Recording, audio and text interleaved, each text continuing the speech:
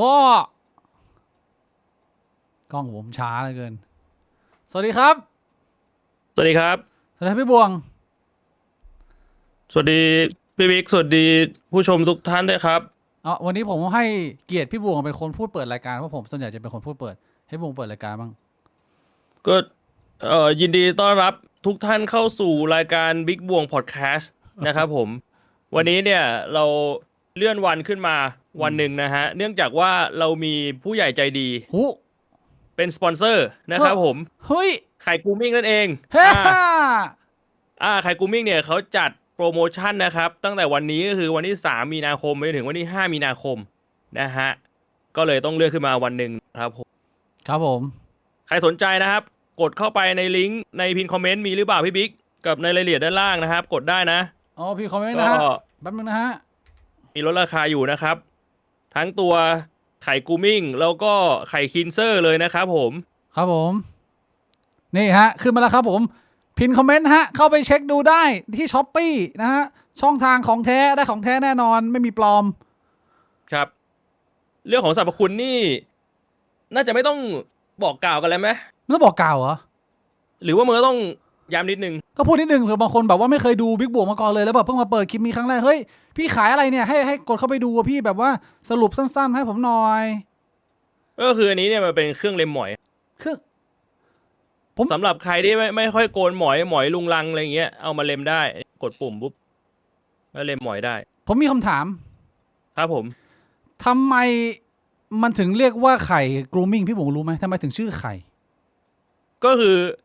เอาไว้โกนหมอยแล้วก็โกนขนตรงบริเวณกระโปรงคือผมอ่ะอันนี้พูดแบบว่าซีเรียสจริงจังคือผมบอกตรงๆว่าผมเป็นคนที่มีหมอยอยู่ที่กระโปรงน้อยมากมันเป็นแบบว่าน่าจะมีแค่ 1% เองอะแต่ส่วนใหญ่มันจะอยู่ที่โคนกระจูไงเพราะฉะนั้นเนี่ยก็คือมันก็เป็นเหมือนแบบว่าเครื่องที่แบบช่วยเล็มขนบริเวณทั้งโคนทั้งไข่ทั้งหมดนั่นแหละเหรอพี่บวงเป็นพอชั่นเยอะไหมที่ไข่ก็คือแบบว่าพยายามทำให้มันแบบดูดีอ่ะเหมือนแบบตัดแต่งทรงผมของพี่บวงเนี่ยหมอยมันไปที่ไข่เนี่ยกี่เปอร์เซ็นต์มันก็ไม่เยอะนะก็อยู่ตรงบริเวณโคนถ้าเกิดว่ามันชื่อว่าโคนกรูมมิ่งมันไม่ดีกว่าหรือว่าไม่ดีนะชื่อไข่มันอาจจะดูแบบว่าแปลกๆไงแต่ว่าไข่กูมิ่งมันดูแบบมันดูไม่ค่อยทะลึ่งเท่าไหร่มันดูเป็นทางการด้วยตามุตามิอ๋อนี่คือเหตุผลก็เอาไว้โกนขนหมอยแล้วมันมีความสำคัญยังไงครับทำไมผมต้องโกนขนหมอยสมมติว่าทางบ้านเขาถามมาอย่างนี้ก็เขาเรียกว่าเป็นเอฟเฟกต์ที่มันเป็นภาพดวงตานะคือมันอาจจะไม่ได้ทำให้หำคุณใหญ่ขึ้นจริงแต่ว่าถ้าสมมุติว่าหมอยมันหายไปเนี่ยมันจะดูเหมือนแบบหำคุณมันใหญ่ขึ้นไปโดยปริยายอะไรเงี้ยก็สามารถช่วยเพิ่มขนาดแบบทางอ้อมได้เป็นภาพดวงตาแล้วก็อีกอย่างหนึ่งมันก็คือเป็นการช่วยรักษาความสะอาดให้กับบริเวณน้องชายเราด้วยนะครับบางทีแบบว่าเราเล่นกีฬาเราออกไปทำงานออกไปข้างนอกแล้วเหงื่อมันออกมันอาจจะหมักหมมเกินไปถ้าสมมุติว่าแบบหมอยมันลุงลังอะไรเงี้ยมันก็อาจจะแบบเกิดความสกปรกได้นะครับแต่ว่าถ้าตัดแต่งตกแต่งให้เรียบร้อยเนี่ยนอกจากมันจะดูดีแล้วมันก็อาจจะยังแบบไม่ได้มีที่ให้มันหมักหมมให้มันแบบว่าเพาะเชื้อโรคเยอะเท่าไหร่แล้วสมมุติว่าน้องทางบ้านเขาถามว่าพี่ครับผมไม่มีแฟนอ่ะผมไม่มีใครใช้งานเนี่ยคือปกติผมก็มีใช้แต่ตำอย่างเดียวผมมีความจำเป็นต้องดูแลให้มันสะอาดสะอาดไหมถ้าอย่างนั้นนะมันแบบว่าจำเป็นไหมมันก็เป็นเรื่องของการดูแลความสะอาดมันไม่จำเป็นต้องให้คนอื่นมาเห็นหรือว่าให้คนอื่นมารู้สึกว่าเราสะอาดเราแค่แบบว่าปกติเราก็ต้องอาบน้ำปะเราก็ดูแลความสะอาดของตัวเราเองในพื้นที่อื่นๆด้วยอยู่แล้วนะถูกไหมมีแฟนไม่เกี่ยวเนี่ยมันมีมาพร้อมกับไข่คินเซอร์ด้วยนะครับอันนี้เป็นเรียกว่าน้ำยาล้างบริเวณไข่นะครับผมที่ค่า pH ดีกว่าสบู่ทั่วไปด้วยนะสำหรับใครที่แบบเป็นผิวระคายเคืองผิวแพ้ง่ายนะฮะก็ใช้กันได้นะครับแล้วกลิ่นก็นานด้วยนะกลิ่นฝรั่งเศสแบบบ่องชูบีนชู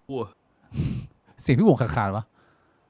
ใช่เหรอขอบคุณชัยวัฒน์788ด้วยนะฮะสำหรับผู้สนับสนุนใหม่นะครับขอบคุณครับก็มีให้เลือก2กลิ่นนะฮะสำหรับไข่คลีนเซอร์ใครที่ไม่ทราบกดเข้าไปดูได้มีขวดสีส้มที่เป็นกลิ่นบ่องชูส่วนขวดสีฟ้าเนี่ยจะเป็นกลิ่นแบบเมนทอลแบบว่าออกแนวแบบคูลิ่งเย็น มันจะมีแบบว่าความเย็นนิดหน่อยด้วยนะครับผมช่วงนี้ประเทศไทยหน้าร้อนแดดร้อนจัดเลยนะไข่เหนียวปืดเลยพี่บวงก็สามารถใช้ตัวคูลิ่งเนี่ยน่าจะเข้ากับช่วงเวลาหน้าร้อนเมืองไทยตอนนี้นะฮะครับอย่าลืมกดเข้าไปดู3 เดือน 3แล้วก็วันที่4แล้วก็วันที่5แค่3 วันนะครับผมพ่อแม่พี่น้องด้านซ้ายบนนะฮะโอเคขอบคุณครับพี่ไข่เป็นไงบ้างครับพี่บวงอาทิตย์นี้ How are you bro เจอกันไป2 วันก็จริงๆวันนี้มันเลื่อนขึ้นมาวันหนึ่งอะนะมันก็เร็วขึ้นมาวันหนึ่งแต่เหมือนว่ามันจะมีเรื่องราวค่อนข้างเยอะค่อนข้างอัดแน่นเลยนะในอาทิตย์นี้อันแน่นเหรอพี่บวงคือรู้สึกว่ามันแบบว่ายังไงอะก็เอาเรื่องหลักๆของวันนี้ที่มันน่าจะหนักหน่วงที่สุดน่าจะเป็นเรื่องของสงครามอีกแล้วหรือเปล่าใช่ไปไหนสงครามนี่น่าจะเปิดไปทางไหนก็เจอไม่ว่าจะเป็นทีวีอินเทอร์เน็ตโซเชียลมีเดียอะไรก็เป็นข่าวสงครามมาช่วงนี้ขออนุญาตขอบคุณคุณสันหานัทจันยาเนี่ยนะฮะยาวดาวแดงเมมเบอร์17 เดือนแล้วโอ้ my god มีกลิ่นไข่บิ๊กบวงไหมครับโอ้ยังไม่มีนะกลิ่นนี้ไม่น่าจะขายดีนะเราพี่ไปบวงคุยกับตัวเจ้าของหน่อยว่าแบบจะทำกลิ่นใหม่ขึ้นมาดีหรือเปล่าพี่บวงคิดว่าขวดของผมกับขวดของพี่บวงอันไหนขายดีกันน่าจะเป็นขวดของผมนะใช่เหรอวะทำไมวะกลิ่นมันดึงดูดนะมันค่อนข้างหมักหมมนะดูจากบางหมมที่ไหนผมว่าล้างทุกวันเลอขอบคุณเบบี้คิวด้วยนะฮะ100ขอขั้นครับพวกพี่คิดว่าความรักเป็นเรื่องของคน2 คนจริงหรือไม่หรือถ้าเรารักเขาแล้วควรรักพ่อแม่เขาให้เหมือนรักพ่อแม่เราด้วยว่ามันเป็นเรื่องของช่วงอายุด้วยคือถ้าช่วงวัยเด็กเนี่ยมันก็จะรู้สึกว่าแบบเรารักกัน2 คนก็พออะไรเงี้ย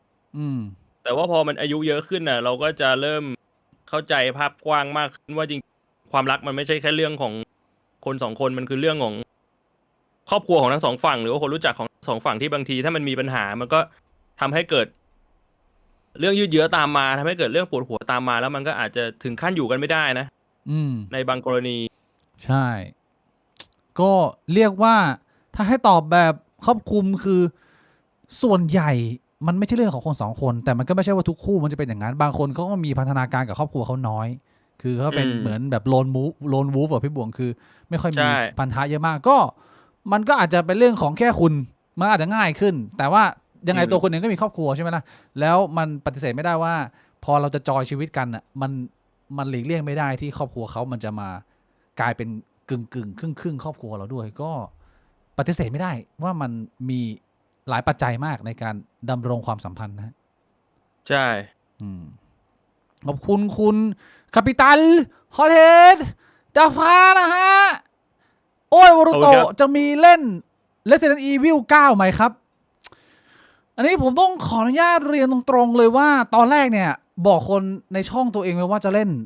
Resident Evil ภาคล่าสุดแต่ว่าตอนนี้เนี่ยมันเล่นกันลืมเลยพี่บุ๋มคือแบบว่าทุกคนแม่งเล่นหมดเลยแล้วผมก็นั่งดูลุงจีเล่นมันก็เพลินมันก็เลยกลายเป็นว่าผมคิดว่าผมคงไม่ได้เล่น Resident Evil เพราะว่าคนมาเล่นกันเยอะจริงๆตอนเนี้ยคือผมก็เป็นผู้ชมไปแล้วแต่ว่าถ้าเราอยากจะเล่นมันก็ไม่น่าเกี่ยวกับจำนวนคนเล่นปะต่อให้คนอื่นเขาจะเล่นเยอะเราก็ยังอยากเล่นอยู่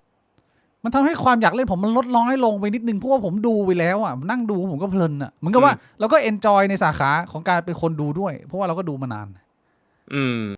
พี่ผมไม่เคยนั่งดูคนเล่นเกมแล้วมันเพลินอยู่เล่นเองอ่ะไม่มีนะ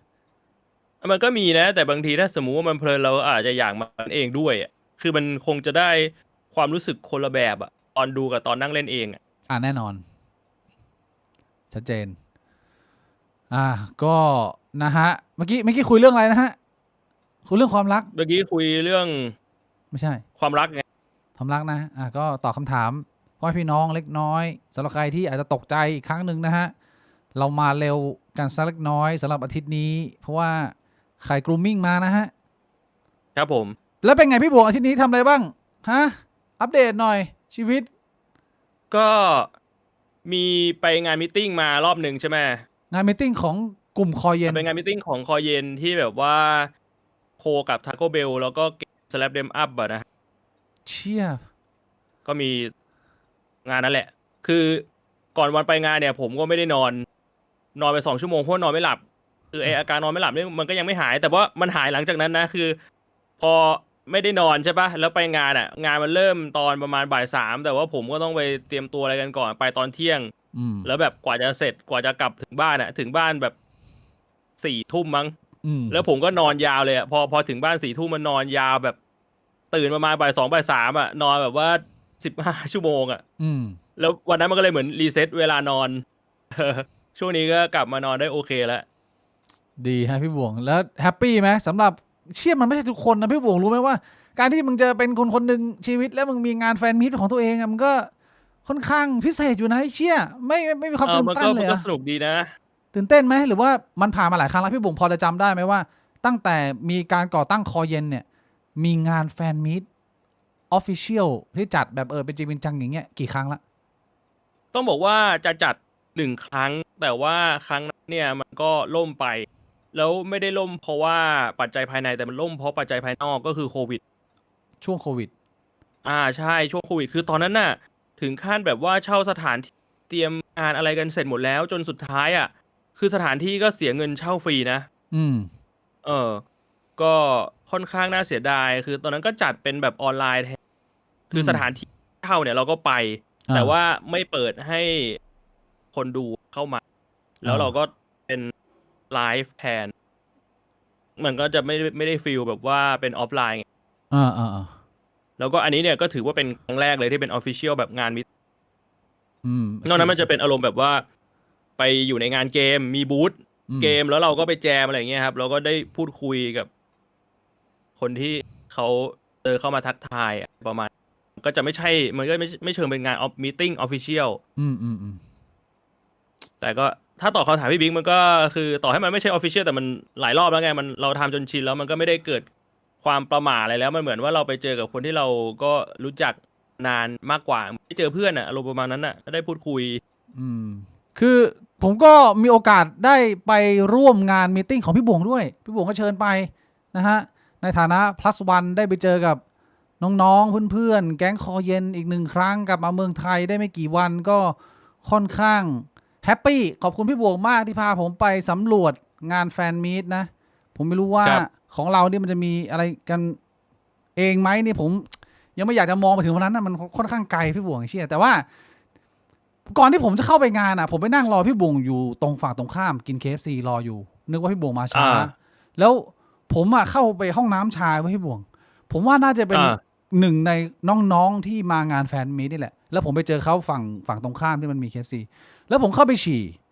ผมอยากจะมาถามพี่บวงว่าแบบเนี้ยเรียกว่าแปลกไหมผมไม่รู้ว่าผมตัดสินได้มันค่อนข้างยากคือผมเข้าไปยืนฉี่แล้วน้องคนเนี้ยก็เดินเข้ามาแล้วก็ยืนฉี่ข้างๆผมทีนี้สักพักหนึ่งหางตาผมว่ามันเห็นคือผมไม่ได้อยากดูอันนี้ต้องเคลียร์ให้ชัดเจนว่าผมไม่ได้อยากดูแต่ว่าหางตามันเห็นแล้วว่าไอคนที่ยืนฉี่ข้างๆเราเนี่ยหัวมันก้มลงไปพี่บวงกูก็คนเชี่ยมันจะก้มลงไปขนาดนั้นแบบมันนึกว่าหัวแม่งก้มลงไปเยอะดูก้มแบบไหนก้มแบบหัวก้มแบบนี้นะก้มแบบเหมือนมึงจะลงไปทำอะไรสักอย่างหนึ่งตรงที่แบบเป็นที่ฉี่มันก็เลยทำให้ดูจู่ตัวเองอยู่หรือเปล่าเขาดูจู่ตัวเองแต่ว่าสายตาสั้นผมก็เลยสงสัยก็เลยหันไปดูพอผมหันไปดูเนี่ยสิ่งที่เห็นก็คือน้องคนเนี้ยเขาถอดกางเกงยีนมันเป็นกางเกงยีนขายาวนะเขาคือปกติเวลาพี่บวงฉี่ยังไงพี่บวงรูดซิปแล้วก็เอากระเจียวออกมาแล้วก็เอาจูออกมาแล้วก็ฉี่ปกติจูพี่บวงมันพ้นกางเกงไหมพ้นกางเกงออกมาพ้นออกมาแบบประมาณ20 นิ้วคืออันนั้นก็คือส่วนใหญ่จะเป็นแบบนั้นบางคนอาจจะปลดกระดุมบางคนอาจจะไม่ปลดกระดุมอันนี้ผมเข้าใจถูกนะโดยปกติต้องเป็นแบบนี้แต่ว่าไอ้น้องคนนี้ยืนข้างกูแม่งถอดแบบว่าเหมือนปลอกกล้วยไอ้เหี้ยคือขากางเกงแม่งไปอยู่ที่เข่าคือถอดออกมาแบบว่ากางเกงลงไปที่เข่าเลยไปอยู่ที่เข่าแต่ยังไม่ถึงข้อเท้าแต่ยังไม่ถึงข้อเท้าเสร็จแล้วเขาก็เงยขึ้นมาปุ๊บอันนี้ได้ความสนใจกูไปแล้วกูก็ดูว่าเขาทำไมเขาต้องทำขนาดนั้นก็เลยแล้วอย่างนี้ตูดมันก็โล่งโจ้งเดยหรือว่ามีกางเกงในอยู่ตอนนี้มีบ็อกเซอร์อยู่มีบ็อกเซอร์สเต็ปต่อไปที่ขาดก็คือเขาก็ปอกไอ้เหี้ยบ็อกเซอร์ลงไปอยู่ระดับเดียวกับเขี้ยกางเกงยีนตรงเหนือหัวเข่าแล้วพอปอกบ็อกเซอร์ไปมีกางเกงในไหมหรือไม่มีแล้วไม่มีแล้วเป็นกระเจียวแล้วก็คือกระเจียวก็ตูด ตูดแบบว่าออกมาเซฮัลโหล ตูดออกมาเซฮัลโหลเห็นกระเจียวเห็นไข่เห็นเนื้อขาเห็นหมดทุกสิ่งทุกอย่างเลย แล้วกูก็เลยงงว่า อันนี้คือกูอาจจะเห็นคนมาไม่เยอะ หรือว่ามันแปลกที่มึงไปฉี่ในที่สาธารณะแล้วมึงเน้นเป็นแบบว่ายืนเท้าเซลแล้วก็เหมือนกับแบบปล่อยให้กระเจียวมึงฉี่ได้อย่างแบบเป็นอิสระที่สุดอะไม่เคยเราต้องแบบ แล้วน้องเขาใช้ไข่กูมิ่งไหมหมอยเยอะไหม หมอยฟูเลยเหี้ย ไม่ได้ใช้ไข่กูมิ่งเหรอ ไม่ได้ใช้ไข่กูมิ่งเนาะอาจจะ เออ ช่วงนี้แต่ขนโตเร็ว หรือยังไงก็ไม่แน่ใจ เออ แต่ว่าก็เลยจะมาถามพี่บวงไงว่าไอ้อย่างนี้ปกติไหมหรือว่าผมคิดมากไปเอง คือผมไม่เคยสังเกตอะดิผมเข้าไปผมก็จะแบบมองตรง ผมว่าไม่สนใจ จะแบบมองตรงอย่างเดียว ใครจะทำอะไรช่างแม่งกู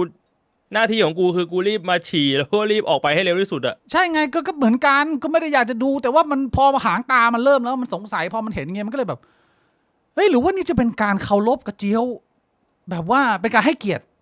การฉี่ เป็น ที่ การปลดปล่อยให้มันมีพื้นที่อิสระตอนมันต้องทำงานทำหน้าที่เหรอ เป็นเหมือนการฉี่ที่มีวัฒนธรรมอะที่แบบดูแบบสง่าไม่ได้นะ ไม่รู้เหมือนกันแฮะผมไม่รู้ฮะคือส่วนตัวผมแค่ไม่ได้ทำอย่างนั้นแต่ผมไม่ได้สนใจว่ามีใครทำอย่างนี้มากน้อยแค่ไหนไงมันก็คงจะบอกไม่ได้หรอกว่าอันนี้มันแปลกหรือมันไม่แปลกยังไงอะ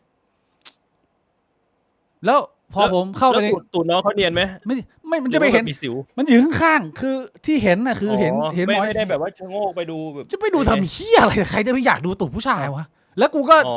พอเสร็จปุ๊บกูข้ามไปฝั่งตรงข้าม ก็ อ่า ไปเข้าร่วมงาน พอเข้าไปทักทายพวกมึงกูเดินออกมาก็เจอน้อง ยืนอยู่ในงาน อ๋อ แล้วมาร่วมงานนี้ เออ ก็ผมตัดสินไม่ได้นะ เราไม่ควรจะตัดสินคนอื่น เพราะว่า อืม เราทำไม่ได้หมายความว่าเราปกติ เราอาจจะเป็นคนที่ผิดปกติแล้วเขาอาจจะเป็นคนปกติ ให้เราอาจ ก็ จะ ได้ เป็นส่วนน้อย เชี่ยชัดเจนสรุปคือห้ามตัดสิน ก็คือเขาก็ไม่ได้มาทำอะไรให้เราเสียหายใช่ไหมเขาแค่แบบว่ายืนฉี่ด้วยวิธีการของเขาไง เหมือนซูเปอร์ฮีโร่อะกูรู้สึกว่าเขาน้องเขาแบบดูมีความแบบเป็นอิสระเขาแบบชิวๆแบบเหมือนยืนอยู่คนเดียวอะชิวพี่บวงไม่ทำงั้นนะพี่บวงก็เอาก้อนของพี่บวงออกมาแบบว่าแหวกปากมาแล้วก็ฉี่ธรรมดา ใช่ พี่บวงฉี่เป็นแฉกไหม มันก็แล้วแต่ช่วงวะฉี่เป็นแฉกนี่คือยังไงอะฉี่มันกระจายแบบกระเซ็นซ่านเอาไป บางคนผู้ชายหลายคนไม่ใช่บางคนใช้คำว่าหลายคน ฉี่ออกมาเป็น2 เส้นนะ เอามันแล้วแต่บางทีอ่ะ พี่บวงบางทีเป็นบางทีไม่เป็น ไม่ใช่ว่า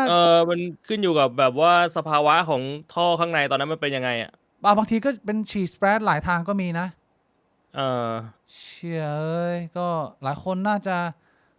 เหมือนกันนะส่วนใหญ่มันจะเป็นสำหรับคนที่เขาไม่ได้ทำ circumcise แต่ของพี่โบเนี่ยอาจจะเป็นลักษณะว่ามันแบบบี้เกินมันแบบมันโดนกดทับอยู่แล้วแบบทรงมันอาจจะแบบเบี้ยวอะไรอย่างงี้ มันจะมีอะไรมากดทับอ่ะ เวลานั่งเวลาอะไรอย่างงี้ไงพี่บวง อ๋อ ไปเจอลุงไนท์ดีใจนะพี่บวงแต่ว่าไม่ได้คุยกับลุงไนท์เลยลุงไนท์โคตรยุ่งเชี่ยโคนตอนเป็นเหมือนขี้ที่มีแมลงวันอะ ก็อย่างเงี้ยแหละเวลาแบบว่ามีงานมีตติ้งมันก็จะต้องแบบ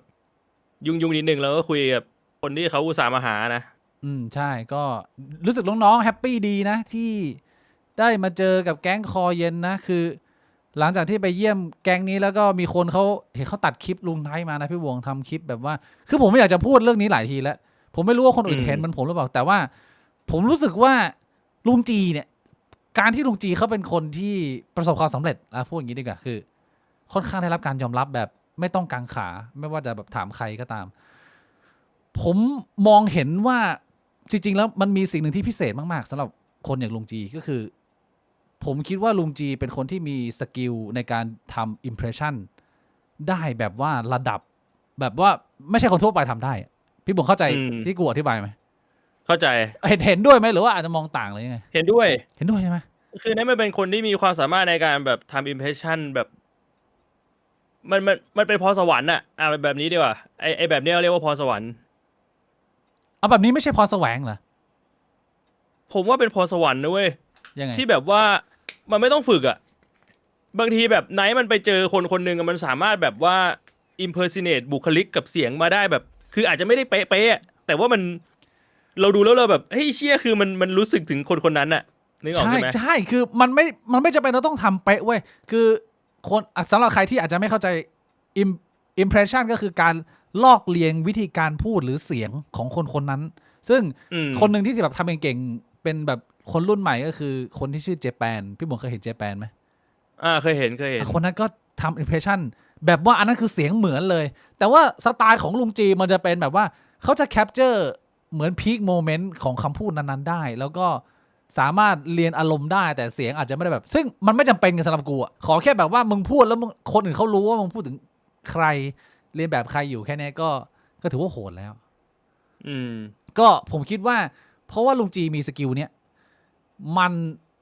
หลายคนมองข้าม ผมต้องใช้คำนี้ คือถ้าจะเปรียบเทียบให้เห็นชัดนะคือถ้าเกิดเปรียบเทียบโลกนารูโตะก็ได้สกิลของลุงจีอ่ะมันคือตาของคาคาชิมันคือนินจาก๊อปปี้แล้วการที่มึงจะเป็นนักเล่าเรื่องหรือการแบบว่าเป็นคนมี conversation ที่เก่งได้เนี่ยสกิลนินจาก๊อปปี้มันเป็นนี่อะไรที่มันต้องใช้เยอะมากเว้ยนึกภาพออกนะถ้าเกิดว่ามึงมีสกิลเนี้ยมึงมันโกงมากมึงสามารถเอาไปต่อยอดอาชีพหรือว่าโลกstand up เมืองนอกสกิลimpression ก็เป็นสกิลหนึ่งที่ไม่ใช่ทุกคนมีแล้วถ้าเกิดว่ามีก็ถือว่ามึงมีของที่ดีมากๆในการทำโชว์ของตัวเองซึ่งผมคิดว่าลุงจีเนี่ยถือว่าไม่ธรรมดาผมพูดเลยผมเป็นคนทำ impression ไม่ได้พี่โอ๋ทำได้ไหมมันก็แล้วแต่บางคนทำได้น้อยอ่ะคือถ้ามันเป็นคนที่แบบเสียงใกล้ๆเราอะไรเงี้ยมันก็จะเรียนเสียงได้ง่ายพี่ผมเคยทำ impression อะไรบ้างไหมหรือว่ามีอะไรที่แบบว่าสามารถพูดได้ไหมมันแบบว่าโอ้ถ้าจะให้คิดแบบว่าณตอนนี้เลยมันก็คงนึกไม่ค่อยออกนะไม่ค่อยออกนะพี่ผมจะขอบคุณเหรอคุณซานต้า07XC โดมาบอกว่าแฟนสาวชอบบังคับให้ถอนขนหมอยให้ทุกวันเลยปกติไหมแฟนสาวชอบบังคับให้ถอนขนหมอยทุกวันโหหมอยโตไวมากเลยนะมันไม่มีแบบวันเว้นวันเลยเหรอถอนทุกวันมันถอนยังไงวะมันมีปลายให้ขึ้นมาให้คีบแล้วเหรอทุกวันมันอาจจะโหยโตไวจริงทุกวันเหรอต้องกำกับว่าเป็นแฟนสาวด้วยนะไม่ใช่แฟนปกติด้วยมันไม่มีความจำมันไม่มีความจำเป็นจะแฟนอะไรก็ตามแต่ประเด็นคือว่าหมอยมันขึ้นทุกวันเลยเหรอสมมุติว่าแบบแฮนด์พิกอย่างเงี้ยทุกอันแล้วไงวันรุ่งขึ้นก็ขึ้นมาใหม่อย่างเงี้ยเหรอเชี่ยโหดไปเปล่าคนเลยลิงโอ้วูลีหรือเปล่าหมอยมารีเจนไวพี่โบยังไม่ขนาดนั้นเลยใช่ไหมไม่น่าจะถึงขนาดนั้นนะมันไม่น่าจะเร็วขนาดนั้นน่าจะเป็นวันเว้นวันนะแต่ถ้าเกิดสมมติว่าเป็นวันเว้นวันหรือว่าแฟนบังคับเนี่ยพี่โบคิดว่าปกติไหมปกตินะถ้าแฟนบังคับว่าปกตินะจริงเหรอคือผมว่ามันไม่เชิงบังคับหรอกมันก็อารมณ์แบบพูดแบบว่าช่วยถอนหมอยให้หน่อยอะไรอย่างงี้สมมุติว่าพี่บวงมีหน้าที่หนึ่งอะที่จะต้องทำเว้นวันอะไม่มีสกิปด้วยคือมึงจะต้องใช้เวลาประมาณครึ่งชั่วโมงในการถอนหมอยให้กับแฟนเนี่ยทำไปสักประมาณ5 ปีนี่มีปัญหาไหมก็คงไม่มีปัญหานะไม่มีปัญหาเป็นงานที่ชอบนะพี่บวงชอบงานนี้เหรอหมายถึงว่าถ้าชอบไงแล้วชอบไหมแต่เราไม่เคยไงเราก็ไม่รู้ว่าชอบหรือไม่ชอบลองจินตนาการดูว่าชอบไหมมันก็เพลินดี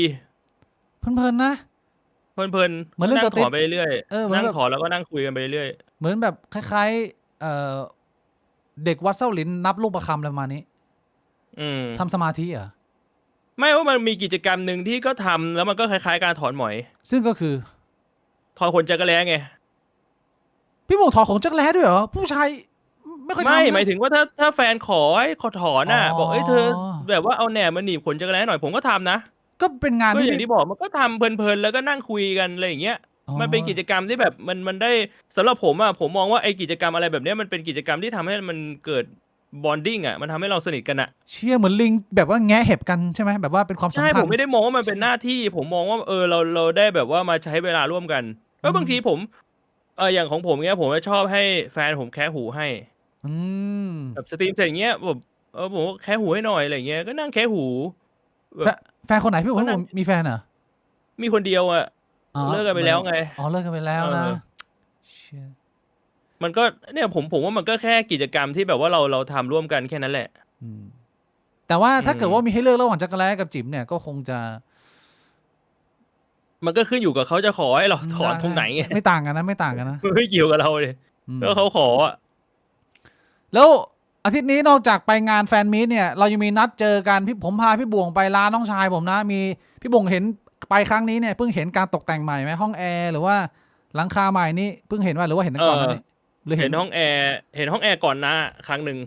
ว่า เคยเห็นแล้ว ก่อนหน้านี้ก็พี่อู๋กับปู่ก็นัดไปกินข้าวก็นั่งกันในห้องแอร์ อ๋อพี่บ่วงมาเห็นร้านก่อนผมมาเห็นนะ ม เชี่ยแล้วก็นั่งคุยมีนัดปอนจากพี่น้องป .4 มาเจอกันผมไม่ได้เจอนานแล้วพี่บ่วงพี่บ่วงเจอบ่อยไหม เป็นไงบ้าง โอเค ผมก็ไม่ค่อยได้เจอปอนเท่าไหร่ทั้งที่ก็ บ้านอยู่ใกล้กันมากสัส อยู่คอนโดแบบตรงข้ามกับผมเดินไป2 นาทีถึง ๆพี่บ่วงไม่ได้เป็นคนกินเหล้าด้วยไงอันนั้นเขาเป็นสายแอลกอฮอล์ก็อาจจะไม่เหมือนกัน แต่ว่าหลังๆเขาก็ไม่ค่อยกินแล้ว เอาเหรอกินน้อยลง อายุเยอะแล้วไงตับแข็งกันไปแล้ว ตับแข็งกันแล้วเหรอเชี่ยมีพี่บ่วง พี่โอมจำพี่โอมได้ไหม จำได้ พี่โอมตับแข็งไปนานแล้ว ยังมีชีวิตอยู่ปะเนี่ย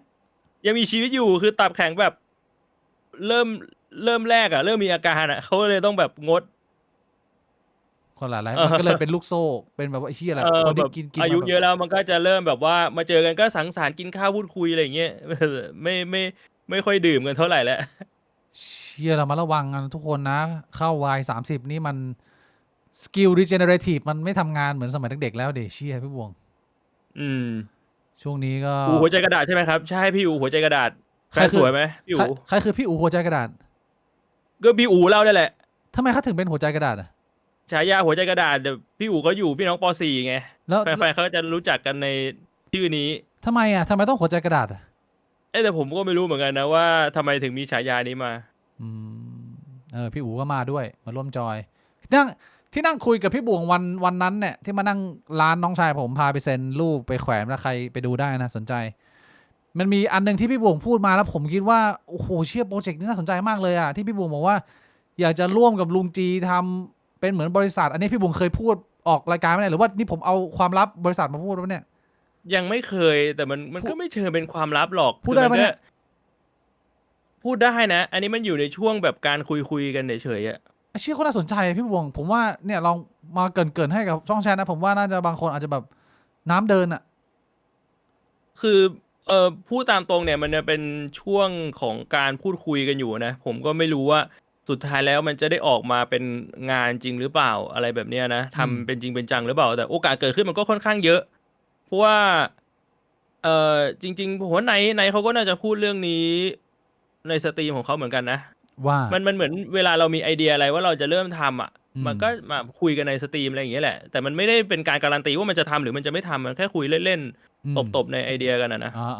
เข้าใจไม่ได้ซีเรียสขนาดนั้นแต่ว่าอันนี้ถือว่าน่าสนใจ ใช่ คือผมมองว่าการมานั่งพูดว่ามีความคิดในหัวว่าจะทำอะไร มันไม่ได้เป็นการสัญญาบอกว่าแบบเฮ้ยเนี่ยตั้งตารอได้เลยเดี๋ยวเราทำหรือมันไม่ได้เป็นการบอกว่าเราจะไม่ทำนะเราแค่คุยไอเดีย เพราะว่าคือไนท์เขาคุยกับผมมานานแล้วก่อนที่จะมีโปรเจกต์นี้ขึ้นมาเนี่ยว่าเขารู้สึกว่าเขาเริ่มอิ่มตัวกับการสตรีมแล้วเขาอยากจะเริ่มมองหาอย่างอื่นทำคือไม่ได้จะเลิกสตรีมไปเลยแต่ว่าอยากจะลดเวลาในการสตรีมลงแล้วก็มีอย่างอื่นทำเพิ่มความหลากหลายในงานอะไรแบบเนี้ยนึกออกใช่ไหมใช่แล้วก็คุยกันหลายอย่างคือจริงๆมันมาจากการที่เมื่อก่อนก็เคยทำ69 podcast ใช่ไหมพอทำ69 podcast ไปสักพักนายเขาก็บอกไอการทำงานด้วยกันเงี้ยเขาชอบมันฟีลกู๊ดแต่ว่าการทำพอดแคสต์มันอาจจะไม่ใช่สิ่งที่เขาแบบอยากทำจริงๆอะไรแบบนี้ก็เลยมานั่งพูดคุยกันว่าอยากจะทำอะไรแล้วก็คือผมเป็นคนที่ผมแฮปปี้อยู่แล้วว่ามีใครมาชวนทำอะไรผมก็ทำหมดแหละก็รู้สึกว่าถ้ามันได้โอกาสเปิดบริษัทเนี่ยมันก็น่าจะค่อนข้างดีเลยทีเดียวที่แบบเราจะได้ไปทำอะไรใหม่ๆแล้วมันถึงจุดที่แบบว่าเราสามารถทำได้แล้วด้วยคือผมรู้สึกว่ามันเป็นเรื่องของไทมิ่งก่อนหน้านี้ถ้าจะให้ทำผมว่าคงทำไม่ได้เพราะว่าเรื่องของทุนทรัพย์หรือเรื่องของความรู้ของคอนเนคชันมันอาจจะยังไม่ถึงแต่ตอนนี้มันเหมือนว่าทุกอย่างมันโอเคแล้วมันถึงแล้วก็คิดว่าน่าจะเริ่มพูดคุยกันจริงจังประมาณสักเดือน5เดือน6แล้วมั้งเพราะว่าปกติแล้วทุกๆปีงานมันจะเยอะช่วงต้นปีกับปลายปีแต่ว่าช่วงกลางปีมันจะไม่มีงาน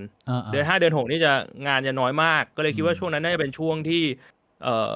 มีเวลาพูดคุยกันเยอะเบรนสตอร์มกันเยอะ ซึ่งอันนี้เนี่ย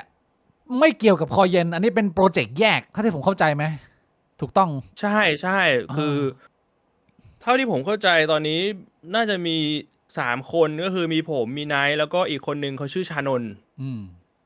ชานนท์ก็เป็นเพื่อนสนิทไนท์คนหนึ่งที่แบบรู้จักกันเพราะว่าชานนท์เขาทำเอเจนซี่ก่อนหน้านี้ก็คือรู้จักกันผ่านการแบบว่าเขาเอางานมาให้อะไรแบบเนี้ยแล้วพอเริ่มทำงานด้วยกันไปเจอกันบ่อยกินข้าวด้วยกันกินเหล้าด้วยกันมันก็เลยเหมือนสนิทกันก็มาทำร่วมกันน่าสนใจนะฮะก็คือทำเป็นช่องที่แบบว่าเป็นเอนเตอร์เทนเมนต์หลากหลายรูปแบบหลากหลายไอเดียได้หมดตามสไตล์พี่วงใช่ไหมตอนนี้มันก็ต้องเดี๋ยวมันต้องรอช่วงตบๆอะแหละว่ามีไอเดียไหนที่มันรู้สึกว่ามันน่าทำอีกเรื่องหนึ่งที่เรียกว่าอาทิตย์นี้ผมเริ่มสะดุดใจแล้วอยากมาชวนคุยกับหลายๆท่านอีกครั้งหนึ่งก็คือตอนที่ผมเริ่มได้ยินเรื่องของปากกาลดความอ้วนเนี่ยผมได้ยินช้าเพราะว่าผมเข้าใจว่าปากกาลดความอ้วนเนี่ยมันมีเทรนด์มาหลายปีแล้วที่เมืองนอกแล้วมันก็เพิ่งจะศาสตร์เข้ามาคือโอเคผมว่ามันน่าจะมาสักพักแล้วแต่ว่าที่ผมมาคุยวันนี้เนี่ยเพราะว่ามันเห็นว่ามีคนใกล้ตัวผมเนี่ยใช้กันในปริมาณที่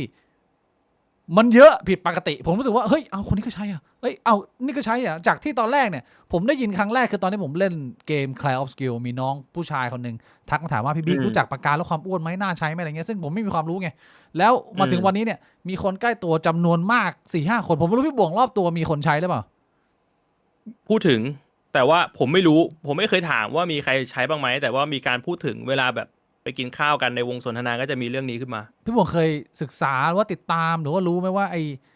ไอเทรนด์เนี่ยมันอะไรยังไงจริงผมเพิ่งมานั่งดูคลิปดูข้อมูลเกี่ยวกับเรื่องนี้เมื่อเช้านี้เลยเอาเหรอเซอร์ไพรส์เหมือนกันที่พี่บิ๊กอยู่ๆก็หยิบเรื่องนี้ขึ้นมาพูดมันเยอะจริงมันคนใกล้ตัวจริงเว้ยแล้วมันเยอะแล้วผมคิดว่าโอ้โหข้อมูลมันน้อยมากแล้วมันมาแบบว่ามันก็ไม่ได้เป็นยาอะไรตัวใหม่แต่ว่าวิธีการที่มันเอามาใช้มันใหม่เพราะว่าหลายคนเข้าใจมันจะมีที่ชื่อโอเซมปิกหรือว่า GLP-1 มันมีหลายตัวแต่หลักๆคือจากที่เคยใช้เป็นยาลดเบาหวานประเภท2เนี่ยเข้ามาใช้เพื่อควบคุมความอยากอาหารของมึงแล้วก็อาจจะมีผลต่อฮอร์โมนต่อร่างกายมึงอะไรอย่างเงี้ยซึ่งถามว่ามีผลข้างเคียงไหมก็จากที่ผมดูเนี่ยอันนี้ส่วนผมนะอันนี้ผมก็ไม่ได้เป็นแพทย์นะมีผลข้างเคียงในการใช้นะไม่ว่าจะเป็นมันทำให้มึงคือมันเอฟเฟกตีฟมึงไม่อยากกินจริงแต่บางคนอยากผอมมากไม่ทำตามแพทย์คิดว่าตัวเองคุมโดสได้แล้วกินอาหารไม่เพียงพอในระยะยาวขาดสารอาหารผมร่วงบ้างหรือว่าเสพติดการใช้พอหยุดใช้ปุ๊บก็กลับไปกินหนักกว่าเดิมกลายเป็นว่าชีวิตไม่สามารถไม่มีมันได้แล้วมันนึกภาพหมายว่าไอ้ตัวนี้เนี่ยมันสำหรับกูนะกูมองว่ามันเป็นตัวสนับสนุนเล็กน้อยแต่ว่าเราน่าจะรู้ในภาพรวมกูว่ามันใช้ระยะยาวแบบว่าตลอดชีวิตไม่ได้หมายความว่ามันช่วยให้มึงถ้าเกิดว่าตอนนี้มึงมีแรงฮึดมันเป็นจังหวะแรงฮึดแล้วมึงอยากจะลดความอ้วนจริงเอาตอนนี้กูเอาจริงแล้วเดี๋ยวปลายปีหน้ากูจะแต่งงานแล้วสมมตินะก็เอาฮึบหนึ่งให้ได้แล้วแต่สุดท้ายคุณก็รู้ว่าปลายทางอ่ะคุณต้องเมนเทนชีวิตด้วยฮอร์โมนของคุณตามปกติโดยที่คุณไม่สามารถใช้ไอตัวยาลดความอ้วนได้ไงมันก็เลยมีความน่ากังวลสำหรับคนจำนวนมากเพราะว่ามันใช้เนื้อจริงพี่บวงแล้วพี่บวงไปเจออะไรมาเรื่องนี้ก็คือไอปากกาลดความอ้วนที่เรารู้จักกันนะมันชื่อมันคือโอเซมปิกใช่ป่ะมันมีหลายตัวโอเซมปิกซึ่งอีกชื่อหนึ่งก็คือ GLP-1 ถ้าใครเคยได้ยินซึ่งจริงๆแล้วไอ้ GLP-1 เนี่ยมันเป็นชื่อของฮอร์โมนในร่างกายเราใช่ที่ร่างกายเรามันผลิตได้อยู่แล้วนะครับแต่ว่าผลิตออกมาไม่เยอะแล้วก็ฮอร์โมนมันไม่ได้ทำงานได้นานถามว่าไอฮอร์โมน GLP-1 เนี่ยจะผลิตมาตอนไหนแล้วก็ทำงานตอนไหนก็คืออันนี้เอาแบบชีววิทยาตามที่ผมเข้าใจก่อนนะที่ไปเรียนมาจะดูแบบจากในคลิปใช้คำว่าเรียนก็คงไม่ได้คือมันผลิตฮอร์โมนตัวนี้แล้วมันทำงานตอนที่เรากินอาหารแล้วเราอิ่มฮอร์โมนตัวนี้มันจะเป็นตัวส่งสัญญาณไปที่สมองว่าโอเคตอนนี้เราอิ่มอยู่เราจะไม่อยากอาหารแล้วแต่ว่าในธรรมชาติเนี่ยร่างกายเรามันไม่ได้ผลิตออกมาเยอะแล้วฮอร์โมนตัวนี้มันไม่ได้ทำงานนานก็คือมันอาจจะอยู่แบบสักแบบเป็นนาทีหรือเป็นชั่วโมงประมาณนั้นแต่ แพทย์เขาเลยมานั่งคิดว่าถ้าสมมุติว่าแล้วทำตัวนี้ขึ้นมาเป็น artificial คือสังเคราะห์ขึ้นมา แล้วให้คนเนี่ยฉีดเข้าไป มันก็จะคือเขาก็จะเขาตั้งสมมติฐานว่าก็คงจะทำให้คนคนนั้นเนี่ยมีความอยากอาหารน้อย อืม แล้วมันก็จะทำให้น้ำหนักมันก็ลดลงไปโดยปริยาย อืม ใช่ไหมคือการลดน้ำหนักเนี่ยมันไม่ได้ยากอะไรนะครับ จริง ๆ แล้วเนี่ยคอนเซปต์มันง่ายนิดเดียว คือแคลอรี่อินกับแคลอรี่เอาท์แคลอรี่อินคือที่เรากินเข้าไป อืม แคลอรี่เอาท์ก็คือที่เราใช้งานในแต่ละวันเราเผาผลาญพลังงานแคลอรี่เท่าไหร่ อืม ถ้าสมมุติเรากินเข้าไปน้อยกว่าที่เราเผาผลาญพลังงานแคลอรี่ น้ำหนักมันก็จะลด อืม อันนี้มันเป็นเรื่องของเบสิกชีววิทยา แต่ส่วนใหญ่คนมันทำไม่ได้แค่นั้นเอง เพราะว่าเรื่องของความหิว ความอยากอาหาร ความเคยชิน นไม่ไหว มันเป็นความเคย ใช่ ชินของชีวิตวิธีการแก้ปัญหาหลายๆอย่าง คือจริงๆอะรากฐานมันมาจากการที่เมื่อก่อนมนุษย์มันไม่ได้อยู่ในสภาพที่อาหารมันมีให้เลือกกินเยอะขนาดนี้ เมื่อก่อนเนี่ยมนุษย์มันอยู่ใน ใช่ มนุษย์มันเหมือนสัตว์ชนิดอื่น คือธรรมชาติมันคือกว่าที่เราจะไปเจออาหารมื้อหนึ่งมันต้องต่อสู้ มันต้องเอาชีวิตรอดในแบบว่าป่าในธรรมชาติใช่ไหม ใช่ใช่ เพราะฉะนั้นเนี่ยร่างกายมันถูกวิวัฒนาการมาให้ว่าเวลาเราไปเจออาหารแล้วเรากินอาหารเราจะรู้สึกดีมาก อ่า ร่างกายจะเป็นหลั่งสารออกมา อ่า เพื่อที่จะเป็นเหมือนตัวกระตุ้นให้แบบว่าเราอยากจะหาอาหาร ใช่ปะ นี่แหละคือ นี่ ชี คือ วิต เมื่อก่อน อืม แต่ว่าพอเมื่อก่อนเนี่ยคืออาหารมันไม่ได้แบบมาทุกวันบางวันต้องอดอาหารแบบ2-3 วันมาทีเนี่ย เราอยู่ได้ไง อืม มันไม่ได้เกิดปัญหาว่าแบบน้ำหนักมันเกิน อืม บวกกับไลฟ์แปนมันไม่ได้เยอะใช่ปะ อืม คือมนุษย์มันไม่ได้มีแบบอายุยืนยาวอะไรขนาดนั้น แบบไม่นานมันก็ตายด้วยแบบโรคต่างๆ ด้วยแบบว่าธรรมชาติอะไรอย่างเงี้ย อืม คือพอมันเป็นอย่างเงี้ยมันก็กลายเป็นว่าปัจจุบันเนี่ยมันไม่ใช่ ปัจจุบันเนี่ยคืออาหารมันabundant มาก อาหารมันมีอยู่ทุกอย่าง อืม แล้วมันไม่ใช่ว่ามันมีเยอะอย่างเดียว มันมีการแบบว่า process มาค่อนข้างเยอะ อืม น้ำตาลในธรรมชาติเมื่อก่อนที่เราจะกินกันน่ะมันก็ไม่เหมือนปัจจุบันที่แบบมันถูกกลั่นแล้วกลั่นอีกออกมาจนแบบเป็นน้ำตาลทรายที่แบบว่า แม่งหวานโคตรๆใช่ปะ แล้วก็ปริมาณนิดเดียวก็ให้พลังงานเยอะโคตรๆ ไอ้2 อย่างเนี้ยมาทำให้มันกลายเป็นว่ามนุษย์เนี่ยมันมาสกัดขาตัวเองด้วยความสะดวกสบาย คือยีนข้างในอ่ะมันพยายามบอกเราว่าเราต้องกินอาหาร เพราะเราไม่รู้ว่าพรุ่งนี้จะมีอาหารหรือเปล่า แต่ว่าความเป็นจริงข้างนอกอ่ะมันไม่ได้ตรงกันกับสิ่งที่มันอยู่ในตัวเราแล้ว เชี่ย มันเลยเป็นคอนเซปต์ว่าเฮ้ยเราต้องทำไอ้ GLP-1 นี่ขึ้นมา เพื่อจะฉีดเข้าไปในร่างกาย ให้ฮอร์โมนตัวเนี้ยมันไปกล่อมสมองเราว่าเราไม่หิวนะ ตอนนี้เราไม่หิว เหมือนเล่นยาเล็ก ๆน้อยลง นี่มันเป็นวิธีการเคาน์เตอร์นี่คือคอนเซปต์นะ อืม ซึ่งผมไปหาข้อมูลมา คือปรากฏว่าผมก็ไม่รู้ว่าไอยาตัวเนี้ยหรือว่าไอฮอร์โมนตัวเนี้ยมันมีมานานขนาดไหนแล้ว มันมีการทำวิจัยกันมานานขนาดไหนแล้ว แต่ว่าอย่างน้อยๆการทำวิจัยใน5 ปี 10 ปีมาเนี้ยเขาบอกว่าผลเสียน้อยมากนะ ใช่ ถ้าเกิดว่าในพูดถึงว่าผลเสียที่เกิดทางฟิสิกอลเนี่ยมันน้อยมาก มันจะไปมีผลเสียก็คือในทาง mentally ของมึงในระยะยาวในการ ใช่ พึ่งพิงติดยาอะไรประมาณนี้ อันเนี้ยผมว่ามันเป็นปัญหาใหญ่กว่าการที่ไม่มีผลเสียอีกนะพี่บิ๊ก ทำไมอ่ะ คือผมมองว่าถ้าสมมติอะไรก็ตามที่แม่งมีผลเสีย คนมันจะระแวงระวังในการใช้ตั้งแต่แรกไง อ๋อเหมือนงู นึกออกปะ เราระวังงู มันต้องระวังปริมาณอย่างลองนึกภาพยาที่แม่งกินเยอะๆแล้วแม่งก็มีผลเสียดิอย่างถ้าผมให้ผมนึกแบบเร็วๆเลยนะ พวกยาต้านเอดส์ พวกยาต้านเอดส์นี่คือประสิทธิภาพมันก็ดี แต่ว่าคือมีผลเสียกับตับหรือไตผมจำไม่ได้แล้ว น่าจะตับ หกมากคือไม่ควรกินบ่อย อืม ถ้ากินบ่อยๆก็คือร่างกายพัง อืม แต่ว่าเท่าที่ผมเข้าใจไอยาตัวเนี้ยเขาทำการวิจัยมาสักพักแล้ว ผลเสียแม่งน้อยเว้ยคือผลเสียแม่งมีแค่ตอนฉีดอาจจะทำให้แบบว่ามีคลื่นไส้อาเจียนนิดหน่อย หรือว่าแบบว่าท้องผูกนิดหน่อย แต่ว่ายาตัวเนี้ยคือมันฉีดแบบอาทิตย์ละ1 โดส อาทิตย์ละ1 ครั้งคือมันไม่ได้แบบว่าฉีดบ่อย อืม ผมเลยมองว่าพอเรื่องเนี้ยแม่งแพร่หลายออกไปอ่ะคนแม่งแบบเฮ้ยเชี่ยมันคือยาลดความอ้วนที่ไม่มีผลเสีย มันเลยทำให้คนมันคิดว่าแบบเฮ้ยกูจะทำอะไรกับร่างกายกูก็ได้แล้วเด อืม กูก็ใช้ยาลดความอ้วนนี้ก็สบายเลย อืม ผมว่ามันเป็นผลเสียในระยะยาวทางด้านแบบ psychological อยู่เหมือนกันนะ คือมันจะดีก็คือว่าเราอยู่ในซิสเต็มที่ ผู้ควบคุมกำหนดการใช้เนี่ยมีความเข้มงวดแล้วผู้ปฏิบัติตามเนี่ยก็มีวินัยถ้าเกิดว่าเป็นแบบนั้นเนี่ยโอเคผมว่ามันอาจจะไม่มีข้อเสียมากแต่ว่าด้วยความใหม่ของมันแล้วก็ด้วยความที่มนุษย์มันอาจจะไม่ซีเรียสจริงจังที่จะฟังแพทย์ก็คือแบบว่าไอ้เชี่ยกูต้องการที่จะอิ่มกว่านี้อะไรเงี้ยแม่งก็แบบฉีดเองคิดเอาเองอะไรเงี้ยแล้วก็มีผลกระทบทางอ้อมตามมาแต่ว่าไม่ได้ถือว่าต่อต้านแล้วก็เข้าใจนะว่าคนที่ใช้มีจุดประสงค์อะไรยังไงแต่ว่าผมมีวอลลี่เดียวกับคนรอบตัวที่ใช้ที่ผมรู้สึกขึ้นมาเลยเพราะว่าเขามาปรึกษาเราจริงๆว่าเฮ้ยตอนก่อนจะฉีดอะไม่ได้ถามนะแต่ว่าตอนนี้ไปซื้อคอร์สมาแล้วแบบว่าสมมุติว่าแบบ10 เข็มอะไรเงี้ยเข็มนึงแบบ6,000 8,000นะพี่บวงเชี่ยแบบแพงมากอะเขาบอกว่าซื้อมาแล้วอะไรเงี้ยเขาจะต้องระวังอะไรไหมซึ่งอย่างที่กูเกริ่นไปตอนแรกก็คือกูวอลลี่เรื่องความที่เขามีใจมุ่งมั่นที่จะดูแลสุขภาพดีแต่ว่า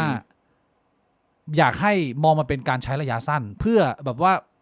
ถีบไปให้ถึงเป้าหมายแล้วก็ทิ้งมันซะมันคงเราไม่ควรจะไอ้เชี่ยไม่ต้องเอาแค่ว่ามันมีผลกระทบกับมึงแค่ไหนอะไอ้เชี่ยเข็มละ6,000 8,000มึงจะไปจ่าย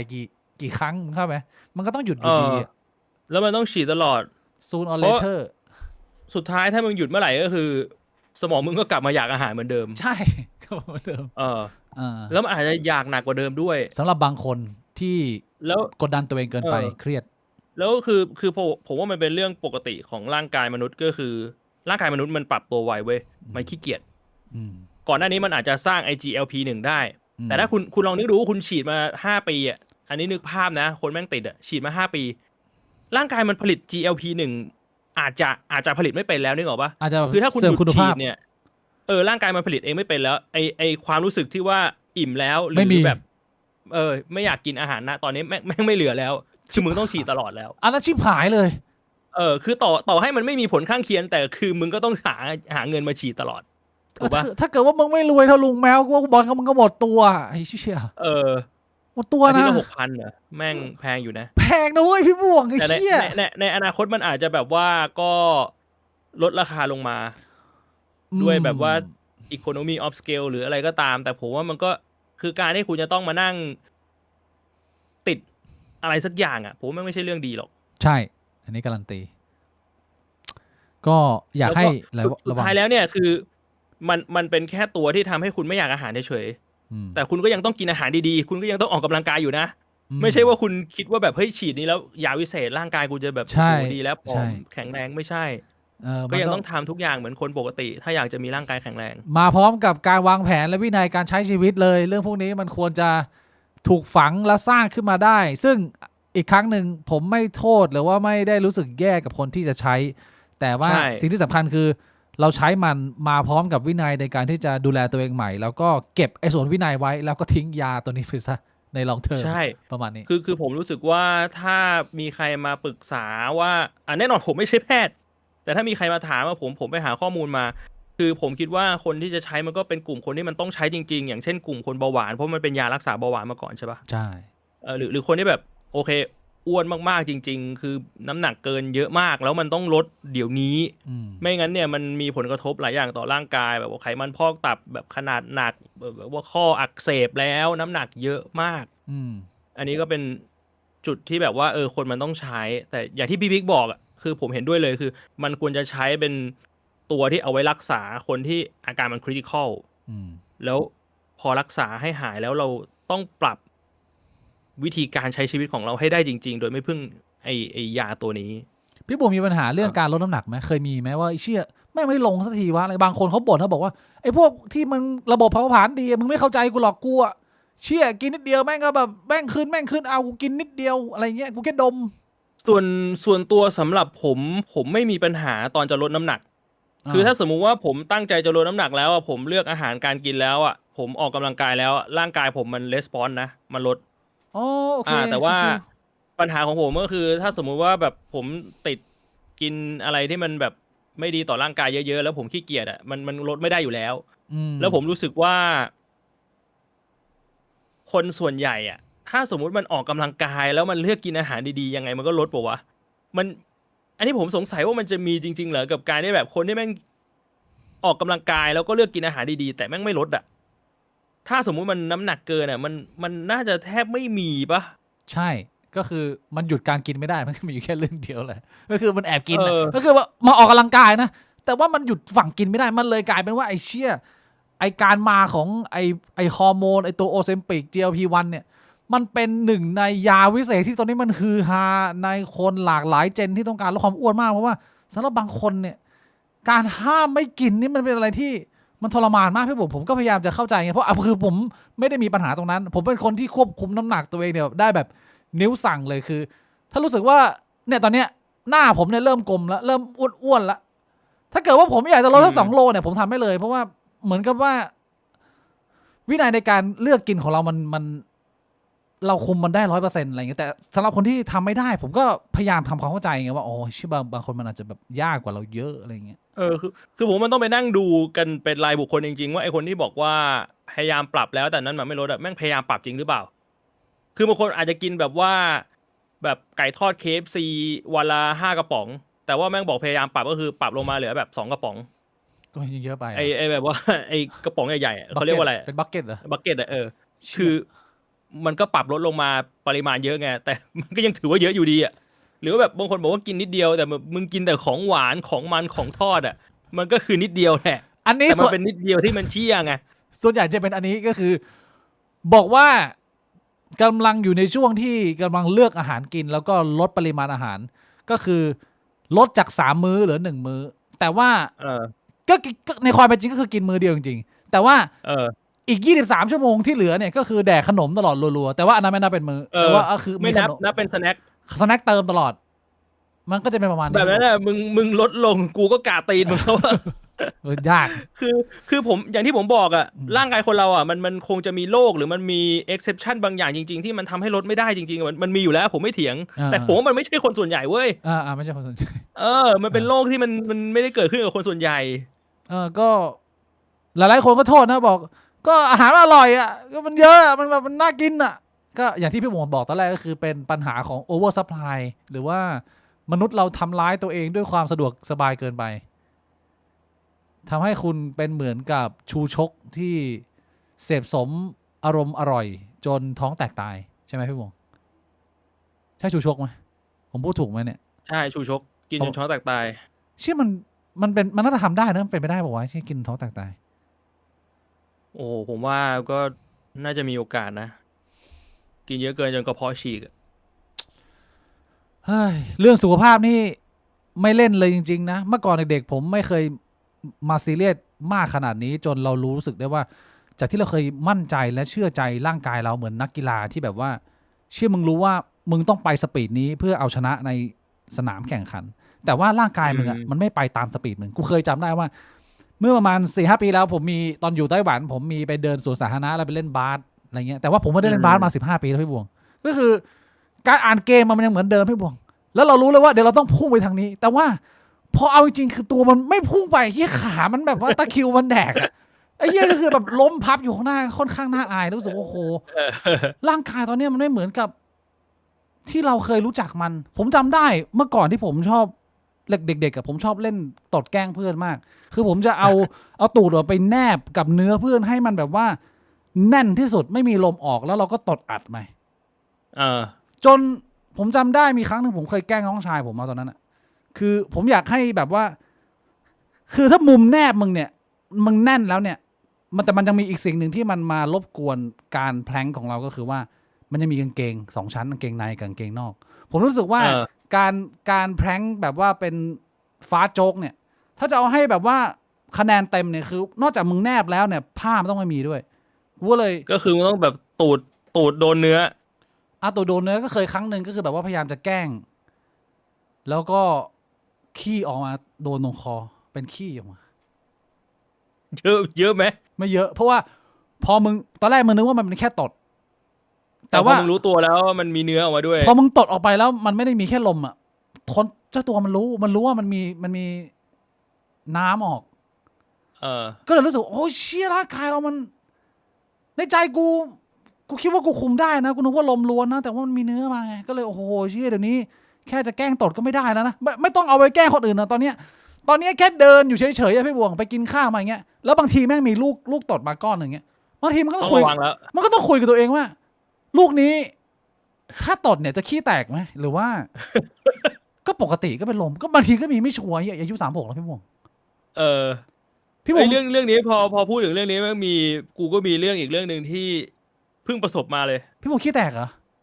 ไม่ใช่ขี้แตกเป็นเรื่องเกี่ยวกับสุขภาพไปแหละ อ่า ที่แบบว่ามันทำให้กูแบบไอ้เชี่ยไม่เคยมองมุมนี้มาก่อน อ่ะสั่งยังไงเป็นยังไง ก็คือช่วงเนี้ย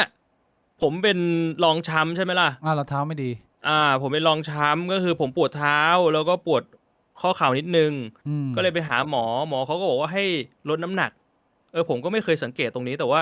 วันเนี้ยผมมานั่งเปิดดูวิธีการออกกำลังกายเว้ย ก็มีอีกวิธีหนึ่งที่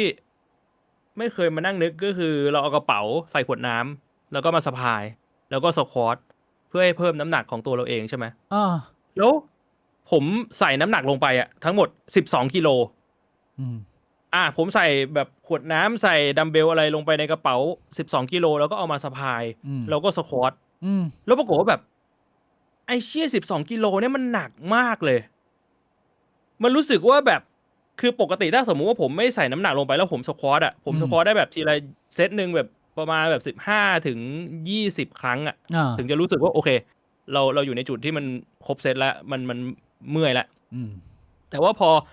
แบกน้ำหนักไป12กิโลแล้วสควอตเนี่ยมันได้ประมาณ10ที11ทีประมาณนี้มันจนมันจะแบบไม่ไหวแล้วก็ต้องพักก็ถือว่าครบเซตใช่ไหมผมก็เลยมานั่งคิดเฮ้ยเชี่ยตอนที่เราหนักที่สุดตอนตัวผมหนักที่สุดเนี่ยมันประมาณ90โลแล้วก็ตอนที่ตัวผมเบาที่สุดช่วงแบบอายุเยอะแล้วนะหลังจากเรียนจบมาแล้วตอนนี้ผมลดความอ้วนแล้วผมอายุไม่น่าจะประมาณ25-26ตอนนั้นน้ำหนักผมประมาณ75อันนั้นคือเบาสุดเหรอช่วงเบาสุดกับช่วงหนักสุดแม่งห่างกัน15โลเลยผมก็เลยมานั่งคิดว่าโอ้โหไอตอนที่กูน้ำหนัก90เนี่ยคือเข่ากับขากูมันต้องรับน้ำหนักแบบนี้อยู่ตลอดเวลาเหรอวะแต่ว่าตอนนั้นเราไม่รู้ตัวไงนึกออกปะไอตอนที่เราน้ำหนัก90เราไม่รู้ตัวแต่ว่าตอนที่เราต้องแบกน้ำหนักเพิ่มให้เราเท่ากับ90แล้วเราแบบว่าสควอตเนี่ยเราถึงมานั่งรู้สึกว่าแบบเฮ้ยเชี่ยมันหนักขนาดนี้เลยเหรอผมถึงได้เข้าใจเลยว่าทำไมหมอบอกว่าต้องลดน้ำหนักตอนแรกผมมานั่งคิดว่าเฮ้ยการลดน้ำหนักมันจะช่วยเรื่องรองช้ำกับเรื่องข้อเข่าจริงเหรอวะแค่ไม่กี่โลมันไม่น่าจะมีปัญหามั้งแต่ว่าพอได้มาลองทำไอการสควอตโดยการแบบสะพายน้ำหนักเนี่ยมันทำให้เราเห็นถึงมุมมองเลยว่าน้ำหนักแบบ10โล15โลเนี่ยแม่งสร้างผลเสียกับขาเรากับเข่าเราได้มากแค่ไหนผู้เห็นภาพเลยถ้าเกิดว่าพูดถึงว่าน้ำหนักแยกออกมาใส่กระเป๋านี่เห็นภาพแล้วเป้าหมายพี่บงนี่จะเอาถึงขนาดไหนในงวดนี้มีเป้าไหมว่าแบบผมอยากจะอยู่ในเรนจ์น้ำหนักประมาณผมไม่เคยมีเป้าหมายเป็นเรื่องของเรนจ์น้ำหนักแต่ว่าผมมองว่าอยากให้แบบสุขภาพมันดีขึ้นเอาให้ร่างกายมันสุขภาพดีขึ้นก็พอแต่ว่าทุกวันนี้พี่บงก็สุขภาพดีอยู่แล้วนะจริงๆมันก็ไม่ค่อยดีเท่าไหร่นะการนอนเงี้ยพอน้ำหนักมันเยอะมันจะมีผลกับเรื่องของการกรนเมื่อก่อนไม่เคยนอนกรนปัจจุบันก็นอนกรนคือการนอนกรนมันคือการที่ไอตรงหลอดลมเราเนี่ยมันตีบใช่ปะตอนนอนคือแบบหลอดลมเรามันจะผ่อนคลายแล้วมันจะตีบซึ่งมันทำให้ร่างกายมันเอาออกซิเจนไปเลี้ยงสมองไม่ได้แล้วมันส่งผลให้ในระยะสั้นก็คือเราตื่นมามันก็รู้สึกแบบมันไม่นอนไม่เต็มอิ่มกระปี้กระเป๋าใช่แต่ในระยะยาวมันส่งผลกับสมองนะเว้ยว่าแบบสมองเสื่อมวัยอะไรอย่างเงี้ยผมก็เลยมองว่าอย่างน้อยๆตรงนั้นเนี่ยคือเราพยายามออกกำลังกายให้แบบการนอนมันกลับมาปกติแล้วก็โดนแดดไหมตอนนี้โดนแดดบ้างมันในชีวิตก็พยายามออกไปไหนมาไหนช่วงแบบเช้าช่วงบ่ายบ่อยขึ้นโดนแดดนะดูแลสุขภาพกันไปแล้วก็อย่างหนึ่งที่ผมไม่เคยทำได้เลยตั้งแต่แบบโตมาก็คือดึงข้อเนี่ยผมก็ไปซื้อแบบว่าบาร์ดึงข้อมาผมก็พยายามแบบทางเนี้ยคืออย่างน้อยๆว่าเป้าหมายของเราคือเราให้เราดึงข้อได้มันก็คือน่าจะเป็นตัวบ่งบอกได้ในระดับหนึ่งว่าร่างกายเรามันกลับมาแข็งแรงอะไรแบบเนี้ยอาชีพเป็นกำลังใจให้พี่บวงนะฮะสำหรับการต่อสู้ให้กับดึงข้อ1ครั้งแต่ว่าพี่บวงก็ข้อเขาแข็งอยู่นี่เพราะว่าใช้ข้อบ่อยแต่เวลาดึงข้อมันใช้กล้ามเนื้อตรงไหนนะใช้หลังใช้แขนใช้หลังด้วยมันไม่ได้ใช้ตรงนี้เชื่อคนละข้อนะนี่ขนาด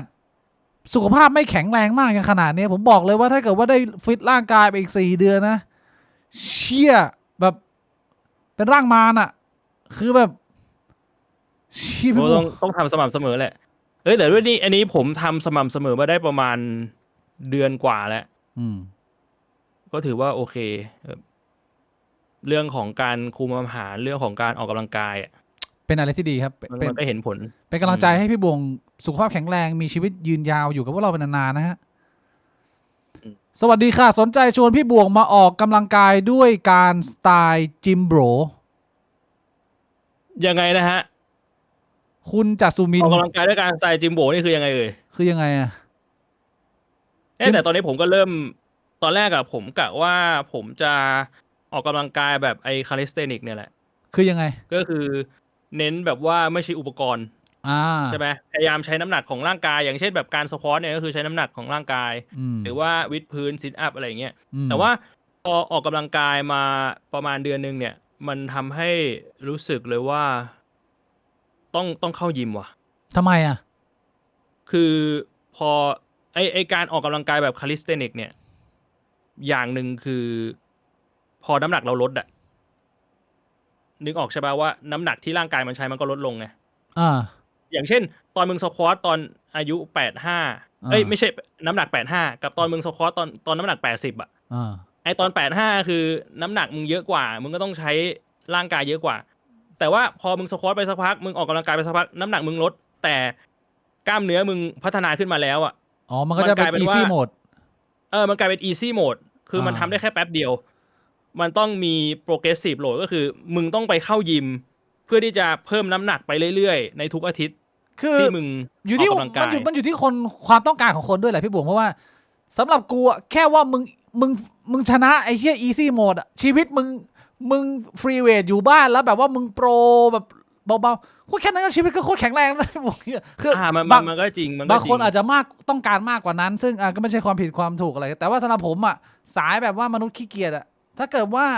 มึงฟรีเวทอยู่บ้านแบบว่าวิดพื้น200ซิทอัพ200แบบดึงข้อ40อย่างเงี้ยโอ้ยพี่บวงพอแล้วแค่นั้นก็เจียวสวยแล้วโอ้โหย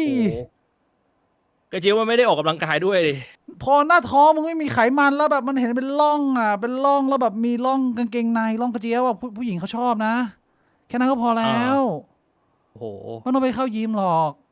ผมว่า ไม่แต่ว่าไอยิมที่ผมคิดอยู่เนี่ยมันเป็นยิมแถวบ้านที่มันอยู่กลางสวนสาธารณะ อ๋อพี่ คือ มันมีใกล้ๆอ่ะ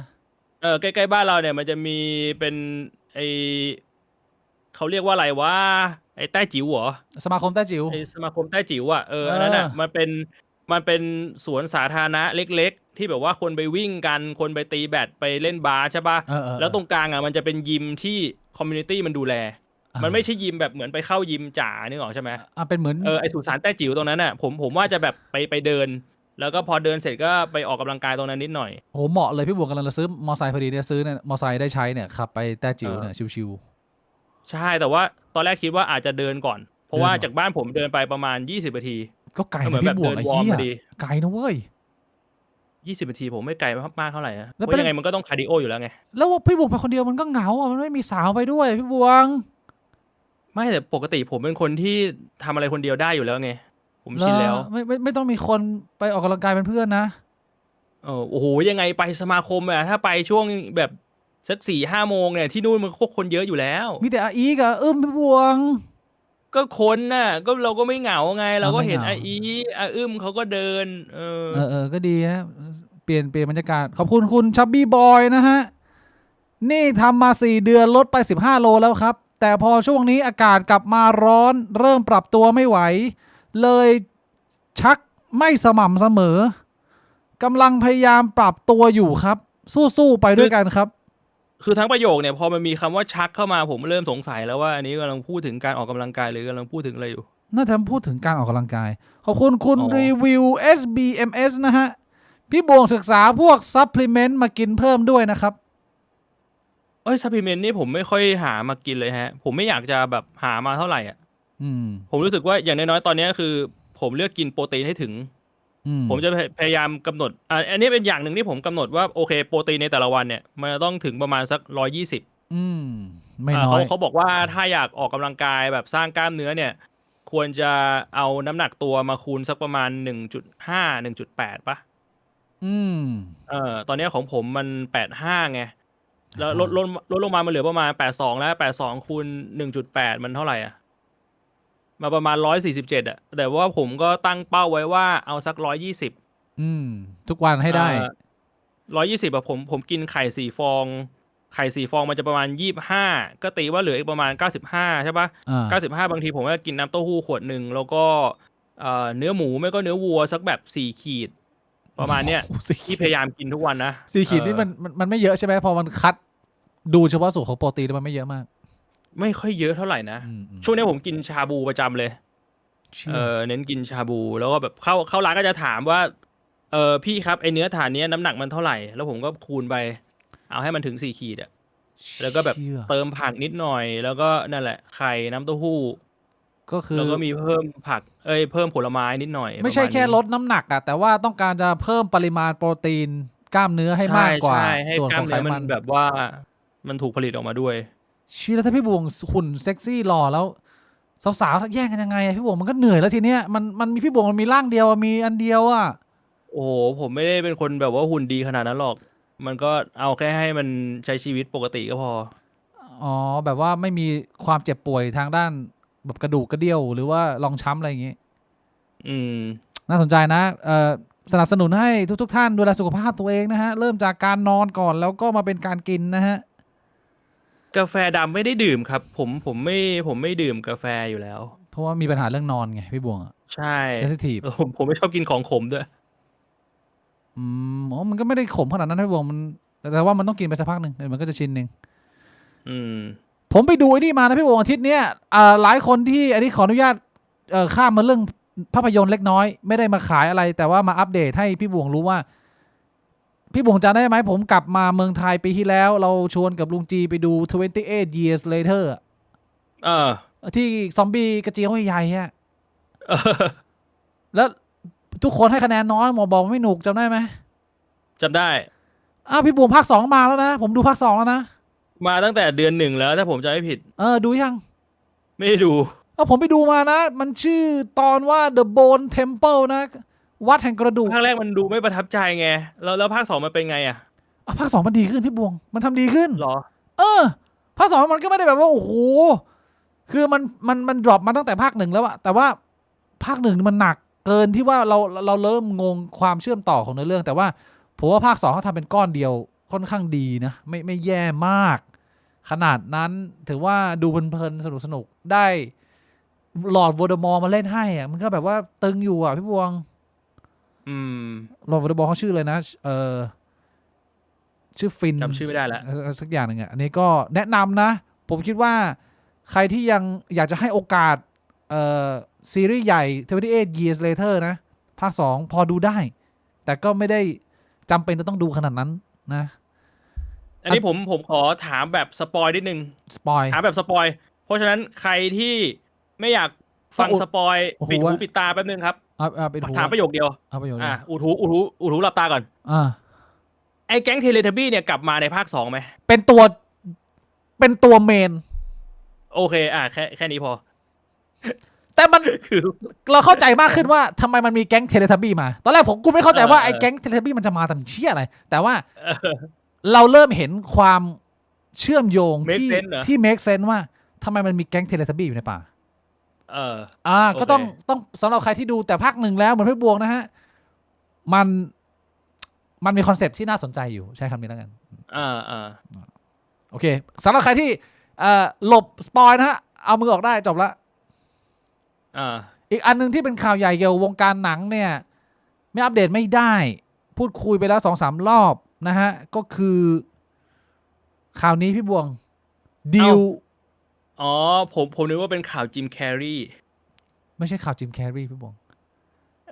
ข่าวจิมแคร์รีเป็นข่าวจริงเหรอเพราะว่าน่าจะเป็นดู conspiracy มากกว่านะไม่แต่ว่าคือยังไงดีไม่พูดถึงว่ามันเป็นจิมแคร์รีตัวปลอมแล้วกันต่อให้มันเป็นจิมแคร์รีตัวจริงแต่ว่ามันก็เป็นอะไรที่มันช็อกวงการไงมันดูแปลกใช่ไหมทำไมอยู่ๆมันกลายเป็นแบบนั้นก็อาจจะไปทำนู่นทำนี่มาอาจจะแบบหน้ามีปัญหาแต่ว่าอันนี้พี่บวง ตอนแรกนึกว่า Netflix จะเป็นคนได้ดีล Warner Brother Discovery HBO ไปนะสุดท้าย Netflix ไม่ยื่นเสนอเนี่ยขอดูคำพูดก่อน Netflix ตัดสินใจไม่เพิ่มข้อเสนอเพื่อเข้าซื้อกิจการ Warner Brother Discovery เท่ากับเป็นการถอนตัวจากการประมูลอย่างเป็นทางการหมายความว่า Paramount ก็เป็นคนชนะการประมูลไปเป็นหนังโรงหนังคลาสสิกยังไปอยู่กับคนที่เป็นสาย traditional movie theater อยู่นะ Netflix ยังไม่ได้ไปก็สิ่งที่เกิดขึ้นกับ Netflix ก็คือหุ้น Netflix ขึ้นเพราะมันเหมือนกับที่เราเคยคุยกันไปพี่ผมเพราะว่าหลายคนรู้สึกว่าดีลนี้แพงไปมันทำเงินไม่ได้หรอกมึงจะเป็นหนี้หัวโตไปอีกยาวนานมากเลยมันไม่รู้มันจะคุ้มไหมในมุมของว่า Netflix เขามีศักยภาพในการสร้างงานใหม่ของเขาเองอยู่แล้วไงคุณไม่ได้หากินกับลิขสิทธิ์อย่างเดียวอะไรเงี้ยก็กลายเป็นว่าหลายคนแฮปปี้นะพี่บวงมีประเด็นอะไรไหมกับเรื่องดีลใหญ่ล้มยักษ์ดีลแบบที่แบบแม่งแพงกว่าภาคหนึ่งของประเทศไทยคือเรื่องนี้ที่ผมเห็นต่างประเทศเขาคุยกันเขาจะคุยกันในมุมที่ว่า Netflix เนี่ยมันเป็นเขาเรียกว่าอะไรอ่ะมันเป็นบริษัทที่ปัจจุบันมันทำเรื่องเกี่ยวกับแนวโวกออกมาบ้างในขณะที่ Paramount เนี่ยมันจะแบบเอนไปทางฝ่ายขวาใช่ปะใช่เป็นแนวแบบคอนเซอร์เวทีฟอ่าที่ผมไปดูข้อมูลที่เขาแบบพูดคุยกันในอินเทอร์เน็ตนะเขามองเป็นแบบนั้นเพราะฉะนั้นเขามองว่าแบบไอ้แบบเนี้ยมันก็อาจจะดีกับทั้งสองฝ่ายเลยก็คือ Netflix มันก็แฮปปี้กับการที่โอเคไม่ต้องมานั่งเป็นหนี้หัวโตในขณะที่ฝั่ง Paramount เนี่ยคนก็มองว่าใครที่เป็นแฟนๆที่แบบอยู่ฝั่งขวาเนี่ยเขาก็มองว่าแบบนี้ดีพวกใช้คำว่าอะไรพวกแฟรนไชส์ที่แบบก่อนหน้านี้มันถูกโวกเอาไปทำปู้ยี่ปู้ยำอะไรเละเทะมันอาจจะกลับเข้ามาแบบเข้ารูปเข้ารอยอย่างเช่นแบบ Lord of the Ring ที่แม่งไปทำซีรีส์แล้วแบบออกแม่งถูกทำออกมาให้น่าสงสารแม่งต้องมีผิวดำนู่นนี่นั่นนะมันก็คือแบบว่าคนมันเอาความโวกยัดเข้าไปในแบบซีรีส์ที่มันชอบเงี้ยพอ Paramount ได้กลับมาเนี่ยเราก็อาจจะอะไรมันอาจจะดีขึ้นเป็นทิศทางที่ดีเอนเตอร์เทนเมนต์ในมุมของคนดูเขามองกันประมาณนี้ว่าน่าจะไปอยู่ในมือที่น่าเชื่อใจมากกว่าโอเคนะก็ดีนะถ้างั้นก็ไม่แย่นะถือว่าเป็นผลบวกแต่อันนี้มันเป็นสิ่งที่เขาพูดกันในเน็ตนะผมก็ไม่รู้ข้อเท็จจริงอะไรมากน้อยแค่ไหนก็ไม่มีปัญหาอะไรอยู่แล้วล่ะเพราะว่าเราไม่ได้มีหุ้นอ่ะเราเอามาคุยเล่นกันเฉยๆไม่ได้มีผลได้ผลเสียนะฮะแล้วอีกหนึ่งการพูดคุยถกเถียงของสังคมในอาทิตย์นี้อันหนึ่งที่เห็นเยอะคือเรื่อง CK คุณ CK CK เจิงครับ CK เจิงออกมาให้พี่บวงเห็นไหมให้ความคิดเห็นเกี่ยวกับไม่ใส่ซองไปงานแต่งแล้วสังคมนี่แตกออกแบบว่าคุยกันไม่รู้เรื่องนะแบบว่าด่าพ่อล้อแม่เลยนะแบบว่าเรื่องนี้นี่มองไม่เห็นกันเลยแบบไม่สามารถมองไปในทางเดียวกันได้ระหว่างทำไมกูไปงานแต่งมึงกูต้องไปใส่ซองให้มึงอะทำไมมันยังมี tradition แบบนี้อยู่ทำไมมึงไม่รับผิดชอบเองมึงรบกวนคนอื่นนะอะไรเงี้ยถ้าเกิดว่ามึงไม่มีปัญญาในการจัดเนี่ยมึงก็อย่าจัดเลยอะไรประมาณนี้ก็คือรบกวนคนอื่นแล้วทำไมเราต้องมาเหมือนกับบังคับผ่านวัฒนธรรมทางอ้อมส่วนอีกคนอีกมุมนึงมองว่าอะไรแค่วัฒนธรรมแค่นี้มึงยัง follow ไม่ได้มันก็เป็นเรื่องที่เขาช่วยกันมันไม่ได้เป็นเรื่องไม่ดีอะไรยังไงก็คือเหมือนกับมาสนับสนุนอะไรอย่างเงี้ยก็โอ้โหเชื่อเรื่องใส่ซองงานแต่งนี่โดนทุกทางนะพี่บวงจะใส่หรือพี่บวงจะไม่ใส่หรือพี่บวงใส่น้อยก็โดนด่าพี่บวงใส่เยอะก็โดนด่าพี่บวงไม่ใส่พี่บวงก็โดนด่าพี่บวงผมต้องให้พี่บวงเนี่ยยืนแบบเหมือน Jesus Christ แล้วก็สู้กับชาวยิวเรื่องนี้ยังไงผมก็เอาจริงๆผมก็มีความคิดแบบ CK นะทำไมต้องใส่ซองด้วยวะเพราะว่าอย่างที่พี่บิ๊กบอกเลยการใส่ซองเนี่ยแม่งเป็นต้นตอของดราม่าปัญหาเลยนะมึงใส่เยอะก็โดนมึงใส่น้อยก็โดนมึงไม่ใส่ก็โดนจริงๆแต่ว่าสุดท้ายถามว่าผมใส่ไหมผมก็ใส่นะก็ใส่แบบ500ผมว่ามาตรฐานมันคือ500ป่ะผมไม่รู้ว่ามาตรฐานผมว่ามาตรฐานของสังคมแต่ละสังคมแม่งก็ต่างกันอีกใช่พี่บวงอาจจะมองว่า500เป็นมาตรฐานพี่บวงกูบอกเลยที่นั่งอยู่ตรงเนี้ยมีคนมองว่า500มึงอย่าใส่ดีกว่ามึงอย่ามางานเลยดีกว่านี่มันจะเป็นอย่างนี้พี่บวงเนี่ยคือสุดท้ายเนี่ยผมเข้าใจในมุมที่ว่าบางทีเข้าเมืองตาหลิวต้องหลิวตาตามผมก็ใส่ แต่ว่าในมุมนึงอ่ะความคิดผมก็คิดแบบนั้นว่าแบบไอ้วัฒนธรรมทำการใส่ซองเนี่ยมึงมีไปทำไมวะแบบมันควรจะต้องเลิกไปได้แล้วอ่ะเพราะว่ามันมีแล้วมันมีแต่จะทำให้เกิดปัญหานึกออกใช่ไหม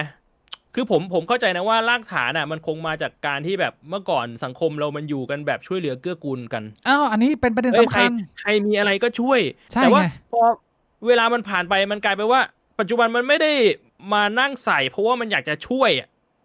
แต่มันคือ obligation อ่ะอ่ามันคือมาตรฐานสังคมที่แบบมึงต้องใส่อ่ะแล้วพอมึงใส่แล้วมันก็เกิดปัญหา ผมก็เลยมองว่าแบบไอ้เชี่ยแม่งคิดบางทีก็คิดแบบนั้นเหมือนกัน ควรจะเอาเรื่องนี้ออก อันนี้คือมุมมองพี่บวงเกี่ยวกับประเด็นนี้ใช่ สำหรับผมเนี่ยเรื่องของการใส่ซองแต่งงานเนี่ยผมจะมองอย่างนี้คือผมมองเหมือนพี่บวงที่พี่บวงพูดมาตอนแรกเห็นด้วยแต่ว่าผมเข้าใจว่ามันเป็นเรื่องของจริตของแต่ละบุคคลละมันเปลี่ยนมัน transform จากการแต่งงานคือพิธีกรรมที่ official แต่ว่าตอนนี้ผมมองว่าในยุคสมัยใหม่เนี่ยมันมีความเป็นตัวเลือกว่ามึงจะทำหรือไม่ทำก็ได้เพราะฉะนั้นเนี่ยเพื่อเป็นการแฟร์กับทุกฝ่ายผมคิดว่าอีกหน่อยเนี่ยคนรุ่นใหม่ๆยุคใหม่ๆถ้าจะมีงานแต่งเนี่ยอาจจะต้องระบุให้ชัดเจนว่าคุณเป็นสไตล์ไหนเพราะผมคิดว่ามันมีคนในจำนวนในสังคมจำนวนเติบโตขึ้นมาไม่มากแต่มันกำลังมาเป็นเทรนด์ก็คือว่าบางทีถ้าเกิดเรื่องนี้มันไม่เคลียร์นะพี่วงกูก็เลือกที่จะไม่ไปเลยดีกว่าจนรุ่นจนราวเพราะว่าเราไม่รู้ว่าไอ้เจ้านี้คุณเป็นสไตล์ไหนคุณเป็น traditional เลยไหมคือถ้ากูไม่ใส่ 3,000 เนี่ยมึงอาจจะเอากูไปด่าต่อก็ได้คือถ้าเกิดว่ากูไม่รู้ปุ๊บเนี่ยกูไม่ไปละแต่ว่าถ้าเกิดว่าอยากให้ไปเนี่ยคือพอมึงจะประกาศงานแต่งมึงนะมึงต้องบอกเลยว่ามึงเป็นสายไหนมึงเป็นแบบ traditional ต้องแบบว่ามินิมัมเท่านี้มึงบอกไปเลยหรือว่าถ้าเกิดมึงแบบว่าเฮ้ยผมเป็นแบบ progressive ครับงานแต่งผมเนี่ยไม่ต้องใส่ซองไม่มีตู้ใส่ซองผมดูแลตรงนี้เล็กๆน้อยๆได้มึงก็บอกไปให้ชัดเจนคนเขาจะได้มาแบบสบายใจไงพี่บงอย่างนี้ได้ไหมเพราะว่ามันมีแบบหลายแบบอะมันก็ผมว่ามันก็ไม่ได้อยู่ดีไม่ได้เหรอเพราะว่าบางทีเนี่ยคนมางานเขาก็จะมี tradition ของเขาในใจไงอืมต่อให้เราจะบอกว่าไม่ต้องใส่แต่ว่าถ้าเขาอยากใส่การไปปฏิเสธไม่ให้เขาใส่แม่งก็เป็นดราม่าอีกมึงเชื่อกูปะบางทีก็ใช่ก็มันก็เป็นได้สำหรับแต่บางกมันก็เป็นรณีอะไรที่มันก็ต้องค่อยๆเปลี่ยนแหล้วนะแต่พี่บงมองว่าไม่มีจะดีกว่าไม่ต้องสนใจว่าเขาทำกันมาแบบนี้แค่นี้ยังทำไม่ได้นะเพราะว่าแต่ละคนมันคือถ้าเกิดว่าตอบด้วยเหตุผลที่ดีที่สุดของกูคือสุดท้ายแล้วมันเป็นหนึ่งในคล้ายๆกุศโลบายในการสังสรรค์ของสังคมมนุษย์มันก็เป็นแค่การเซเลเบรตความสัมพันธ์ที่เพิ่งจะเริ่มต้นของมึงนั่นแหละเพราะฉะนั้นถ้าเราจะมองกันแบบให้แฟร์ที่สุดคือมันไม่ใช่ทุกคนมาอยู่ในสภาวะชีวิตที่ดีนะแล้วเราก็ไม่อยากสร้างความอึดอัดให้กับบุคคลอื่นว่าไอ้เชี่ยคนเรามันมีเพื่อนหลายเรนจ์มันมีเพื่อนตั้งแต่แบบไอ้เชี่ยเขาซัพพอร์ตมึงได้กับบางคนเขาเขาแค่อยากมาเจอหน้ามึงอะเขาอยากมาแสดงความยินดีนะแต่ว่าชีวิตเขาตึงอยู่อะมึงเข้าใจไหมคือการเงินเขาตึงอยู่อะไรเงี้ยในมุมกูถ้ามันเป็นเพื่อนที่ดีกูก็อยากจะให้มันมาเจอหน้ากันเว้ยเพราะฉะนั้นเนี่ยมันเป็นเหมือนความรับผิดชอบของคนเริ่มรบกวนผู้อื่นถ้ามันเป็นไปได้ในมุมกูก็จะไม่เก็บตังค์ใครเลยมันดูให้เกียรติกว่ามันดูว่ามันน่าจะเป็นวัฒนธรรมใหม่ที่ดีกว่าเดิมอาจจะเป็นในมุมนี้แต่ว่าไอคนที่ทำแบบเก่าผมเข้าใจนะผมก็ไม่ได้รู้สึกว่าผมจะต่อว่าอะไรเงี้ยแต่ผมชอบแบบใหม่มากกว่ามันมีได้ทุกรูปแบบแหละแต่ก็ถ้าจะลดปัญหาก็มึงก็แจ้งหน่อยแค่นั้นแต่ในส่วนตัวผมทุกวันนี้ผมพูดว่าผมหลีกเลี่ยงการไปงานแต่งผมรู้สึกว่าความจำเป็นมันน้อยลงคือถ้าเป็นงานศพเนี่ยผมอาจจะยังไม่หลีกเลี่ยงมากแต่ว่างานแต่งผมไม่ค่อยเข้าร่วมเลยพี่บวงเพราะว่าผมคิดเยอะผมเป็นคนคิดเยอะผมไม่รู้ดิมันส่วนใหญ่งานแต่งอ่ะเท่าที่ผมสังเกตอ่ะผมจะไปเฉพาะคนที่ผมสนิทจริงๆเฉพาะคนที่ผมคิดว่าต่อให้กูจะไม่ใส่หรือกูจะใส่เท่าไหร่อ่ะมันก็จะไม่มีปัญหาอันนี้ผมจะไปและไอ้แบบเนี้ยผมเต็มใจที่จะใส่แต่ถ้าสมมุติว่าผมเริ่มมีมานั่งคิดว่าแบบเฮ้ยกูต้องใส่เท่าไหร่วะผมก็จะแบบพี่บิ๊กก็คือเลือกที่จะไม่ไปดีกว่า เชี่ยก็เป็นประเด็นให ดี ญ่ กว่า นะ ไปแล้วมันมีปัญหา ใช่ อืม บางทีเราไม่รู้ว่าเขาเอาเราไปด่ารับหลังให้ใครฟังอะไรยังไงบ้างไปแต่งเรื่องแบบใส่สีตีไข่มากน้อยแค่ไหนแบบไม่อยากจะมีอะไรตรงนี้ให้มานั่งปวดหัวทีหลังแบบในชีวิตเนี่ย คือกูแบบ อยู่ดีๆของกูมึงจะต้องมีแล้วแบบงานแต่งมันก็งานของมึง ใช่ไง ต้องมานั่งปวดหัวกูอย่างเงี้ย เอ ผม อ ก็จะพยายามหลีกเลี่ยง คือมันมีคลิปหนึ่งผมไม่รู้พี่บวกหรือคนทางบ้านเห็นหรือเปล่ามันเป็นคลิปจาก TikTok อ่ะเขาส่งมาให้ผมอินบ็อกก่อนผมมาไลฟ์เนี่ยมันเป็นคลิปของคนวัยรุ่นอาจจะแบบวัยสักประมาณเกือบจะ30อะไรเงี้ยก็พูดถึงประเด็นนี้แล้วเขาก็พูดประมาณว่าเนี่ยมีเพื่อนจัดงานแต่งแล้วก็เปิดซองดูเห็นเจอซองที่แบบข้างในใส่มา200 บาทแล้วก็แบบว่า โอ้ my god แบบมารยาทอยู่ไหนอะไรเงี้ยคือในสภาพกูตอนที่กูดูไอคอนเทนต์นี้กูคือแบบว่าไอเชี่ยคนนั้นอะที่ใส่200อะมึงต้องรักเพื่อนมึงมากเลยนะเนี่ยมึงสู้มากเลยนะมึงยังมาใส่200อะคือถ้ากูเป็นมึงกูอยู่บ้านแล้วอะไรเงี้ยประมาณนี้กูไม่แบบมาเสียตังค์เพื่อให้คนแม่งด่าหรอกไอเชี่ยคือ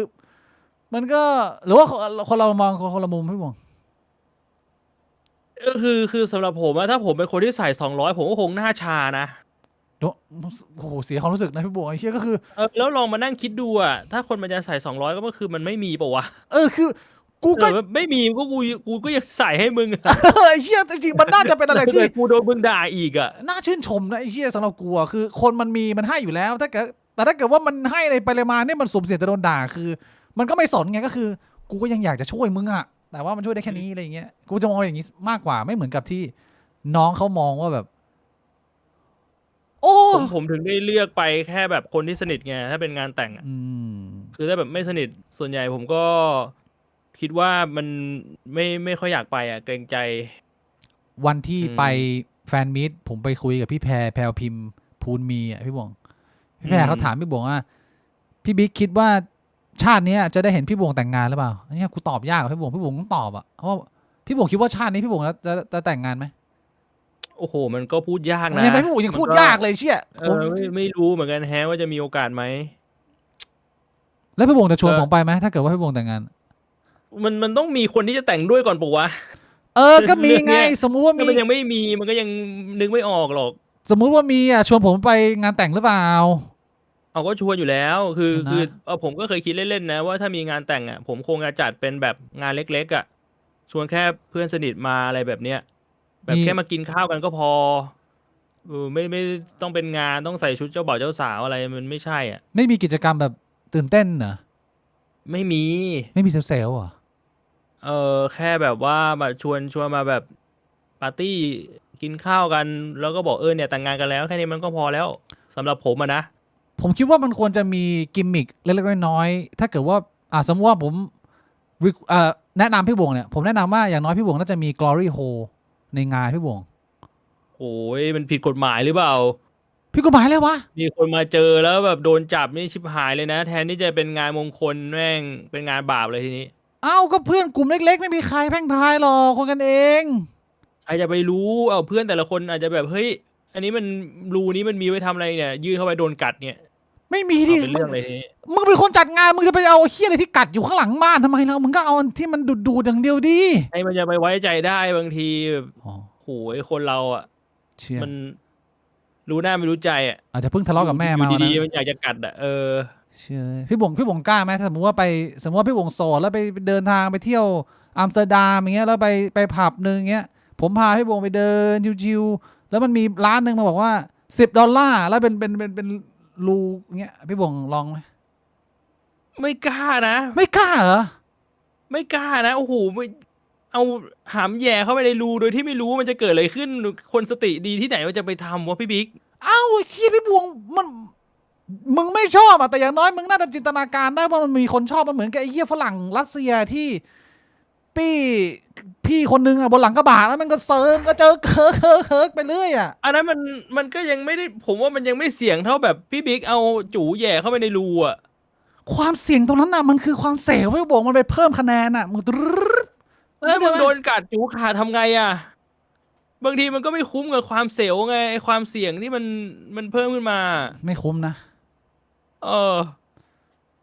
เราก็คนเรามันต้องเสี่ยงมันต้องเสียวอะไรขนาดนั้นเลยเหรอผมว่ามันก็อาจจะเกินไปนิดนึงไม่ผมว่าพี่บวงมองโลกในแง่ร้ายเกินไป มึงเปิดร้านอยู่ในอัมสเตอร์ดัมในแบบย่านโคมไฟแดงอะแล้วมึงมีกอรี่โฮ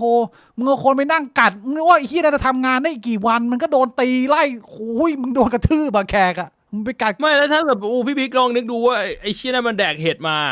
เอามา แล้วมันเห็นคนยื่นจู่เข้ามา แต่ว่าในหัวแม่งคือแบบงูแม่งแบบโผล่มาเงี้ยทำไงอ่ะเอาคุณก็ต้อง มันเห็ดเมาอยู่อ่ะมันเมาอยู่อ่ะถ้าอย่างนั้นมันก็เป็น ใครจะไปรู้ เอามาสู่วิสัยพี่บวงนะมาสู่วิสัย ก็ท่านนั่นแหละมันก็มีโอกาสแบบแจ็คพอตใช่ไหมล่ะแบบอาจจะแบบ1 ใน 100 1 ใน 1,000อะไรก็ว่าไปแต่พี่บิ๊กจะโหเสี่ยงแบบว่าเอาหำแหย่เข้าไปเพื่ออะไรเซลล์ว่ามันมีโอกาสที่หำมันจะหลุดมีก็เรียกว่าต้องระมัดระวังนะฮะ เออ เชี่ยแม่งกัดมาก็สู้ยากนะแล้วมีกระดานกั้นด้วยนะคือมึงนึกสภาพดูอะมึงโดนเจี๊ยวมึงโดนกัดอยู่อีกฝั่งหนึ่งแล้วมึงไม่สามารถถอนตัวเองออกมาได้ ข้างหน้ามึงอะมีแต่ไม้กั้นนั่นหมายความว่า อะไรอะแบบเนี้ยมึงเคาะกระดาษแบบมึงทำได้แค่นั้นอ่ะไอ้เชี่ยมันทุรักทุเลมันสู้ไม่ได้อะมันเป็นโพสิชันที่แบบว่ามันเหมือนกับมึงปลดปื้นทุกสิ่งอย่างอะมึงเอาสิ่งที่เป็นหัวใจของมังกร ที่แบบว่าห้ามโดนทำร้ายอะมึงได้แหย่เข้าไปในรูแล้วก็คือแบบเขากุมชีวิตมึงไปแล้วอะผมถึงได้บอกไงคนสติดีที่ไหนมันจะไปยอมเสี่ยงวะมันเป็นกิจกรรมของคนสติไม่ดีสินะกอรี่โฮเนี่ยคือไอแบบในหนังโป๊ที่เขาทำกันน่ะมันก็คุยกันไว้แล้วไงว่าใครมันจะอยู่ข้างหลังใครมันจะเป็นคนยื่นจู่เข้าไปมันมีการถ่ายทำอันนั้นมันความเสี่ยงมันไม่มีไงมันอาจจะมีน้อยมากๆแต่ว่าไปเจอแบบสถานที่อโคจรเนี่ยแม่งโอ้โหอ้าวไอ้พี่บวงสมัยก่อนน่ะตอนที่เราอยู่มัธยมอ่ะมีนะเว้ยไอ้พวกห้องน้ำตามสวนสาธารณะที่เราไปเล่นบาสพวกแบบเหมือนกับแบบใต้ทางด่วนฟรีอะไรเงี้ยมันจะมีพวกห้องน้ำบางห้องโอ้โหห้องน้ำปั๊มหน้าบ้านผมยังมีเลยห้องน้ำชายมีรูอันเบลอเลยพี่บวงระดับเอวพี่บวงลองหรือยังผมก็ใจว่ามันมีแต่ผมไม่ลองไงไม่ลองใครมันจะไปอยากลองมีคนหลายลองก็มันก็มีคนลองไงคนสติไม่ดีสติไม่ดีนะต้องระมัดระวังนะไม่ใช่เห็นรูอะไรก็ไม่ได้นะพี่บวง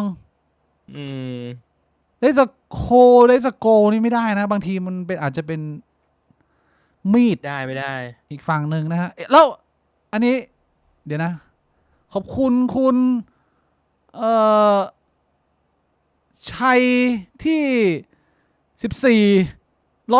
14179นะฮะค่าใส่ซองล่วงหน้างานแต่งพี่บวงครับผมจอง1 รูนะครับเฮ้ยโอ้โหต้องสมทบกันเยอะกว่านี้นะต้องเยอะกว่านี้เหรอเรื่อง Netflix จบไปแล้วเรื่อง CK ชัดเจนคือเราไม่ได้บอกว่าเราถูกแต่ว่านี่คือความคิดมุมมองของเราแบบนี้คือผมว่าเรื่องนี้มันร้อยพ่อพันแม่เลยมันเป็นเรื่องของวัฒนธรรมมันเป็นเรื่องของสังคมที่แต่ละคนมันมีไม่เหมือนกันอ่ะมันอย่างที่พี่บิ๊กบอกแหละมันไม่มีใครผิดใครถูกหรอกเป็นมุมมองของแต่ละคนแล้วอีกเรื่องหนึ่งที่มีคนถามมาพอสมควรเหมือนกันคือเรื่องการแตกของพี่ต้ากับพี่ยัดแตกนี่คือแตกแบบไหนแตกแบบไม่ใช่น้ำแตกทะเลาะเบาแวงแบบว่าแตกเป็นทะเลาะเบาแวงนะแบบไม่เผาผีเพื่อนขนาดนั้นไหมมันขนาดนั้นเลยไหมไม่ขนาดนั้นนะโหมันน่าจะขนาดนั้นแล้วล่ะผมพูดตรงๆเลยว่าเรื่องเนี้ยผมไม่รู้ไม่ทราบเลยผมไม่ได้ตามแก๊งนี้เท่าไหร่แต่ว่ามันมีคนมาโพสต์ในกลุ่มว่าแบบพี่บิ๊กพี่บวงจะแตกเหมือนพี่ต้าพี่ยัดหรือเปล่าครับอะไรเงี้ยแล้วพี่บวงตามไหมถ้าพี่บวงตาหน่อยพี่บวงบรีฟให้ผมเข้าใจสักเล็กน้อยก็เรียกว่าเห็นมานานแล้วก็พอจะรู้เรื่องราวคร่าวๆมันสรุปว่าเขาเกลียดหน้ากันแบบไม่เผาผีเลยเหรอทำไมจากเพื่อนสนิท2 คนอะไรเงี้ยคิดว่าถึงขั้นนั้นแล้วนะตอนนี้เพราะอะไรรู้ไหมก็ตอนนี้ความจริงต้องบอกว่ามันยังไม่ปรากฏมันมีการสาดโคลนกันอยู่ไม่รู้ว่าข้อเท็จจริงเป็นยังไงเพราะฉะนั้นเนี่ยถามว่าเพราะอะไรก็คงจะได้แต่เดานะแต่ว่าเกินก่อนสำหรับใครที่ไม่รู้จักเลยว่าพี่ต้ากับพี่ยัดนี่คือใครนะครับต่อให้ไม่รู้จักชื่อต้ากับยัดน่าจะเคยได้ยินคำว่าเฟสเฟ่โอ้โหนี่ต้องได้เคยได้ยินแล้วเฟสเฟ่เนี่ยเรียกว่าเป็นแก๊งหนึ่งในไทยที่แบบว่ามีชื่อเสียงโด่งดังในประมาณสัก10 กว่าปีก่อนเหรอประมาณนั้นได้ไหมมาจนถึงวันนี้แหละ โด่งดังมากนะครับผมเป็นแก๊งแนวใช้คำว่าอะไรอ่ะเป็นแก๊งผู้ชายที่แกล้งกันเล่นจังไรแล้วก็ทำคอนเทนต์ลง YouTube นะ อืม ซึ่งอ่า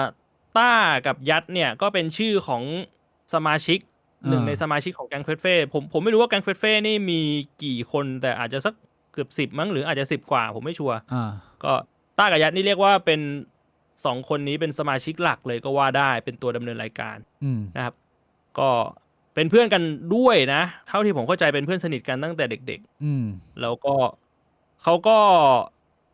โด่งดังอยู่สักพักหนึ่งแล้วก็พอกระแสมันเริ่มเปลี่ยนเนี่ยเขาก็ไปทำช่องใหม่ชื่อว่าชัยโสโลมั้งอันนี้เอาประวัติคร่าวๆก่อนไปทำช่องใหม่ชื่อว่าไตชัยโสโลแล้วก็ดังอยู่พักหนึ่งเขามีชื่อเสียงมาเดิมเยอะอยู่แล้วแต่ทีนี้เนี่ยมันก็สุดท้ายชื่อเสียงมันก็เริ่มซาไปครับแล้วก็ผู้คนก็แบบเริ่มสงสัยว่ามันเกิดอะไรขึ้นภายในทำไมชื่อเสียงมันถึงซาไปทำไมงานมันถึงไม่ดีเหมือนเดิมอะไรประมาณนี้ทั้งนี้ที่ก่อนหน้านี้ก็มีชื่อเสียงงานเยอะเงินดีอะไรแบบเนี้ยนะจนหลังๆเนี่ยมันเริ่มมีระแคะระคายมาว่ามีปัญหากันในตอนแรกก็เป็นข่าวลือแล้วฝั่งของต้าเนี่ยก็เป็นคนที่ออกมาพูดถึงเรื่องนี้แล้วออกมาพูดเยอะมากไปหลายรายการแต่ว่าตอนนั้นเนี่ยด้วยความที่ฝั่งของต้าเนี่ยพี่ต้าออกมาพูดแค่คนเดียวพี่ยัดเนี่ยคือเงียบเลยไม่พูดเลยคนเลยมีมุมมองณตอนนั้นเนี่ยผมว่ามาบางกลางปีที่แล้วณตอนนั้นคนมีมุมมองว่าแบบเฮ้ยมึงเอาเรื่องเพื่อนมาพูดในที่สาธารณะทำไมวะขายแล้วมึเพื่อนงพูดอยู่ฝ่ายเดียวเลยอีกฝ่ายไม่พูดเลยพูดเยอะด้วยนะพูดแบบไปรายการไหนก็พูดแล้วช่วงนั้นน่ะคือจะเห็นหน้าพี่ต้าในแบบทุกรายการเลยคนก็มีมุมมองไปในมุมมองนั้นว่ามึงขายเพื่อนมึงออกมาพูดทำไมทะเลาะกันก็ทะเลาะกันไปดิทีนี้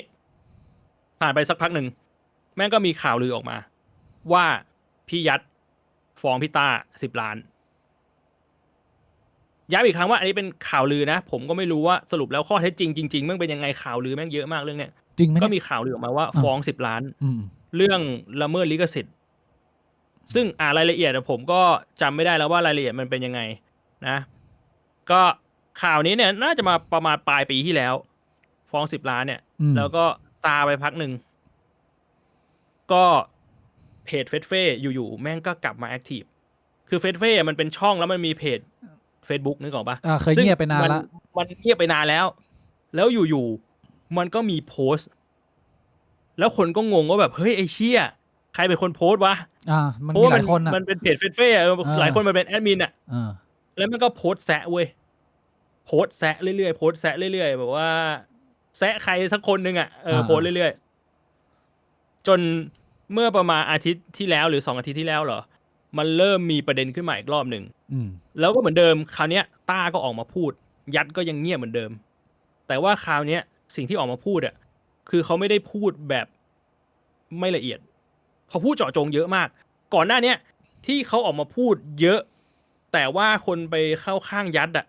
เพราะว่าเขาพูดแบบเหมือนไม่ได้ใส่รายละเอียดว่ามันเกิดอะไรขึ้นบ้างในความสัมพันธ์พูดแค่ว่าเป็นเพื่อนกันมาตั้งนานแบบว่าเสียดายที่มาทะเลาะกันนู่นนี่นั่นพอมันไม่ได้ใส่รายละเอียดผมว่ามันก็เป็นเรื่องปกติแหละที่คนมันจะมองว่าแบบมึงทะเลาะกันหลังบ้านทำไมมึงไม่ไปเคลียร์กันให้เรียบร้อยมึงจะมาพูดให้เพื่อนเสียทำไมแต่ว่าพอเขาออกมาพูดรอบนี้แล้วเขาใส่รายละเอียดคนแม่งรู้สึกความรู้สึกเปลี่ยนเป็นอีกแบบนึงเลยจากอะไรเป็นอะไรคนเริ่มสงสารพี่ต้ามากขึ้นจากตอนแรกคนด่าพี่ต้าว่าแบบเฮ้ยมึงออกมาด่าอย่างนี้ทำไมวะพี่มาขายเพื่อนทำไมแต่ว่ามาขายเพื่อนทำไมเพราะว่ารายละเอียดมันไม่เยอะพอยัดให้ดีเทลปัจจุบันคือต้าเขาให้ดีเทลเยอะขึ้นซึ่งย้ำอีกครั้งผมไม่รู้ว่าไอ้ดีเทลที่เขาพูดเนี่ยมันจริงไม่จริงยังไงนะแต่ว่ามันมีเรื่องแบบโกงหุ้นบริษัทเรื่องลดเงินเดือนเรื่องยืมเงินแล้วไม่คืนประมาณ2 ล้านมั้งอันนี้ที่เขาบอกแล้วก็มีเรื่องแบบสุดท้ายทิ้งบอมไว้บอกว่ามึงนะเรียกกะหรี่มาสวิงที่ออฟฟิศแต่ให้กูจ่ายคนเดียวใครเป็นคนพูดต้าเป็นคนพูดว่ามึงพูดถึงยัดมึงสวิงกิ้งในออฟฟิศแล้วให้กูเป็นคนจ่ายแล้วยัดมีเมียมีลูกแล้ว ผมว่าแล้วเมียยัดอะก็ด่าต้าตอนกลางปีที่แล้วที่เป็นดราม่านึกออกปะด่าอันนี้ว่ามันเลยเป็นเหมือนเป็นบอมลูกใหญ่เลย ว่าแบบมึงทิ้งบอมไว้ว่า เพื่อนเรียกกะหรี่มาสวิงแต่ว่าเพื่อนไม่ยอมจ่ายแล้วเพื่อนมีเมียมีลูกแล้วอะก็เรียกว่ามันเละก็มันหนักเลย แล้วทีนี้คือมันก็กลายเป็นด้วยความที่มันเป็นวงใหญ่อะนะชื่อเสียงแล้วก็คนมันมีส่วนร่วมมันเยอะ ตอนนี้มันก็เลยเป็นเหมือนอเวนเจอร์เลยคนมันก็เข้ามาแบบคนนู้นคนนี้ก็เข้ามามีตัวละครเยอะแยะไปหมดคนนี้เข้าข้างคนนู้นคนนู้นเข้าข้างคนนี้คนนี้ด่าคนนั้นคนนั้นด่าคนโน้นอะไรแบบเนี้ยแล้วเรื่องของการฟ้องร้องมันก็ยังค้างคาอยู่ไอ้เรื่องที่ว่าโดนฟ้อง10 ล้านเนี่ยแม่งจะจบตรงไหนแล้วพี่ยัดเขามีออกมาอธิบายอะไรบ้างไหมหรือว่ามันเป็นการพูดฝั่งเดียวอีกแล้ว เงียบสนิทเลย เชี่ย พี่ชัดเงียบสนิทเลย ขนาดโดนว่าแบบโกงหุ้นบริษัทเป็น10 ล้านมั่งยืมเงินไม่จ่าย2 ล้านเนี่ย แล้วก็ไอ้เรื่องกะหรี่เนี่ยพี่ชัดก็ยังเงียบสนิท แล้วในฐานะของออเดียนส์เรามองเข้าไปนี่พี่บวงเทคเรื่องนี้ยังไงเนี่ยพี่บวงเข้าข้าง คือ ใคร ผม หรือง งมากว่าพี่ต้าออกมาพูดขนาดเนี้ยมึงจะไม่โดนฟ้องเพิ่มหรอวะหรือเขาก็คงแบบกูจิตใจแตกสลายแล้วอ่ะมึงฟ้องเท่าไหร่มึงฟ้องมาเลยเท่าที่มึงจะฟ้องได้เพราะยังไงกูก็โดนมึงฟ้องไปแล้วอ่ะเขาก็เลยพูดทุกอย่างเลยคือไอ้แบบเนี้ยผมว่ามันหมิ่นประมาทชัดเจนมันแบบมันชัดมากคือเขาพูดชื่อเลยอ่ะเขาพูดชื่อเขาโพสต์รูปเลยไอเพจเฟซเฟ่อะโพสต์รูปหน้าพี่ยัดแล้วบอกเฮ้ยเพื่อนเมื่อไหร่มึงจะคืนเงินกูวะแบบเนี้ยมันชัดเจนแบบโคตรแล้วอ่ะยังไงถ้าโดนฟ้องมึงโดนแน่นอนอ่ะแต่เหมือนผมเดาว่าเขาคงแบบกูไม่เหลืออะไรแล้วจิตใจกูแตกสลายแล้วกูเอามึงให้ถึงที่สุดกูก็ไม่ได้เห็นพี่ต้ามันจะหนักขนาดนั้นด้วยก็เห็นออกไปรายการหลายคนก็ดูคุยปกตินะไม่คิดว่ามันจะมาถึงจุดที่มันคือมันเหมือนมันเสียหมดทุกฝ่ายเพราะว่าพี่บวงมันไม่ใช่แค่พี่ยัดจะเสียแต่กูหรือว่าพี่บวงคิดว่าการที่พี่ต้าไม่หยุดแบบนี้ไปเรื่อยมันได้ผลดีกับเขาเหรอคือผมย้ำอีกครั้งผมไม่รู้ข้อเท็จจริงไอ้เรื่องที่เล่ามาเนี่ยมันคือเรื่องที่อยู่ในอินเทอร์เน็ตแต่ถ้าให้ผมเดานะผมว่าคือมันต้องมีมูลคือในมุมผมอ่ะผมเดาย้ำอีกครั้งว่าผมเดาพี่ต้าน่าจะโดนมาหนักจริงไม่งั้นไม่น่าจะกล้าออกมาพูดอะไรถึงขนาดนี้แล้วพี่ต้าเขาก็บอกเลยบอกว่ามึงฟ้องมาเลยกูพร้อมจะเอาหลักฐานไปสู้กันในชั้นศาลไอ้ที่กูพูดเนี่ยว่ามันมีจริงเปล่าอะไรแบบเนี้ยเขาพูดแบบเนี้ยคือผมก็เลยมองว่าไอ้เชี่ยต่อให้มันสลิงแตกแบบละเอียดอ่ะมันก็น่าจะมีเขาโครงความจริงปะวะอะไรแบบเนี้ยผมก็ไม่รู้แฮะไอ้เชี่ยเข้าใจละมันตัดสินไม่ได้เพราะว่าข้อมูลไม่พอใช่ผมว่ามันก็คงจะต้องรอในเรื่องของกฎหมายให้มันดำเนินไปน่าเสียดายของความสนิทสนมกันของเขาอ่ะคือผมคิดว่าน่าจะเป็น value หนึ่งที่หลายๆคนชอบคู่พี่ต้าพี่ยัดเพราะว่ามันเป็นอะไรที่ดีเวลาเราเห็นเพื่อนผู้ชาย2 คนที่มันสนิทกันมากๆที่มันสามารถเล่นกันได้ถึงเลเวลแบบทำได้ทุกอย่างไอ้เชี่ยมึงสามารถทำได้ทุกอย่างมันก็เป็นความสัมพันธ์เป็นคอมเมดี้ที่หลายๆคนชอบแล้วพอเห็นคนมาแตกอย่างนี้ก็เป็นเรื่องน่าเศร้านะแต่ผมว่านี่มันก็เป็นอีกหนึ่งบทเรียนนะแล้วก็เป็นบทเรียนที่มันก็เยอะเหลือเกินกับการที่คนที่แม่งเป็นเพื่อนกันมันมาทำธุรกิจด้วยกันอ่ะอ้าวมันไม่ได้มีความรู้ความสามารถในการทำธุรกิจแล้วสุดท้ายมันก็มาแตกเรื่องเงินเฟสเฟ่ใช้โซโล่เนี่ยแตกกันเรื่องเงินโอฮาน่าเดอะมีนก็โดนเรื่องยักยอกใช่ปะสุดท้ายพอแม่งมีเงินเข้ามาเกี่ยวข้องบางทีเงินแม่งก็ทำลายความสัมพันธ์เราเรียนรู้อะไรเพื่อป้องกันให้ไม่มีวันหนึ่งที่แบบว่าคือเอาผมพูดตรงๆนะพี่บวงผมนึกไม่ออกว่าผมจะแบบว่าออกมาด่าพี่บวง6 เดือน1 ปีแบบไม่หยุดอะไรเงี้ยมันไม่ใช่นิสัยผมต่อให้แบบว่าพี่บวงข่มขืนผมก็ได้อะผมว่าไม่แน่หรอกถ้าถึงจุดที่แบบว่าไอเชี่ยถ้าพี่บิ๊กลองนึกภาพว่าถ้าผมโกงพี่บิ๊กแบบ10-20 ล้านเนี่ยพี่บิ๊กจะไม่รู้สึกระแคะระคายอะไรเหรอต่อให้แม่งจะบอกว่าแบบไอ้เชี่ยเรื่องเงินแม่งเรื่องภายนอกยังไงความสัมพันธ์แม่งก็ต้องมาก่อนบอกว่าแต่ว่าพอพูดกันแบบเป็นเรื่องตัวเงินอะเอา100,000-200,000ผมว่าแม่งแบบหลับหูหลับตาได้คืนให้กันได้แล้วก็แบบมันก็คงจะแบบมองหน้าไม่ติดกันไปพักนึงอะแต่กลับมาคุยกันได้แต่ถ้าแบบ10-20 ล้านเนี่ยผมว่าแม่งคือมันก็คงจะเป็นลักษณะที่ว่าเราก็อาจจะดำเนินคดีตามกฎหมายสมมตินะแต่ว่า ผมก็ไม่อยากเอาเรื่องนี้มานั่งพูดมานั่งแบบว่า discredit พี่บุ๋มไปเลยถ้าเกิดว่าผมมีโอกาสเต็มที่ก็แค่ตอบคำถาม หรืออะไรอย่างเงี้ยมันก็น่าจะจบแล้วแต่ว่ามันก็ไม่ได้เป็นอะไรที่มันดีต่อตัวเราเองด้วยมันเหมือนกับว่าไอ้เชี่ยกูมีพื้นที่ในการที่จะสื่อสารกับผู้คนที่จะทำคอนเทนต์ที่จะเอนเตอร์เทนอะไรเงี้ยกูเอาเรื่องส่วนตัวมาด่าเรื่อยมันก็ไม่รู้ว่าหรือนึกกูอาจจะยังไม่เคยโดนเลเวลนั้นก็ต่อใช่เราพูดคุยกันในตอนที่เราแบบเลเวลเฮดไงสติเราอยู่ไง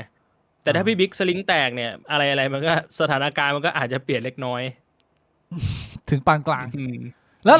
เราควรจะป้องกันยังไงฮะไม่ให้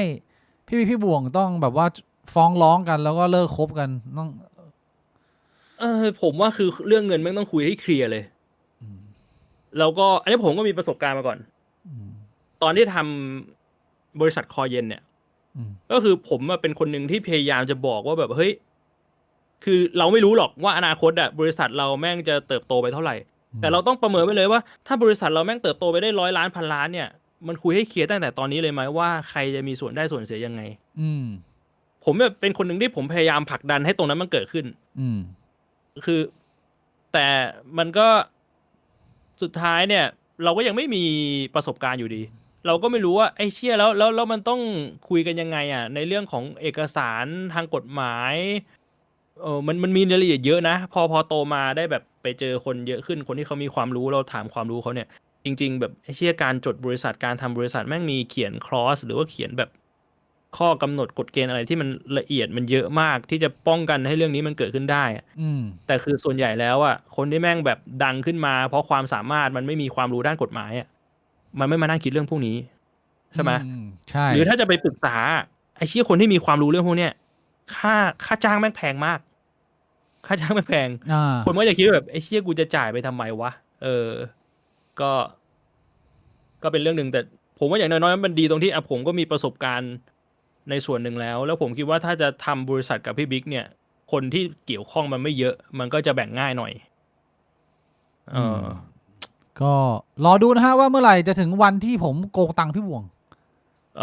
โดนนะพี่บ่วงไอ้เชี่ยโดนไหมพี่บ่วงไม่โกงแล้วเราจะไปโกงทำไมคือผมเป็นคนใช้เงินน้อยอยู่แล้วผมว่าหนึ่งในคาแรคเตอร์ของผู้คนที่ผมชอบไม่ว่าจะใช้ชีวิตปกติทั่วไปหรืออาจจะต้องมีความสนิทสนมมากขึ้นหรือเป็นถึงขั้นเป็นเพื่อนสนิทอะไรอย่างเงี้ยผมชอบสังเกตวิธีการใช้เงินของผู้คนผมชอบคนที่มันไม่ต้องเติมโดพามีนกับเซโรโทนินในชีวิตโดยการต้องใช้เงินไปกับทุกๆเรื่องถ้าเกิดว่ามึงเป็นคนที่มึงใช้เงินในการหล่อเลี้ยงความสุขความสบายตัวเองเยอะมากกว่ามาตรฐานที่ผมมีในตัวเองเนี่ยมันเป็นทรายแรกๆว่าเขาอาจจะมีปัญหาในการบริหารเงินในอนาคตหรือเปล่าซึ่งผมก็เป็นคนที่ระวังแล้วผมก็รู้สึกว่าพี่บ่วงก็เป็นคนที่ระวังการใช้เงินผมเลยไม่ค่อยวอรี่มากอันนี้ไม่เป็นเรื่องหนึ่งพี่บิ๊กทำไมในโพสต์ของเพจเฟซเฟ่ทำไมแม่งมีอยู่โพสต์หนึ่งแต่ผมจำไม่ได้แล้วว่าโพสต์นั้นแม่งเขียนแคปชั่นไว้ว่าอะไรแคปชั่นไม่น่าจะประมาณว่าแบบเมื่อไหร่จะคืนเงินกูเพื่อนประมาณนั้นมั้งแล้วในโพสต์นั้นแม่งเป็นอะไรพี่บิ๊กแม่งเป็นรูปของพี่ยัดประมาณ10 รูปมั้งแล้วทุกรูปแม่งรถแม่งคนละคันคือแบบว่าแต่ก็มีคนมาบอกนะว่าแบบเฮ้ยคือมันก็ไม่ใช่10 คันภายในเวลาเดียวกันหรือเปล่าก็คือซื้อขายหรือเปล่าอะไรแบบนี้เปลี่ยนคันอะไรอย่างงี้โพสต์มันสื่อว่าแบบโอ้โหมึงเอาเงินมาจากไหนเยอะแยะว่ารถมึงเยอะขนาดนั้นแล้วมันเป็นแบบรถแบบวินเทจรถแพงๆอะไรอย่างเงี้ยมันก็เรามาระวังนะฮะผมก็จะพยายามเตือนตัวเองให้มากๆพี่บิ๊กลองนึกภาพแบบพี่บิ๊กก็ทำกับผมแล้วพี่บิ๊กก็ไม่ค่อยรู้เรื่องบัญชีแล้วอยู่ๆพี่บิ๊กเห็นผมโพสต์แบบซื้อเฟอร์รารี่อย่างเงี้ยมันก็จะอารมณ์ประมาณนั้นไงแบบมึงมาเอาเงินที่ไหนมาวะไอ้เหี้ยกูทำกับมึงมาตั้งนานเงินกูซื้อ Honda สักคันกูยังไม่ได้แบบนั้นเข้าใจว่าผมว่า100 ล้านมันคงมาจากตรงนั้นหรอมั้งเพราะว่าตอนเดอะมีนโอฮาน่าก็เป็นแบบนี้เว้ยมึงมีเงินซื้อไอ้เหี้ยมอไซค์แพงๆมาจากไหนวะคนอื่นแม่งแดกแกบแบบนั้นแล้วมันน่าจะมีบางเทคนิคที่เราพอจะแบบว่าแชร์ได้พี่บอกว่าแล้วเนี่ยเราจะป้องกันเรื่องนี้ยังไงคนที่เขาอาจจะกำลังหาเพื่อนร่วมทุนทำโปรเจกต์ด้วยกันน่ะ มันมีแบบว่า red flag ในมุมของเพื่อนทำธุรกิจร่วมกันไหมว่าแบบไอ้เชี่ยมึงควรจะหาคนแบบไหนหรือมึงควรจะเป็นคนแบบไหนที่มันจะป้องกันเรื่องแบบนี้ได้เพราะว่าเราเห็นเยอะไอ้เชี่ยแล้วมันก็เกิดขึ้นเรื่อยผมพูดตามตรงนะ ผมได้ยินเทคนิคในการโกงตังค์คนมาเยอะ จากคนที่เป็นสายแบบธุรกิจจ๋าๆเลย ๆไอ้ที่ได้เป็นคนปกติมันนึกไม่ถึงจริงเว้ย อืม มันเรื่องพวกนี้แม่งใช้เซนส์ไม่ได้นะเว้ยว่าแบบเฮ้ยที่นี่แม่งจะโกงกูบอกว่าวะคือบางทีเนี่ยคุณเห็นแบบคอนแท c t คุณเห็นสัญญามาแล้วแบบคุณอ่านแล้วคุณไอ้ที่มันก็เข้าท่านะรู้ตัวอีกทีคือแบบว่าถามแม่งเข้ามาอยู่ในรูตูดคุณแล้ว เข้ามาแล้วเหรอ มันโกงคุณแล้วอ่ะมันเรื่องธุรกิจเนี่ยแม่งซิกแซกแบบมันนึกไม่ถึงมันมีเยอะจริง คือบางทีเราต้องกัดฟันยอมจ่ายแพงๆเพื่อปรึกษาทนายเก่งๆปรึกษาแบบพวกคนสายเขาเรียกว่าอะไรนะ accounting บัญชีเก่งๆ เพื่อให้รู้กลโกงไม่ต้องยอม อืม อันนั้นคือสเกลบริษัท ถ้าเกิดว่าเราต้อง เออ มีข้อผูกมัดอะไรยังไงต้องระมัดระวังมากนะ ผมว่าสิ่งนี้ที่ผมค่อนข้างสบายใจมากคือ จุดเริ่มต้นของบิ๊กบวงควงกระดอเนี่ย คือผมรู้สึกว่า ที่ตั้งมันคือความเป็นเพื่อนความสนุกสนานพอมันไม่ได้ทำมาเพื่อเงินแล้วอะมันดิสแทรกไปเยอะนะพี่บวง ผมก็ไม่ได้มองว่ามันเป็นเชี่ยพื้นที่แบบว่าขุดหาทองอะแต่ผมก็แค่มองว่าไอ้เชี่ยถ้าทุกอาทิตย์มันยังได้มองหน้าพี่บวงยังได้คุยกันยังได้กินข้าวกันแค่นี้มันก็เป็นเบลสชีวิตแล้วไงมันก็มันอาจจะพอช่วยสกรีนได้นะ การที่เราดูที่จุดเริ่มต้นของการร่วมโปรเจกต์กับใครบางคนว่าแบบเราเริ่มเพื่อสิ่งไหนอะไรเงี้ยผมเคยผ่านช่วงเวลาหลายช่วงที่เจอคนรู้จักในชีวิตแล้วเขาเข้ามาหาเราเนี่ยคือ100 วัน 1,000 ปีไม่เคยคุยกันเลยแต่พอรู้ว่าเราทำอันนู้นทำอันนี้อยู่งั้นก็เข้ามาแบบว่าโอ้โหเป็นเพื่อนสนิทเลยด้วยความรวดเร็วอะไรมันก็แปลกมันก็แบบดูแปลกๆดูว่าเฮ้ยมันเข้ามายังไงสิ่งที่เขาต้องการคืออะไรมันก็ต้องประเมินเล็กน้อยถึงปานกลางนะเรื่องนี้ระวังต้องดูกันต่อไปนะฮะเรื่องของพี่ต้าพี่ยัดยังเป็นเรื่องที่คนยังติดตามอยู่เพราะว่าพี่ต้ายังไม่หยุด ใช่แล้วเรื่องราวก็ไม่รู้ว่าใครพูดจริงใครพูดไม่จริงพี่ยัดก็ไม่พูดอะไรก็เหมือนก็คุยในชั้นศาลอย่างเดียวยังเป็นปริศนาอยู่เดี๋ยวก่อนที่เราจะไปประเด็นต่อไปเป็นประเด็นที่ถกเถียงกันเยอะลองแชมป์เรื่องใหญ่อย่างอิหร่านไปเลยก็คือเรื่องของการเปลี่ยนคำนำหน้ามาอีกแล้วประเด็นนี้อีกเหี้ยคุยไปประมาณรอบที่748แต่ว่าก่อนที่เราจะเข้าประเด็นนี้เนี่ยต้องฉี่ก่อนพี่บงไปพักเข้าน้ำแป๊บนึงพี่บงฉี่ไหมฉี่แบบไหนแบบ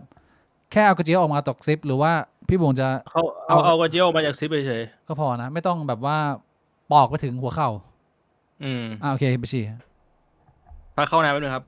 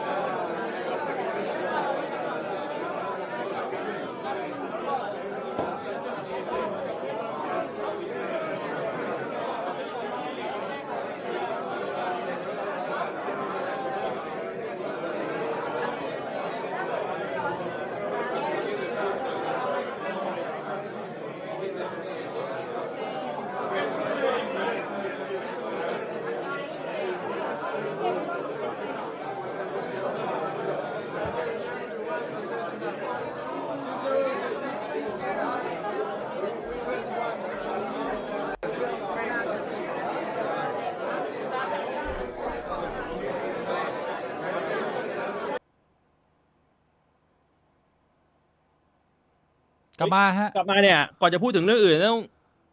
ไข่กูมิ่งมาแล้วครับเฮ้ยโอ้โหเชี่ยวันนี้3 เดือน3นะไข่กูมิ่งลดราคาอยู่นะครับผมใครสนใจกดเข้าไปในลิงก์ในพินคอมเมนต์ได้นะหรือว่าในรายละเอียดด้านล่างครับผมอย่าลืมนะครับมีไข่คลีนเซอร์ด้วยนะไข่คลีนเซอร์ก็ลดราคานะครับโปรโมชั่นนะ211ใครที่อยากไข่เย็นนะใช่นี้ไม่ใช่อันนี้ไข่อุ่นอันนี้เย็นใช่นี่ไข่กรูมมิ่ง สปอนเซอร์ผู้ใจดีของเราที่สนับสนุนให้ผู้ชายทุกท่านดูแลกระเจลของตัวเองให้สะอาดเป็นระเบียบหน้าดูดหน้ายกโซลนะฮะมีทั้งตัวแบตเตอรี่ยนที่กันน้ำชาร์จแบตทางตูดไบมีดเซรามิกแล้วก็มีตัวไข่คลีนซิ่งแบบบองชัวและคูลิ่งอยากให้ทุกท่านกดเข้าไปดูในช่วงเวลา3วันนี้วันที่3เดือน3 4เดือน3แล้วก็5เดือน3ครับผม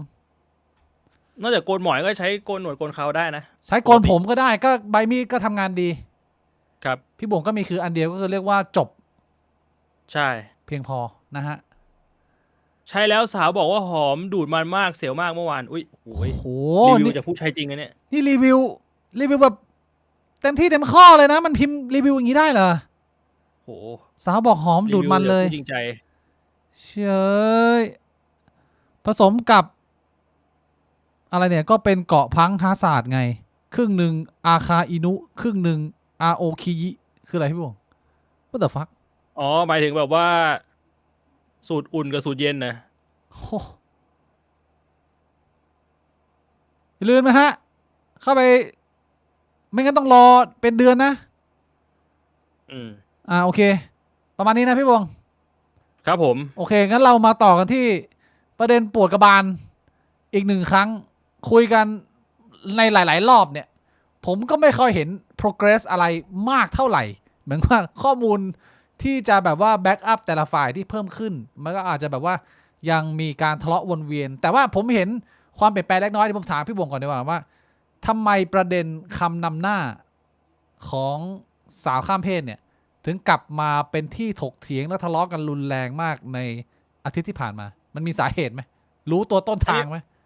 มีสาเหตุรู้สาเหตุอยู่แต่ว่าผมถามก่อนดีกว่าจริงๆแล้วในพอดแคสต์เราเคยคุยเรื่องนี้ป่าวะคุยไปแล้วพี่บวงก็คุยไปประมาณ2-3 รอบแล้วถ้าเกิดว่าจำไม่ผิดคุยไปแล้วก็คือมันเป็นเหตุการณ์หนึ่งที่ครั้งนี้กระแสมันกลับมาพี่บิ๊กไม่รู้ว่าเคยได้ยินคำนี้เปล่าชื่อป้าตือเนี่ยชื่อเนี่ยป้าตือรู้จักสิป้าตือก็คือจุดกำเนิดก็คือมันมีรายการหนึ่งเป็นรายการแบบมิสแกรนหรืออะไรสักอย่างที่แบบว่าประกวดนางงามนู่นนี่นั่นนะแล้วป้าตือเขาก็พูดขึ้นมาประโยคนึงเขาก็บอกว่าผมจำไม่ได้เป๊ะๆว่าเขาพูดว่าอะไรแต่เขาพูดประมาณว่าอยากจะมีนางสาวก็คือแบบมีรังไข่ก่อนอะไรประมาณนั้นอ่ะโอ้โหไม่มีรังไข่ก็จะใช้นางสาวไม่ได้ประโยคนี้ป้าตือก็คือทำให้พี่นกเนี่ยสลิงแตกพี่นกสลิงแตกนะพี่นกก็แบบว่าโพสต์ด่าป้าตือแล้วแบบพอพี่นกสลิงแตกโพสต์ด่าป้าตือปุ๊บกระแสมันก็จุดติดอีกครั้งมันก็กลับมาลุกคืออีกครั้งหนึ่งก็หลายๆคนก็สลิงแตกคืองวดนี้เนี่ยความที่มันต่างจากครั้งอื่นคือปกติผมจะเห็นหลายๆคนที่เป็นอินฟลูหรือดาราที่เป็นสาวทรานเนี่ยเขาจะไม่ค่อยมาแตะเรื่องพวกนี้มากแต่ว่างวดนี้เนี่ยผมเห็นคุณปอยต้องออกมาให้สัมภาษณ์ถึงประเด็นนี้แบบอเวนเจอร์เรียกว่าสามารถดึงตัวท็อปออกมาให้ความเห็นได้แต่ว่าก็ให้ความเห็นแบบมึงอย่าพูดดีกว่าแบบนี้ทำไมพี่บวงฟังเขาก่อนดีผมฟังแล้วแล้วทำไมปอยติชดาผมฟังแล้วให้ความเห็นไม่ได้เหรอผมจำไม่ได้แล้วเขาพูดว่าอะไรแต่ตอนผมฟังก็แบบมึงพูดอะไรของมึงวะเนี่ยทำไมมันแล้วมันมีอะไรสำหรับผมคือเรื่องของเหตุและผลมันไม่มีอยู่ในหัวของคนพวกเนี้ยทำไมผมทำไมไม่พูดถึงเรื่องพวกนี้แล้วแบบว่าพอเขาไม่พูดถึงเหตุและผลมันก็จบแล้วผมไม่อยากฟังแล้วจบแล้วเหรอมันไม่มีอะไรแบบว่าเป็นมุมใหม่ที่มันเข้ามาท้าทายความคิดเดิมของเราบ้างเลยเหรอใช่มันไม่มีอะไรใหม่เลยมันก็เรื่องเดิมๆก็แบบว่าฉันไปต่างชาติฉันไปต่างประเทศแล้วฉันก็ติดตม.ฉันก็โดนตม.เล่นฉันก็โดนตม.แบบว่าเหยียดเพศนู่นนี่นั่นมันเรื่องเดิมพี่บิ๊กแล้วมันพอจะมีโซลูชันตรงกลางที่พี่บวงเห็นคนที่มองเรื่องนี้แบบคือต้องเรียกว่าเรื่องนี้มันมีมองหลายมุมนะหลายก้อนนะบางกลุ่มเนี่ยก็คือสุดโต่งของแต่ละฝ่ายแบบว่าไอเชี่ยมึงเลอะเทอะกับอีกมุมนึงที่แบบว่าไอฉันก็กูจะเป็นผู้หญิงคือมันก็มีมากแต่ว่ามันก็มีคนที่มองแบบว่ากลางๆของทั้งสองฝั่งอยู่ด้วยที่แบบว่าไอเชี่ยพยายามมาตบมาหาตรงกลางไงว่าเราจะไอ2 คนกลุ่มแรกมันคุยกันไม่รู้เรื่องอยู่แล้วอะไรเงี้ยมันหาตรงกลางไม่ได้อะไรเงี้ยใช่แล้วยังไงมันไม่มีการตกลงร่วมกันคือเป็นการวอลด่าอย่างเดียว ในอาทิตย์ที่ผ่านมา ใช่ คือมันสลิงแตกอ่ะมันไม่มีสติอะไรแล้วอ่ะตอนแรกบอกว่าอยากจะเป็นผู้หญิงเหมือนกันตอนนี้ด่าผู้หญิงแล้วบอกว่ารังไข่มึงมีไว้เป็นมะเร็งเท่านั้นแหละ โอ้ ตอนแรกบอกว่าอยากจะได้ความเท่าเทียมตอนนี้ก็คือไปด่าคนอื่นแล้วกูก็งงเหมือนกันว่าสมองแม่งแบบว่ามันผิดปกติจากตรงไหน คือที่ผมเห็น2เรื่องแรกคือ ผมเห็นคนหลายคนที่ไม่เคยพูดเรื่องนี้เนี่ยเริ่มออกมาพูดแล้วก็ออกมาเตือนกันว่าเรื่องนี้มันต้องการพูดคุยฉันทามติในการประชุมมากขึ้น No อย่าไม่มีอ่ะ ไม่ต้องการเชื่ออะไรแล้ว เราคุยกันมาจนมันแบบว่ามันเคลียร์หมดแล้วอ่ะคนที่มันไม่เคลียร์มีอยู่แค่ประเภทเดียวก็คือสมองมันไม่ยอมรับความจริงแค่นั้นกูบอกเลย เฮ้ยโอ้โห อันนี้กูพูดได้เต็มปากเลย ทำไมอะพี่บวงมันรุนแรงขนาดนั้น คือเรื่องนี้มันเป็นเรื่องที่มันไม่ได้ซับซ้อนแล้วมันพูดกันมาเยอะมากแล้วเว้ยแฟกต์ของเรื่องเนี่ยมันถูกกางออกมานานมากแล้ว ถ้าสมมุติว่าคุณยังมีมุมมองหรือความคิดที่มันไม่ตรงกับแฟกต์เนี่ย มันก็คือตัวคุณมัน delusional อ่ะมันไม่มองข้อเท็จจริงที่เกิดขึ้นบนโลกจริง อีกหนึ่งคอนเทนต์ที่มันเพิ่มขึ้นมาใหม่แล้วมันดูมีคนให้ความสนใจกันเยอะส่งมาให้ผมดูทางบ้าน ก็คือเป็นความคิดเห็นจากแพทย์ผู้หญิงในประเด็นนี้ในประเด็นที่อย่างที่เราเห็นว่ามันมีทะเลาะกันเรื่องอะไรก็คือเรื่องของสิทธิในการเป็นของเขาไม่ว่าจะเป็นการใช้พื้นที่สาธารณะหรือเข้าคุกอันนั้นก็ประเด็นหนึ่งแต่ที่คุยกันเยอะก็คือเรื่องของประเด็นการได้รับการรักษาพยาบาลนะแล้วมันมีคลิปหนึ่งผมไม่รู้พี่โบนดูหรือเปล่าแต่ว่าแพทย์ผู้หญิงคนนี้เนี่ยออกมาบอกว่าแน่นอนว่ามันกระทบการทำงานอยู่แล้วแต่ว่ามันไม่ได้กระทบมากขนาดนั้นจนที่แบบว่ามันไม่สามารถปรับเปลี่ยนให้เป็นแบบที่เรียกว่าเปลี่ยนคำนำหน้ามึงได้คือในมุมแพทย์คนนั้นคนเดียวบอกว่ามันเปลี่ยนได้มันมีความวุ่นวายที่เราต้องมานั่งเปลี่ยนนอร์มหรือว่าวัฒนธรรมในการทำงานของเราอยู่แล้วแหละแต่มันทำได้ถ้าเกิดว่าเป็นมุมนี้เนี่ยมันช่วยเติมไหมพี่วงเรื่องนี้มันก็เป็นเรื่องที่คุยกันมาหลายรอบแล้วว่ามันทำได้นี่ผมก็ไม่เถียงมันทำได้ แต่ว่าเวลาพูดเรื่องนี้ทีไรอ่ะพวกลุงทั้งหลายที่เขาออกมาขอร้องอ่ะเขาไม่ได้พูดถึงเรื่องการแพทย์เลยเขาพูดถึงเรื่องว่าฉันจะเป็นผู้หญิงเขาพูดถึงเรื่องว่าติดตม.เขาไม่เอาเรื่องพวกนี้มาพูดไอ้เรื่องการแพทย์นี่เขาด่าด้วยซ้ำหมอที่ออกมาพูดให้ความเห็นตรงกันข้ามกับเขาด่าด้วยซ้ำคือแล้วอีกอย่างหนึ่งอ่ะคือสุดท้ายแล้วอ่ะ ultimately นะมันจบตรงที่ยังไงก็ตามอ่ะในใบเอกสารประชาชนอ่ะมันต้องมีระบุว่าไอ้เหี้ยคนนั้นน่ะโครโมโซมมันเป็นอะไรพี่บิ๊กนึกออกปะเข้าใจเพราะฉะนั้นอ่ะมันจะต่างอะไรกับที่เราใช้กันอยู่วะเพราะไอ้ที่เราใช้กันอยู่นายกับนางสามมันก็คือการระบุโครโมโซมป่ะวะอันนี้ประเด็นน่าสนใจนะพี่บงเพราะว่าที่ผมเห็นเขาถกเถียงกันเนี่ยคือว่ามันเป็นเรื่องของวัฒนธรรมในการจดบันทึกเอกสารราชการหรือเปล่าเพราะว่าประเทศอื่นบางประเทศนะคือแต่ละประเทศมันใช้ไม่เหมือนกันหลายๆประเทศเนี่ยในส่วนของเพศกับในส่วนของคำนำหน้ามันแยกออกจากกันคือคำนำหน้ามันใช้เป็นในเรื่องของมารยาททางสังคมแต่ว่าเพศก็คือเพศกำเนิดแต่ว่าวัฒนธรรมของเอกสารราชการไทยคือเราระบุเพศผ่านคำนำหน้าทีนี้มันจะแก้ไขปัญหาได้ไหมถ้าเราไปใช้ระบบของต่างชาติก็คือว่าในบัตรมีเพศแต่ว่าคำนำหน้าก็ไม่ต้องเปลี่ยนฟรีผมไม่เห็นด้วยว่าควรจะเปลี่ยนฟรีคือมันมีโพสต์หนึ่งของพนกบอกว่า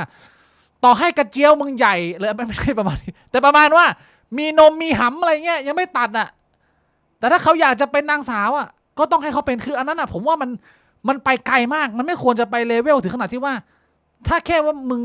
อยากจะเป็นผู้หญิงโดยที่ทรงเป็นจอมานบวงแบบเนี้ยไอ้เชื่อคือกูไม่คิดว่าพี่บวงควรจะได้เป็นนางสาวอะไรอย่างเงี้ยคือมันควรจะมีไครเทเรียที่ยากมากถ้ามึงจะได้แต่ว่าไม่ควรจะง่ายแบบนั้นอะไรแบบนี้พี่บวงเข้าใจที่ผมอธิบายไหมสุดท้ายอะผมเข้าใจที่พี่บิ๊กอธิบายแต่ผมก็ต้องถามกลับว่าแล้วประเทศทุกประเทศแม่งทำแบบนั้นเหรอก็ถ้าทุกประเทศมันไม่ได้ทำแบบนั้นน่ะสุดท้ายปัญหาภายในประเทศมันก็ไม่เกี่ยวแต่ปัญหามันเกิดขึ้นตอนมันออกไปประเทศที่มันไม่ได้ทำระบบแบบนั้นไงใช่ปะล่ะเอาต่อให้เราเปลี่ยนระบบภายในประเทศเราโอเคหมดแต่พอเราออกไปนอกประเทศที่ระบบมันไม่เหมือนเรามันก็ยังมีปัญหามันก็คือปัญหาเดิมมึงไปติดตม.อย่างนี้ไงพี่วงตอนแรกเนี่ยคำนำหน้ามันไม่ตรงกับหน้าเขาก็เลยต้องถูกเอาไปเรียกนั่งแต่ถ้าเกิดว่าเปลี่ยนเป็นแบบใหม่เนี่ย เป็นบัตรที่บอกว่าเซ็กซ์เป็นเมล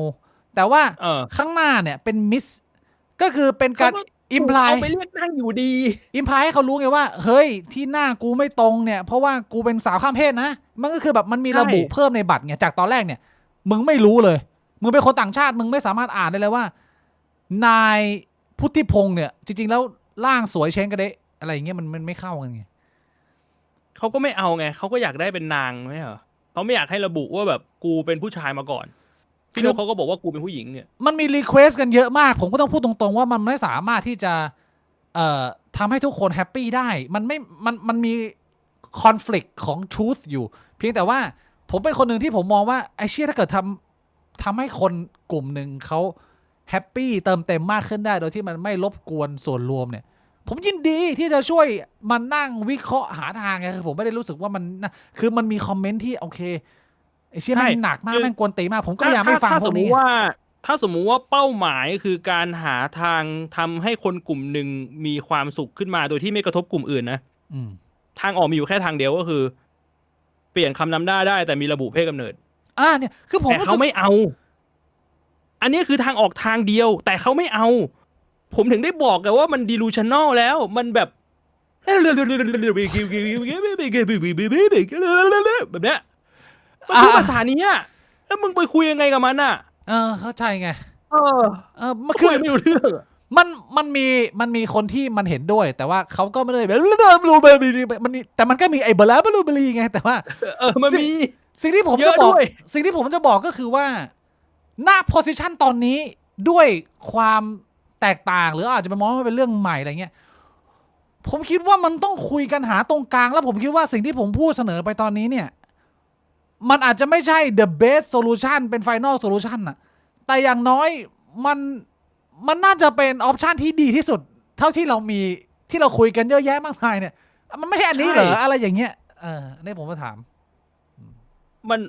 นั่นแหละมันก็แค่นั้นเขาไม่เอาอ่ะมันก็จบแล้วป่ะคือผมขอเรียนตรงนี้ว่าผมมีอีกครั้งหนึ่งหลายครั้งแล้วบอกไปหลายครั้งผมมีเพื่อนเป็นสาวสองเยอะผมโตมาในวัดสุทธิแล้ววัดสุทธิลืมเลยผมสามารถเป็นคนหนึ่งที่การันตีได้ว่าผมไม่ได้เป็นโฮโมโฟเบียผมอยากให้เพื่อนผมเนี่ยได้มีชีวิตที่ใช้ชีวิตได้เต็มสบายแบบที่เขาต้องการ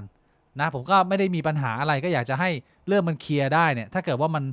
เป็นฉันทามติที่มันโอเคไปด้วยกันได้เนี่ยผมมองว่ามันเป็นเรื่องที่ต้องทำเพราะว่าแม้ผมจะเข้าใจในแฟกต์อยู่แล้วว่าพวกเขาไม่ใช่ผู้หญิงแต่ว่าผมทรีต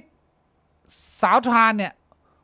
ผมค่อนข้างมองเขาเป็นผู้หญิงเลยคือผมไม่มีปัญหาในการที่จะให้เกียรติคนคนหนึ่งหรือว่าจะมองเขาให้เกียรติเขาเป็นเหมือนเลดี้อะไรอย่างเงี้ยแต่ว่ามันก็เป็นคนละเรื่องกับแฟกต์หรือว่าเรื่องที่จะต้องเปลี่ยนในระบบทั้งหมดอันนี้ผมคิดว่าจุดยืนผมมันน่าจะค่อนข้างชัดเจนไหมหรือว่ามันโอเคไหมที่จะแบบพูดคุยผมว่าตรงนี้ผมมีมุมมองมีจุดยืนที่แตกต่างกับพี่บิ๊กต่างยังไงสำหรับผมลองนั่งคิดกว้างกว่านี้ผมมองว่าการทำแบบนี้มันอาจจะเป็นเรื่องของการปฏิบัติในแต่ละเพศผมมองว่าจริงๆปัญหานี้แม่งไม่ใช่ปัญหาเรื่องเพศเว้ยมันเป็นปัญหาเรื่องคนคนหนึ่งที่แม่งไม่ยอมรับข้อเท็จจริงในสังคมได้คือลองแบบว่าตีต่างขึ้นมาว่าถ้ามันมีเพื่อนผมคนหนึ่งที่มันเป็นผู้ชายอ่ะแล้วมันก็เป็นผู้ชายทั้งแท่งอ่ะมันไม่ได้เป็นตุ๊ดไม่ได้เป็นอะไรอ่ะแต่ว่าอยู่ๆมันอยากเรียกร้องอะไรสักอย่างหนึ่งที่มันไม่มีทางเกิดขึ้นจริงได้อ่ะผมก็ต้องบอกว่าเฮ้ยเชี่ยมึงปัญญาอ่อนเปล่าวะมึงมองโลกแห่งความเป็นจริงหน่อยต่อให้มันจะเป็นเพื่อนสนิทผมนะแล้วมันไม่ใช่เรื่องเกี่ยวกับเพศด้วยนะเพราะฉะนั้นผมมองว่าจริงๆไอ้เชี่ยเรื่องนี้มันไม่ใช่เรื่องเพศเว้ยเพียงแต่ว่าคนแม่งชูเรื่องเพศขึ้นมามันคือปัญหาเรื่องแบบการที่มึงไม่สามารถยอมรับความเป็นจริงในสังคมได้ว่าไอ้เชี่ยโลกเรามันมีข้อจำกัดอยู่มึงแค่แบบกูมีสิทธิ์กูจะเอามันไม่ได้อย่างนั้นคนเพศอะไรอายุเท่าไหร่ชาติไหนมาทำตัวแบบนี้มันก็ไม่โอเคเว้ยใช่ทุกคนมันมีกรอบมีกฎเกณฑ์ที่จะต้องอยู่ภายในกรอบเพื่อจะให้อยู่ร่วมกันในสังคมได้อย่างมีความสุขบางครั้งมึงต้องยอมถอยมึงคิดว่าผู้ชายแม่งไม่มีสิ่งที่ต้องถอยเหรอไอ้เชี่ยโดนไปเกณฑ์ทหารน่ะมีกฎหมายนะเว้ยมึงต้องไปเกณฑ์ทหารมึงหนีทหารมึงติดคุกมึงมีโทษทางกฎหมายมึงคิดว่าแบบไอ้เหี้ยแล้วสิทธิกูอ่ะผู้ชายแม่งออกมาพูดแบบนี้ได้ไหมมันก็มีคนมาขอไงว่าแบบเฮ้ยมึงปรับการเกณฑ์ทหารได้ไหมแต่สุดท้ายทหารมันก็ยังต้องมีใช่มึงว่าเพศหญิงมันไม่มีเหรอเรื่องพวกเนี้ยมันก็ต้องมีอ่ะ เออเพราะฉะนั้นเนี่ยผมบอกเลยว่าปัญหาเนี่ยมันไม่ใช่ปัญหาเรื่องเพศ หัวใจของปัญหามันคือเรื่องของการที่คนมันเรียกร้องในสิ่งที่มันไม่สามารถเกิดขึ้นจริงได้ มันคือปัญหาในหัวของเขาเองใช่ก็คือเห็นว่าประเทศที่ทำมาก่อนอันนี้อันนั้นทำได้กูก็อยากได้แบบนี้บ้างเพียงแต่ว่ามันมีคำถามที่ผมก็อยากจะถามประเทศที่ทำได้เนี่ยมันไม่มีปัญหาเรื่องไปต่างประเทศแล้วติดตม.เหมือนกันเหรอมันก็มีคุณคิดว่าคนที่แม่งอยู่แคนาดาหรือคนที่แม่งอยู่บางรัฐของอเมริกาเนี่ยโอเคกฎหมายแม่งสามารถเปลี่ยนคำนำหน้าชื่อได้ระบุเป็นแบบว่าเพศตามต้องการได้อะแม่งไปจีนมันมีปัญหาไหมแต่ว่าถ้าเกิดว่าอยากรู้เหมือนกันในพาสปอร์ตเขาอะคือไอ้พวกนั้นคือมันเปลี่ยนแบบมันเปลี่ยนหมดเลยอะก็คือหน้ามึงสวยหน้ามึงหญิงอะแล้วพาสปอร์ตมันก็ขึ้นตัว F มันก็แบบผ่านฉลุยเข้าไปไงก็คือไม่มีปัญหามันไม่ได้แบบขัดในมุมของ identity ที่มันเกิดขึ้นในพาสปอร์ตแล้วถ้าสมมุติว่ามันไม่มีปัญหาตอนเข้าแต่มันมีปัญหาตอนอยู่ในประเทศอะมันก็เป็นปัญหาอยู่ดีปะอันนั้นก็คือเป็นอีกแล้วเรื่องถ้าสมนึงมุติว่าหน้าตามึงไม่ใช่อ่ะคือถ้าสมมุติว่าในพาสปอร์ตแม่งเขียนว่า F แต่ว่าแบบไอ้เหี้ยตม.ดูแบบมึงรู้ว่ามึงเป็นผู้ชายอ่ะคือแบบว่าไหล่มึงกว้างมาเลยแบบลูกกระเดื่องมึงมาเลยแต่มึงแต่งหน้าแล้วมึงแบบมีผมอ่ะมันก็ติดตม.อยู่ดีป่าววะก็ติดอาจจะแบบว่าเพราะฉะนั้นคำถามคือแก้ปัญหาตรงไหนวะนั่นน่ะสิมันก็คือถ้าเกิดว่าเราจะคุยเรื่องนี้โดยการเอาอารมณ์ออกไปอ่ะเราต้องตั้งสติแล้วก็เคลียร์ออกไปเลยว่าคือเราเข้าใจสภาพการมีอยู่ของกลุ่มทานที่ขึ้นมาชีวิตเขาไม่ได้เหมือนเรามาในสมัยก่อนเราก็มาดูว่าปัญหาการใช้ชีวิตของเขาเนี่ยคัดมาเลยมันเหลือข้อไหนบ้างที่มันเป็นเรื่องคอขาบาดตายที่ไม่ใช่เรื่องอารมณ์มันก็คัดกันแล้วก็ดูว่ามันแก้ทางอื่นได้ไหมถ้ามันแก้ทางอื่นไม่ได้ก็ต้องมาแก้ในเรื่องของเอกสารแบบนี้เหรอซึ่งจากที่ผมพยายามซาวเสียงแล้วก็ดูมาหมดเนี่ยผมคิดว่าโซลูชันเนี้ยมันมาได้แต่ว่าถ้ามันไปมากกว่านี้มันจะเกิดปัญหาอันอื่นเพิ่มขึ้นมาแล้วไหนจะปัญหาเรื่องที่แบบว่านักโทษชายมั่งไปข่มขืนนักโทษหญิงในคุกผู้หญิงที่เพราะว่านักโทษชายอ้างว่าตัวเองเป็นผู้หญิงเนี่ยนี่มันก็เกิดขึ้นมาแล้วแบบเนี้ยคือยังไงวะมันก็คือการที่แบบว่ามึงเรียกร้องสิทธิ์มึงจนสิทธิ์ของมึงมันไปเบียดเบียนกับสิทธิ์คนอื่นไงใช่ไงแต่มึงก็ยังจะเรียกร้องมึงก็ยังจะบอกว่าจะเอามันก็ข้อสรุปเดิมคือมันไม่ใช่เรื่องทางเพศแต่มันคือสมองมึงมึงรับความจริงไม่ได้เข้าใจนะฮะรับทราบนั่นแหละครับก็คุยกันกี่รอบก็วนกลับมาเรื่องเดิมมันได้ข้อสรุปเดิมก็ต้องผมยังคงแนะนำให้หลายๆท่านพูดคุยกันให้ดีขึ้นนะทั้งคนที่อยากจะเสนอมุมมองใหม่ๆของตัวเองหรือความจำเป็นและเหตุและผลแล้วก็ผู้คนที่รับฟังอยู่อาจจะไม่ได้เห็นด้วยเนี่ยผมก็ยังอยากให้คุยกันแบบไม่ได้เพื่อเอาชนะในทางเพื่อแบบ please ตัวเองแต่เราพยายามจะหาคำตอบที่แบบทุกฝ่ายวินวินผมว่าอันนี้น่าจะดีเพราะเอาจริงส่วนหนึ่งที่บีพูดมาถูกคือสำหรับผมมันไม่ได้มีส่วนได้ส่วนเสียในชีวิตผมเลยมันไม่ได้ทำให้ชีวิตผมดีขึ้นหรือชีวิตผมแย่ลงแต่ผมเข้าใจว่าถ้าสมมุติว่ามันจะมีอะไรที่ทำได้แล้วมันจะทำให้ชีวิตคนดีขึ้นผมแฮปปี้ที่จะทำถ้าคนในสังคมแม่งแฮปปี้ขึ้นมันก็ดีกว่าแต่ถ้ามองกันตามความเป็นจริง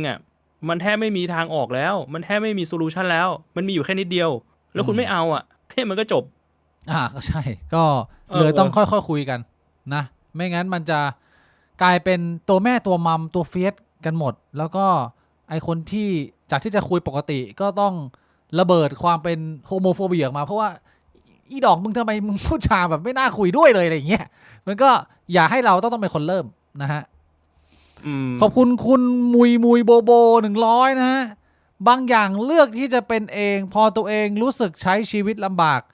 ก็เลยออกมาเรียกร้องกับสังคมแบบไม่คิดหน้าคิดหลังคือมันก็มีเอาพูดตรงมันก็มีคนที่มันมีความเห็นแก่ตัวมากเกินไปแต่ว่าพยายามมองไปที่ปรากฏการณ์ที่คนมันคุยกันเยอะแยะมันก็มีคนที่พยายามจะสื่อสารดีๆคนที่เขายอมรับได้มึงจะเห็นโพสต์จำนวนมากโพสต์ของพี่ๆสาวข้ามเพศผู้หญิงที่อาจจะบอกว่าเฮ้ยกูก็สาวข้ามเพศคนนึงแต่กูก็ไม่ได้มองว่ามันมีความจำเป็นขนาดนั้นอะไรเงี้ยเราก็ค่อยๆดูไปในแต่ละเหตุและผลที่ทุกคนนำเสนอเข้ามานะฮะขอบคุณคุณเธอแรงด้วยนะฮะ เคยขอพ่อแม่ซื้อคอมมาเล่นเกม แต่บอกเอามาทำงานเปล่า บางทีความรู้สึกมันก็คล้ายๆแบบนั้นแหละ ยังไงนะมันเป็นยังไงนะ คือบางทีเราก็รู้ๆกันอยู่ว่าขอไปทำอะไรอะแต่ว่าบอกเหตุผลอีกแบบหนึ่ง ก็เรียกว่าไม่คุยกันแบบตรงไปตรงมาไงขอบคุณคุณข้าวเหนียวมะม่วงด้วยนะฮะ5,000 วอน ผมก็เป็นคนหนึ่งนะ ที่ยอมรับว่าสาวสองเป็นผู้หญิงคนหนึ่งเหมือนกัน ไม่เคยรังเกียจไม่เคยคิดไม่ดี แต่เรื่องนี้ผมไม่เห็นด้วย100%มาจากเกาหลีนะ ก็ปล่อยให้การถกเถียงมันยังคงดำเนินต่อไป แล้วเราก็พยายามจะหาโซลูชันที่ไอ้เชี่ยมึงยังไม่มีเรื่องทะเลาะกันเพียงพอแล้วอะไร เรื่องมันเยอะเกินอะพี่น้องมันทะเลาะกันอะบางเรื่องแบบคุยธรรมดาก็ได้ ข่าวต่อไปครับพี่บวง ครับผม คือดูเหมือนจะหมดกระแสไปแล้ว จริงๆแล้วมันไม่ควรจะหมดไปเลยนะ กับเรื่องของการเลือกตั้งที่ยังไม่ประกาศที่อะไรอย่างเป็นทางการและชัดเจนผ่านมาจะเดือน สรุปแล้วเขาก็ยังไม่ประกาศหรอ ก็มีประกาศนับคะแนนครบ100%แต่ว่ายืนยันซื้อสอแล้ว แต่ว่าคดีโอ้โหเป็นหางว่าวคือประชาชนภาคประชาชนนักวิชาการนักกฎหมายก็ไปร้องไว้ทุกที่ทุกทาง แต่ว่าในขณะเดียวกันอาทิตย์ที่ผ่านมาเนี่ยโดนข่าวเนี่ยคำนำหน้ากบไปหมดหรือว่าอิหร่าน แต่ว่าอีกมูฟหนึ่งที่เราเห็นพี่บวงคือกกตก็ไล่ฟ้องประชาชนในอาทิตย์นี้ก็ฟ้องยับเลยโอ้โหคนมีชื่อเสียงอินฟูนักการเมืองที่ออกมาตั้งคำถามกับการทำงานของเขานะก็เรียกว่ากกตก็เอาคืนนะฮะมึงด่ากูเหรอมึงว่ากูเอาดิจ่ายดิอันนี้คือสิ่งที่เกิดขึ้นก็คือยังไม่มีความชัดเจนในอะไรเลยท่ามกลางการเรียกร้องการเลือกตั้งใหม่แต่ว่าสิ่งที่ได้คือโดนฟ้องกลับมาแทนพี่บวงเป็นไงฮะสถานการณ์ตรงนี้ของเมืองไทยที่เริ่มโดนข่าวอื่นกลบไปแล้วก็เรียกว่าเป็นนิติสงครามที่ใช้ในการกดประชาชนมองอย่างนั้นได้ไหมหรือว่าเราอคติปะเนี่ยผมว่าไม่นะถ้ามองแบบเป็นกลางก็คือการฟ้องเพื่อกดดันประชาชนไม่ให้พูดให้เรื่องเงียบหลายคนก็พิมพ์มาถามว่ามันยังมีโอกาสไหมเนี่ยที่เราจะได้เลือกตั้งกันใหม่เนี่ยผมว่าน้อยมากลิบหลี่อ่ะลิบหลีเลยเหรอมันก็ไม่แฟร์เดี๋ยวมันก็ไม่ดีเดี๋ยวว่าพี่บวกงั้นอ่ะมันก็แบบดูแบบเชี่ยเอาอีกแล้วใช่มันก็แบบเนี้ยก็เหมือนปฏิวัติอ่ะมันปฏิวัติได้เหรอพี่กฎหมายนะเว้ยคนปฏิวัติเป็นกบฏต้องถูกประหารชีวิตนี่คือในเชิงกฎหมายแต่ในความเป็นจริงก็ไม่เกิดขึ้นก็เหมือนกับที่ผมเคยถามพี่บวงไปคือมันเดินมาเอากระเจี๊ยบมาตีหน้าเราละแต่ว่ามันเอาปืนมาด้วยแล้วมันก็ตีไปมึงก็ได้แต่เอาหน้าให้มันตีไปแล้วมันก็เดินกลับไปบ้านทำได้ทางเดียวก็คือมึงช่วยตีข้างนี้ด้วยให้มันบาลานซ์เดี๋ยวข้างนี้มันแดงข้างเดียวมึงทำได้แล้วแต่เอนจอยกับความเจ็บปวดเหรอวะพี่บวงมันเศร้าไม่ใช่ enjoy เขาเรียกว่า manage ความเจ็บปวดที่ได้รับต้อง manage นะจะได้ไม่หนักเกิน What the fuck bro ก็ดูกันต่อไปฮะผมยังคงเป็นกำลังใจให้กับคนจำนวนน้อยที่ออกไปเหนื่อยแล้วออกไปสู้แล้วไปผลักดันเรื่องนี้แม้มันจะดูลิบหลี่และไร้หนทางขนาดไหนนะแต่ว่ามันมีคนสู้เพื่อคนส่วนรวมอยู่ผมขออนุญาตการ1กับ2กับ3เพื่อเป็นการขอบคุณนะฮะขอบคุณครับขอบคุณนะฮะก็ไม่มีอะไรมากนอกเสียจากว่าก็วุ่นวายกันไปหมดก็สบายเลยหลายคนบอกว่ากกตชิลเลยดิเอาอิหร่านมาอย่างงี้ก็ชิลเลยดิสบายเลยไม่ต้องโดนแล้วขอบคุณคุณเกาจ่อฮูด้วยครับสำหรับ20 กิฟต์เมมครับผมขอบคุณคุณกำจ่อฮูใช่กำจ่อฮูไหมพี่บอลขอบคุณครับโหน่าจะใช่นะแต่ว่าเปลี่ยนชื่อเฉยๆหรือเปล่าเจ้าเดียวกันนะขอบคุณมากนะฮะสำหรับ20 กิฟต์เมมนะอิ่มเป็นค่าข้าวค่าน้ำค่าปลาให้กับขอบคุณครับพี่บวงนะฮะข่าวที่เราก่อนที่เราจะเข้าไปเรื่องใหญ่อันนี้จบเมืองไทยแล้วก่อนที่เราจะไปคุยกันเรื่องที่มันไม่คุยไม่ได้เพราะว่าไอ้ชื่อเรื่องอิหร่านนี่มัน what the fuck bro มันเรื่องใหญ่จริงพี่บวงแต่อีกอันนึงที่ผมว้าวคืออันนี้ไม่รู้พี่บวงเห็นหรือเปล่าอุ้ยไม่ใช่ใครคุณมิ้งตัวครับข่าวนี้พี่บวงตอนที่ผมเอาเรื่องเอฟสตีนมาคุยตอนนั้นน่ะอย่างที่ผมบอกไปผมฟังสัมภาษณ์ครั้งแรกคือเขายังไม่ได้ยอมเขาก็เหมือนกับว่าไม่ปฏิเสธแต่พูดเลี่ยงๆว่าไม่ใช่แต่มีปัญหาจริงแต่ว่าอาทิตย์นี้เนี่ยอันนี้คือว้าวสำหรับผมเลยบิลเกตออกมายอมรับว่าไอ้ข่าวลือที่ถูกบันทึกอยู่ในเอฟสตีนไฟล์เนี่ยที่เข้าไปสวอปเกิร์ฟกับสวอปเกิร์ฟสาวรัสเซียแบบผมบลอนอะไรอย่างเงี้ยนะ2 คนแล้วก็ติดโรคเนี่ย เป็นเรื่องจริงพี่บวงไม่เขายอมรับแค่ว่ามีเพศสัมพันธ์กับหญิงรัสเซีย2 คนแต่ยังปฏิเสธเรื่องโรคไม่ใช่เหรอใช่แล้วก็ยังปฏิเสธว่าหญิง2 คนนี้เป็นหญิงขายตัวถ้าผมจำไม่ผิดนะลองอ่านข้ออธิบายคำอธิบายจาก The Standard นะฮะ WSJ หรือ Washington Journal ใช่ป่าววะเปิดเผยบิลเกตขอโทษพนักงานปมคบหาเอฟสตีนแต่ปฏิเสธ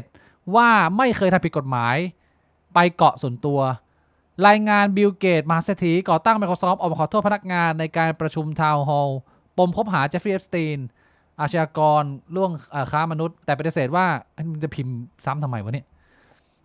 บิลเกตออกมาขอโทษพนักงานเกตฟาวเดชั่นปมคบหากับเอฟสตีนนี่ภารการที่3แล้วยังขอโทษอยู่เลยเหรอเนื้อหาไม่มาเพื่อนย้ำเป็นความผิดพลาดครั้งใหญ่ที่คบค้าสมาคมและพาผู้บริหารของมูลนิธิทำความรู้จักกับอาชญากรรายนี้รายงานระบุว่าในทาวน์ฮอลล์ของมูลนิธิครั้งนี้เกตส์พูดตรงไปตรงมาตอบคำถามหลายข้อของพนักงานอย่างละเอียดเช่นยอมรับว่าเคยมีความสัมพันธ์เชิงชู้สาวกับหญิงชาวรัสเซีย2 คนเพียง2 ครั้งเท่านั้นนี่ไปซ้ำนะไม่ได้ครั้งแรกไปซ้ำไปจุ่มไปซ้ำครั้งแรกคือนักเล่นบริดจ์และครั้งที่2คือนักฟิสิกส์นิวเคลียร์ไม่ใช่ไม่ใช่ขายตัวไม่ใช่สาวขายตัวแต่เป็นลักษณะว่าเป็นคนในอุตสาหกรรมเป็นรุ่นน้องที่มีความรู้ความสามารถแล้วมันอาจจะเกิดการสปาร์คสเปิร์กเข้าไปสักนิดนึงพี่บวงเขาก็เลยบอกว่าอย่างไรก็ดีเกตปฏิเสธว่าภาพถ่ายคู่ระหว่างเขากับผู้หญิงคนหนึ่งในเอฟซีนไฟล์ที่เผยแพร่ออกมาไม่เป็นความจริงเพราะเขาไม่เคยใช้เวลากับเหยื่อหรือผู้หญิงรอบตัวเอฟสตีนเลยผมขอโทษที่คนอื่นๆถูกดึงเข้ามาเกี่ยวข้องในเรื่องนี้เพราะความผิดพลาดที่ผมทำรายงานจาก The Wall Street Journal ระบุว่าเกตกล่าวเช่นนี้ต่อพนักงานเป็นไงพี่บวงก็โหอันนี้มันเปลี่ยนนาราทีฟเรื่องไหมมันก็ไม่รู้เหมือนกันฮะว่าเดี๋ยวมันจะกลับคำพูดอีกเมื่อไหร่คือสมมุติว่าสิ่งที่บิลเกตพูดเป็นความจริงคือเปลี่ยนจากว่าสนิทกับเอฟสตีนแล้วก็ให้เอฟสตีนหาสาวรัสเซียเซลล์แล้วเขาติดเชื้อจนต้องมาอ้อนวอนเอฟสตีนขอยาแก้อันนี้เอาไปให้แฟนกินเปลี่ยนใหม่เป็นไม่มีการซื้อขายบริการเป็นความสัมพันธ์ที่สปาร์คเซลล์ขึ้นมาของปฏิสัมพันธ์มนุษย์ทั่วไป2 ครั้งในชีวิตแล้วคุณมองว่านี่ไม่ใช่คนธรรมดานะนี่คือบิลเกตส์ก็คือคนที่เคยรวยอันดับ1ของโลกพี่บ่งมองว่าสมมติว่าสิ่งที่คุณบิลเกตส์เขาพูดมาเนี่ยเป็นความจริงเนี่ยมันทำให้เขาดูดีขึ้นมาไหมมันแบบว่าได้แต้มเพิ่มขึ้นมาบวกแต้มเล็กน้อยหรือว่ามันติดลบผมรู้สึกว่าพาดหัวข่าวมันทำให้คนเข้าใจผิดเลยคือถ้าพาดหัวข่าวแค่ว่าบิลเกตส์ยอมรับว่าเคยมีสัมพันธ์กับสาวรัสเซีย2 คนคนมันก็จะเข้าใจผิดไปแล้วว่าสรุปแล้วมึงยอมรับแล้วเดะว่าไอ้เรื่องเอฟสตีนไอ้เรื่องนี้ของจริงใช่ปะไม่ใช่ดิมันน่าจะเป็นแบบนั้นไหมเขาบอกว่าเอฟสตีนไม่จริงเขาไม่ได้ไปเนื้อหามันไม่ใช่เนื้อหาข้างในมันไม่ใช่แบบนั้นไงแต่พาดหัวมันพาดหัวแบบนั้นอะไอ้พาดหัวนี่คือไม่ดีพาดหัวให้เข้าใจผิดมันพาดหัวทำให้เข้าใจผิดไงไม่ควรจะใช้เรียกว่า rage bait แบบนี้มันจะทำให้คนมันไม่ได้อ่านทั้งบทความก็อาจจะตีความผิดไปแต่ว่าเมื่อสถานการณ์มันเปลี่ยนพี่บวงความรู้สึกของประชาชนเปลี่ยนไหมกับบุรุษผู้นี้ผมคิดว่าไม่น่าเปลี่ยนนะจริงเหรอพี่บวงคนมันอาจจะยังคิดว่าแบบไอ้ที่พูดเนี่ยมึงพูดจริงเปล่าวะอาจจะโกหกก็ได้คนมันไม่ให้เครดิตแล้วผมว่าแต่ว่า มึงนึกสภาพพี่บวงเราคุยกันแบบเรียลทอล์กอ่ะมึงเป็นผู้ชายคนหนึ่งที่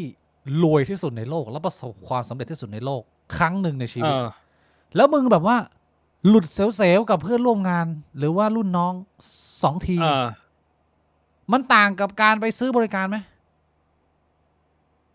ผมว่าแม่งก็ไม่ต่างนะไม่ต่างนะแต้มลบเหมือนเดิมคนมันก็มองแย่เหมือนเดิมอ่ะไม่มีให้โอกาสในฐานะเป็นติ๊กเก็ตของคนที่แบบรวย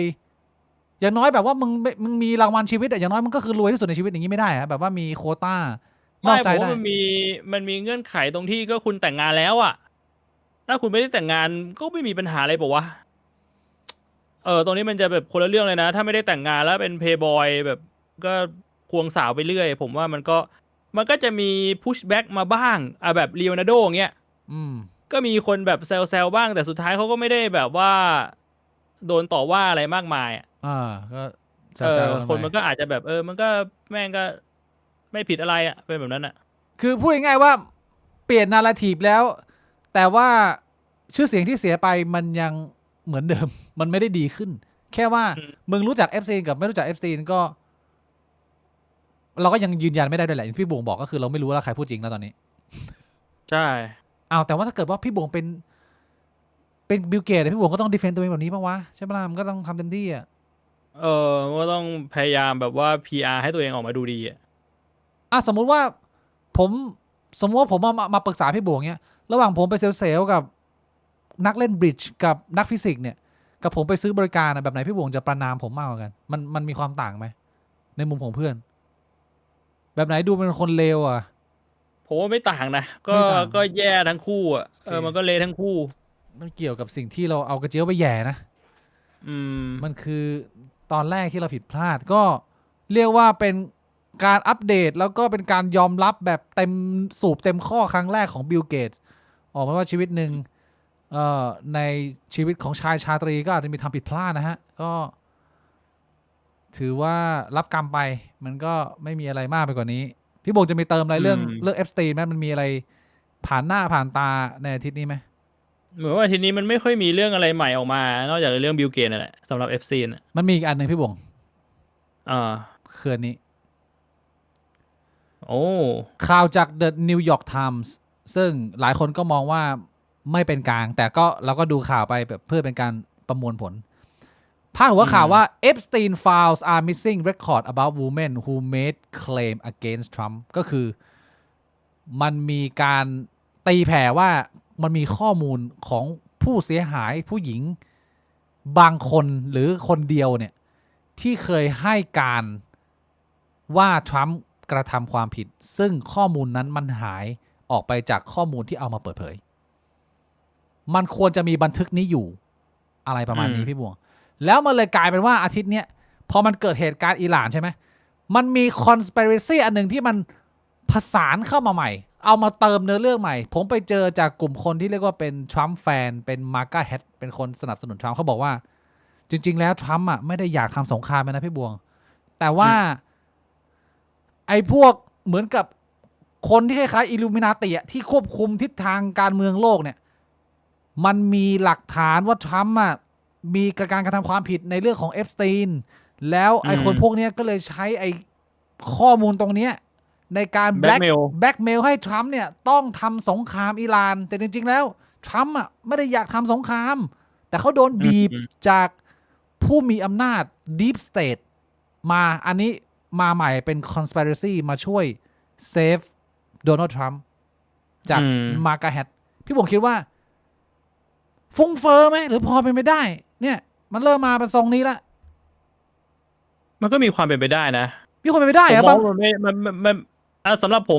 ผมคิดว่ามันเป็น conspiracy theory แหละแต่ว่ามันไม่ใช่ conspiracy theory ที่เกินจริงไม่เกินจริงถ้าสมมุติว่าจะคิดกันแบบเป็นเหตุเป็นผลไม่ใช่ว่าเชื่อหรือไม่เชื่อคิดกันแบบเป็นเหตุเป็นผลก็คือ1ถ้าคุณมองว่า Deep State ต้องการแบบนี้แต่ทำไม่ต้องการแบบนี้ต้องถามว่าทำไมอะไรคือเหตุผลที่ทำไม่ต้องการแต่ Deep State ต้องการนึกออกปะไอการที่แบบว่าประเมินว่าการที่แบบทำสงครามกับอิหร่านเนี่ยมันจะเกิดอะไรขึ้น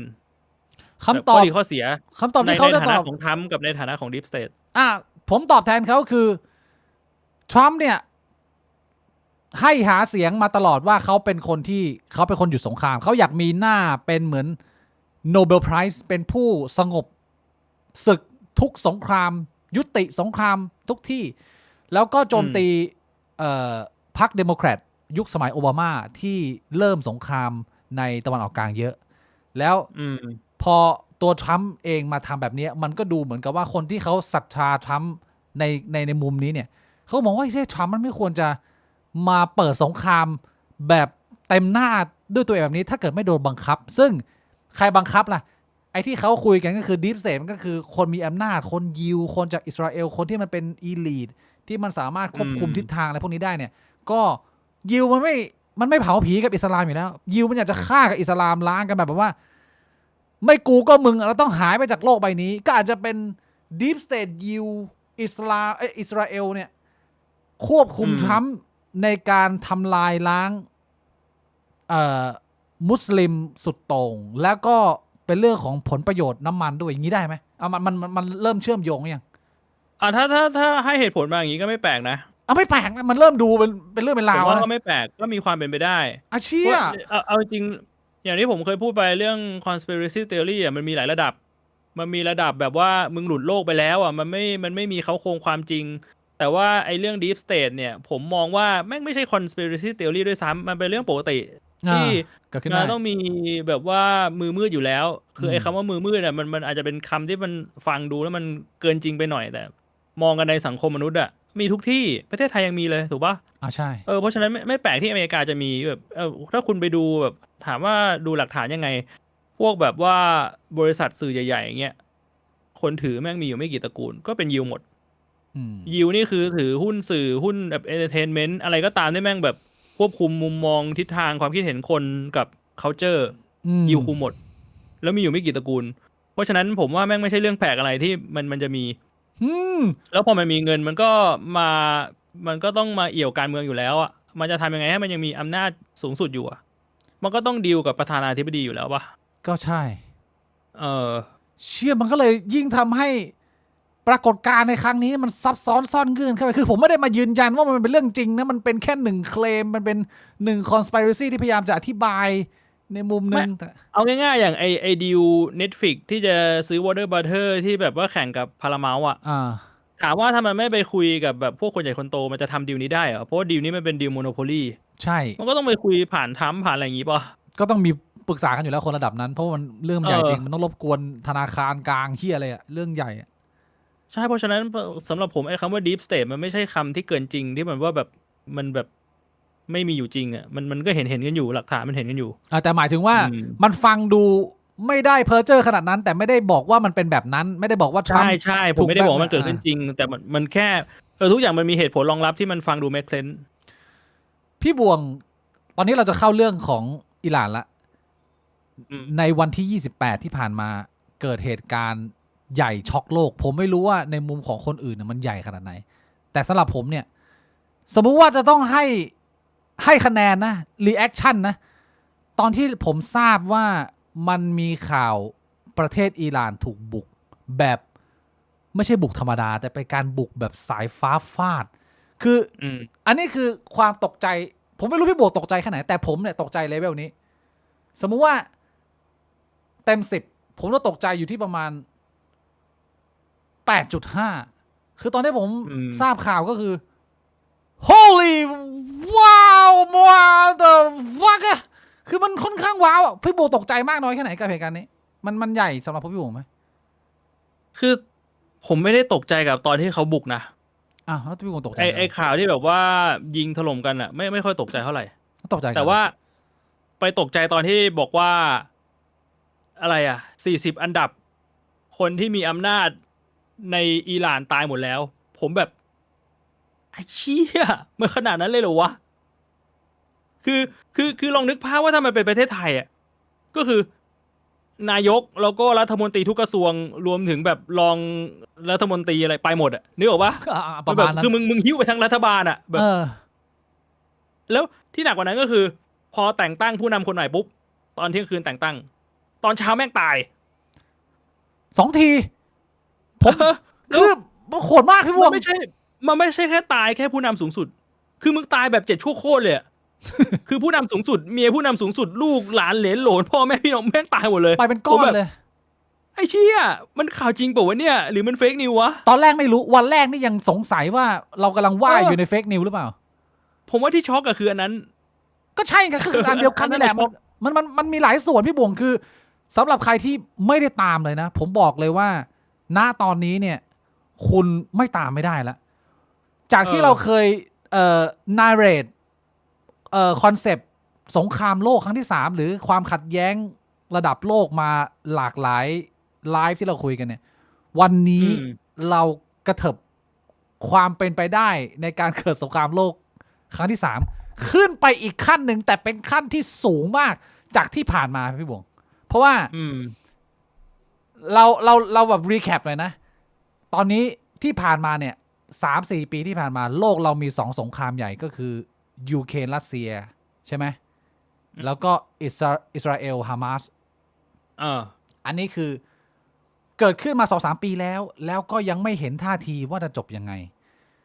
ในวันที่28กุมภาที่ผ่านมาเนี่ยตอนนี้เราได้เปิดสงครามที่3ขึ้นมาแบบ Official แล้วไม่ใช่ตีเล่นๆไม่ใช่เจ้าเล็กๆแต่ว่าเป็นหนึ่งในเพลเยอร์ใหญ่ก็คืออเมริกาลงมาต่อยกับอิหร่านด้วยตัวเองจากการถูกจูงมือมาจากอิสราเอลพามาจากไหนก็ไม่รู้แล้ววันดีคืนดีคือมันพี่บอกถ้าเกิดว่ามึงมองภาพเหตุการณ์แบบนี้ในมุมมองเลนของคนที่มองประวัติศาสตร์นะมันจะว้าวมากเอาอย่างตอนที่ฮิตเลอร์บุกฝรั่งเศสตอนสงครามโลกครั้งที่2อันนั้นน่ะมันได้รับการขนานนามว่าเป็นแบบสุดยอดแห่งการบุกข้ามประเทศเลยเพราะว่าฮิตเลอร์ใช้เวลาน่าจะไม่เกิน46วันมั้งถ้าผมจำไม่ผิดไอ้บริสคีกอะไรนั้นปะผมจำไม่ได้ว่าชื่อโอเปอเรชั่นอะไรอะแต่ว่ายุคสมัยนั้นอะยังต้องขับมอไซค์ขับรถจี๊ปอยู่อะแล้วมันเอากองทัพทั้งกองทัพของเยอรมันอะวิ่งเข้าไปถึงใจกลางเมืองหลวงแล้วยึดประเทศได้ภายในเวลา40 กว่าวันแล้วไม่มีใครบาดเจ็บล้มตายเยอะมากแล้วก็ได้ชัยชนะแบบระดับแล้วเขาบอกโปแลนด์โปแลนด์ไม่ใช่ฝรั่งเศสโปแลนด์เนี่ยเหตุการณ์แบบเนี้ยจากเมื่อก่อนนี้เขาคุยกันเป็นหน่วยว่าถ้า2 เดือนเนี่ยคือมึงไวมากแต่ว่าสิ่งที่มันเกิดขึ้นวันนี้เหตุการณ์ตอนนี้เนี่ยคือคืนเดียวดิดนิ้วเปาะคนที่เป็นเฮดใหญ่ของโลกเนี่ยสามารถสั่งกำจัดคนคนหนึ่งแบบคือผมเห็นรายงานหนึ่งเขาบอกว่าคามาเนอีและผู้นำสูงสุดเนี่ยเขาเตรียมเรื่องนี้รับมืออเมริกาไว้แล้วนะพี่บวกคือเขาอยู่ในชั้นใต้ดินบังเกอร์ที่มึงต้องลงลิฟต์ไปแบบ3 นาทีเฮียอะไรเงี้ยสักอย่างนึงอะคือมันป้องกันตัวเองแบบดีมากว่ามึงไม่สามารถทำแบบเวเนซุเอลาได้แบบว่ามึงจะส่งทีมเข้ามาจับกูไม่ง่ายขนาดนั้นน้องมึงจะยิงมาระเบิดกูไม่ง่ายขนาดนั้นน้องทุกอย่างกูเตรียมไว้แต่ว่าอเมริกาเนี่ยเห็นช่องจังหวะที่ท่านผู้นำสูงสุดมีการเรียกประชุมรวมกับผู้นำทางทหารและหลายๆก๊กที่เป็นเหมือนผู้ก่อการร้ายอ่ะเรียกประชุมรวมกันก็เลยเห็นเขาเรียกว่าเป็นโกลเด้นไทมิ่งอ่ะก็เลยยัดมิสไซล์เข้ามาก็เรียกว่าไอตัวเฮดและครอบครัวคนรอบข้างที่เอามาหลบเนี่ยก็คือกระจุยไปพร้อมกันเลยแล้วเนี่ยมันคือการเริ่มสงครามแบบมึงคิดดูว่าเริ่มสงครามโดยการกูตัดหัวแม่ทัพมึงออกไปหมดเลยนี่คือการไอ้ที่มันสู้แบบไม่มีความสูสีเลยพี่วงคือแบบว่าตั้งแต่เวเนซุเอลาตั้งแต่เวเนซุเอลามาอิหร่านแล้วมันก็จะมีประเทศหนึ่งที่แบบว่าโดนมองโบไปแล้วซึ่งก็คือจีนทำไมพี่บงมองโบทำไมมองโบไม่ได้เรดาร์เทมูจากจีนตั้งแต่เวเนซุเอลาก็บอกว่าอุ้ยไม่ต้องห่วงมีเรดาร์จากจีนตรวจเช็คได้อย่างดีไอ้พวกเครื่องบินสเตลเนี่ยไอ้เหี้ยมาอิหร่านก็เหมือนกันเครื่องบินสเตลเนี่ยมีเรดาร์จากจีนไอ้เหี้ยเรดาร์เทมุคือตอนที่จีนแม่งโดนมองโบไปแล้วอะมันมองโบไม่ได้พี่ผมเพราะว่าเขาอาจจะเอาตัวแบบตัวเกรด C เกรด B มาให้หรือเปล่าแต่ว่าไอ้ตัวแบบ Triple A เขาเก็บไว้ใช้เองหรือเปล่าไม่แต่ว่าอย่างนั้นอะมันก็คือไอ้เกรด B เกรด C มึงก็ทำอะไรไม่ได้อะก็ใช่ไงใครมันจะอยากซื้ออีกอ่ะใครมันอยากไปเป็นพันธมิตรด้วยอ่ะมึงนึกออกปะถ้าแบบว่ามันต้องหาพันธมิตรอ่ะแบบเอ้าไอ้เฮียแล้วมึงสู้เขาได้ไหมเนี่ยมึงจะให้กูไปอยู่กับมึงอ่ะไปเป็นพันธมิตรอ่ะเออ คือพอเหตุการณ์นี้มันเกิดขึ้นแบบช็อกโลกเราเคยคุยกันล่าสุดเราคุยกันประเด็นการประท้วงที่อิหร่านที่ผมทิ้งท้ายไปว่าเราไม่รู้ว่าจะเกิดอะไรขึ้นนะเพราะว่าการประท้วงครั้งนี้เนี่ยมันประท้วงแบบทุบหม้อข้าวหม้อแกงถ้าอเมริกาไม่เข้ามาแทรกแซงเนี่ยยังไงผู้ประท้วงก็แพ้แล้วต้องสูญเสียไปอีกมากถ้าจะสู้กับรัฐบาลอิหร่านอาทิตย์ที่ผ่านมาอเมริกามันกล้าแทรกแซงไปบ่งคือเพราะคนอื่นมันคงไม่กล้าแต่ว่าเนี่ยผมว่าอันเนี้ย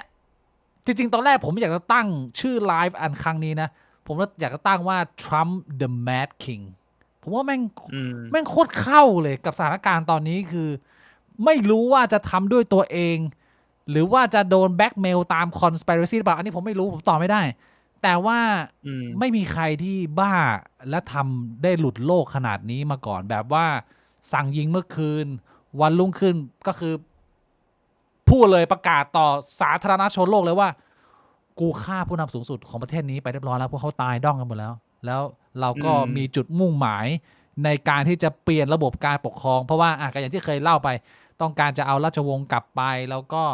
ทำให้มันเกิดพันธมิตรทางด้านอุตสาหกรรมน้ำมันพลังงานเพราะว่ามันมีผลต่อศักยภาพของมึงในการสู้กับสงครามโลกแต่ว่าสำหรับผมเนี่ยพี่บ่วงนอกเหนือเสียจากผลประโยชน์อื่นๆที่คนอื่นเขาคุยกันว่าอยากได้น้ำมันอยากได้เศรษฐกิจอะไรเงี้ยแล้วมันไม่ใช่การสู้แบบอเมริกาได้ plus นะแต่มันเป็นการ minus ฝั่งจีนด้วยเพราะว่าจีนใช้น้ำมันเชื้อเพลิงจาก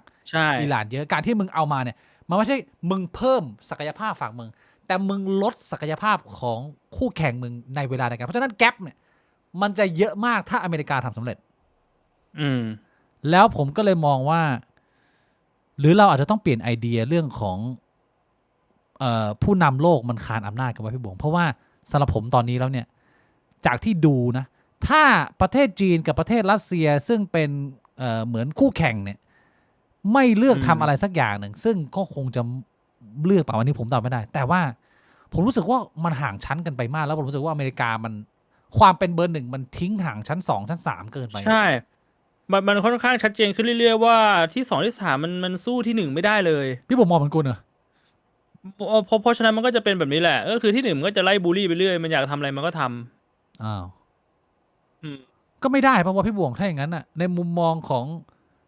มนุษย์บนโลกใบนี้หรือว่าเราสิทธิ์เสียงเราเนี่ยมันมีค่าไหมหรือว่าแค่เป็นมีค่าอยู่แล้วเป็นแค่ลมตดนะไม่มีค่าอะไรปัจจุบันโดนแม่งไม่ถึง1,000มันฆ่ามึงได้จากแบบว่าระยะ100 กิโลเมตรอ่ะชีวิตมึงมีค่าไม่ถึง1,000อ่ะพี่บิ๊กถ้ามันจะฆ่ามึงอ่ะก็อยู่ในห้องตัวเองมันจะได้ไม่ต้องฆ่ากูแล้วเอางี้นะประชากรไทยแม่ง60 ล้านคนใช่ปะคนหนึ่งมีค่าไม่ถึง1,000กูให้เลย1,00060 ล้านคนคูณ1,000เท่าไหร่60,000 ล้านเพิ่งจะ60,000 ล้าน60,000 ล้านหาร302 บิลเลียนพี่บิ๊กถ้าจะฆ่าคนไทยทั้งประเทศ2 บิลเลียนใช้เงิน 2,000 ล้านเยอะด้วย2,000 ล้านดอลลาร์สหรัฐนี่คือแบบขี้ประติ๋วขี้ประติ๋วจริงแล้วมันพี่บ่งมองว่ามันจะเปลี่ยนแปลงอะไรยังไงไหมกับภาพที่ผ่านมาทั้งหมดจากเหตุการณ์นี้เนี่ยคือผมบอกมุมผมก็แล้วกันผมไม่รู้ว่าผมพูดถูกหรือผิดอันนี้เรียกว่าแชร์กันสนุกแน่นอนว่าโอกาสในการเกิดสงครามโลกครั้งที่3เพิ่มขึ้นอย่างไม่ต้องสงสัยผมมองว่าตอนนี้เนี่ยถ้าเรามองสงครามครั้งใหญ่เนี่ยเป็นซีรีส์อันเดียวนะผมจะจัดให้เลยว่าสถานการณ์ตอนนี้เนี่ยผมจะเรียกมันว่าสงครามที่3สงครามแห่งอิหร่านกับอเมริกาแล้วถ้าเปรียบเทียบกับซีรีส์ใน Netflix เนี่ยมันน่าจะเป็นตอน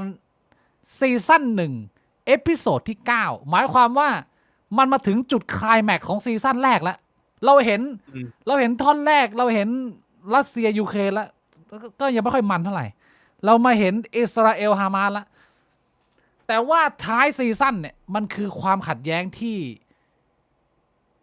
ตัวเพลเยอร์ใหญ่เปิดหน้าแต่มันยังไม่เป็นเพลเยอร์ใหญ่ซัดกับเพลเยอร์ใหญ่มันเป็นเพลเยอร์ใหญ่ไปเล่นกับตัวกลางแล้วผมรู้สึกว่ามันเป็นการจบซีซั่น1ของสงครามโลกที่เรียกว่ามึงดูอันนี้ยังไงก็ต้องเห็นซีซั่น2แน่นอนซีซั่น2แม่งทำต่อเรียกว่าขี่มาเลยแล้วเดี๋ยวมันก็จะมีการพัฒนาว่า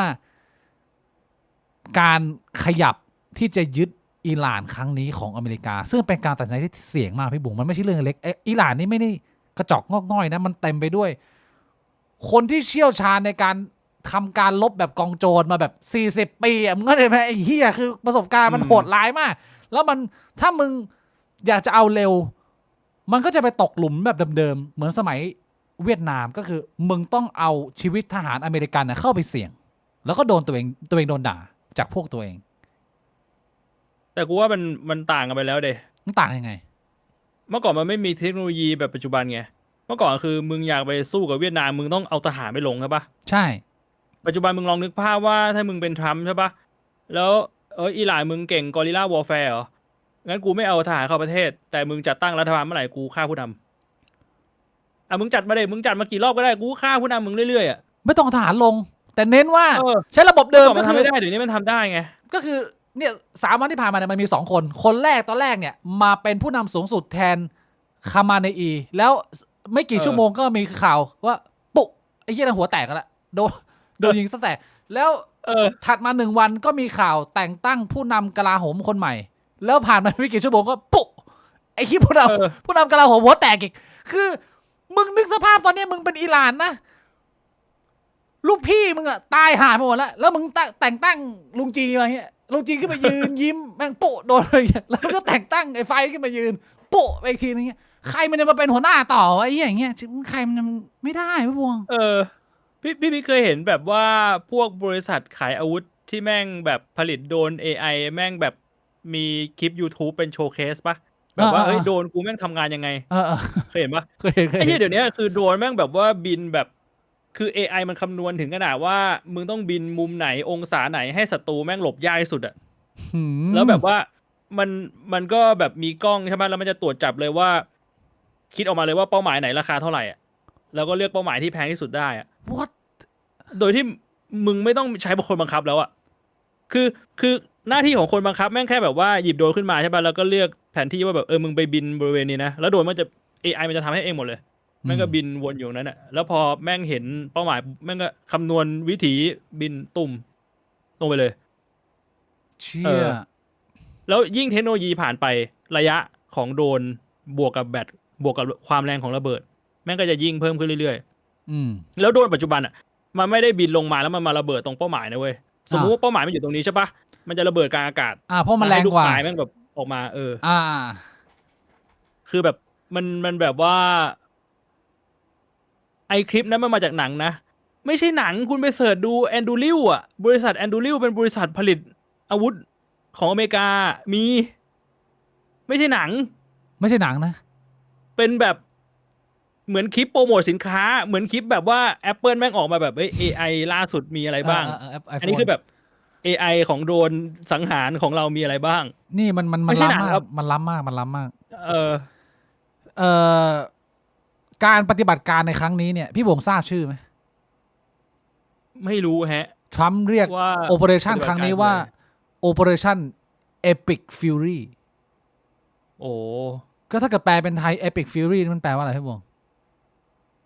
Epic Fury คือแบบ Fury แปลว่าอะไรความโกรธอะความโมโหอาจจะประมาณนั้น Epic คือยิ่งใหญ่ความโกรธที่ยิ่งใหญ่ที่แบบปลดปล่อยออกไปสำนักข่าวทางอิสราเอลเปิดเผยว่าอิสราเอลได้แฮ็กเข้าไปยังกล้องวงจรปิดที่อยู่ตามสถานที่จราจรทุกๆแห่งในเตหะรานมาเป็นเวลาหลายปีแล้วและได้ทำการเข้ารหัสภาพต่างๆและส่งไปยังเซิร์ฟเวอร์ที่เทลอาวีฟและทางตอนใต้ของอิสราเอลระบบอัลกอริทึมได้วิเคราะห์ภาพกล้องวงจรปิดเพื่อแกะล่องรอยของบรรดาเจ้าหน้าที่อิหร่านซึ่งรวมถึงอาลีคามาเนอีผู้นำสูงสุดของอิหร่านและบรรดาสมาชิกหน่วยคุ้มกันของเขาเจ้าหน้าที่อิสราเอลได้กล่าวว่าพวกเรารู้จักเตหะรานเป็นอย่างดีเหมือนกับที่รู้จักเยรูซาเล็มความไฮเทคของการต่อสู้ในครั้งนี้เราไม่เห็นความสูสีทางด้านศักยภาพเลยแล้วมีหนำซ้ำยังโดนล้อมและโดนรุมด้วยในมุมของอิหร่านนะพี่บวงผู้นำโดนเด็ดหัวโดนสปายทุกอย่างสิ่งที่เขาคุยกันต่อมาว่าอะไรจะเกิดขึ้นในมุมมองของนักวิชาการที่ผมฟังมาก็คือทรัมป์อยากให้มันเป็นเกมสั้นที่สุด อยากจะให้เสียเวลาและทรัพยากรน้อยที่สุดเพราะว่ามันเป็นค่าใช้จ่ายที่แพงกว่าในมุมของสหรัฐแล้วก็อาจจะเพียงพล้ำทำอะไรผิดพลาดได้เยอะอยู่พอสมควรทรัมป์ประเมินว่าฝันฟุ้งๆอยากจะให้จบภายใน4 สัปดาห์พี่บวงหรืออาจจะบวกลบแต่ในมุมของอิหร่านเนี่ยอิหร่านอยากดึงให้เกมยาวเพราะว่าตอนนี้ผู้นำไม่เหลือแล้วมันก็จะเหลือตัวกลางๆตัวรองๆพี่บวงแล้วเขาสามารถสู้แบบกองโจรได้ก็คือกูก็ไม่เซตติ้งให้มันมีตัวให้เทสก็ได้พี่บวงแต่ว่ากูจะไม่ยอมให้อีกฝากฝั่งหนึ่งทางการเมืองที่จะผลักดันระบบเก่าที่เป็นราชวงศ์เข้ามาเนี่ยที่เป็นฝั่งอเมริกาเนี่ยกูก็ไม่ให้มึงจัดตั้งก็คือดึงเกมไปยาวๆแล้วว่ากูก็จะกองโจรอยู่ในประเทศกูเนี่ยทำร้ายคนไปเรื่อยๆแล้วมึงก็ได้แต่ยิงเข้ามาอย่างนี้ไปเรื่อยๆแล้วสิ่งที่หลายคนเขาคาดการณ์ขึ้นมาว่าถ้ามันเป็นเกมยาวพี่บวงเป็นไปได้ไหมที่อิหร่านมันจะเรียกว่ากลายเป็นโจ๊กเกอร์เพราะว่าเหตุการณ์ที่เราเห็นในข่าวตอนนี้ณวันนี้นะคือ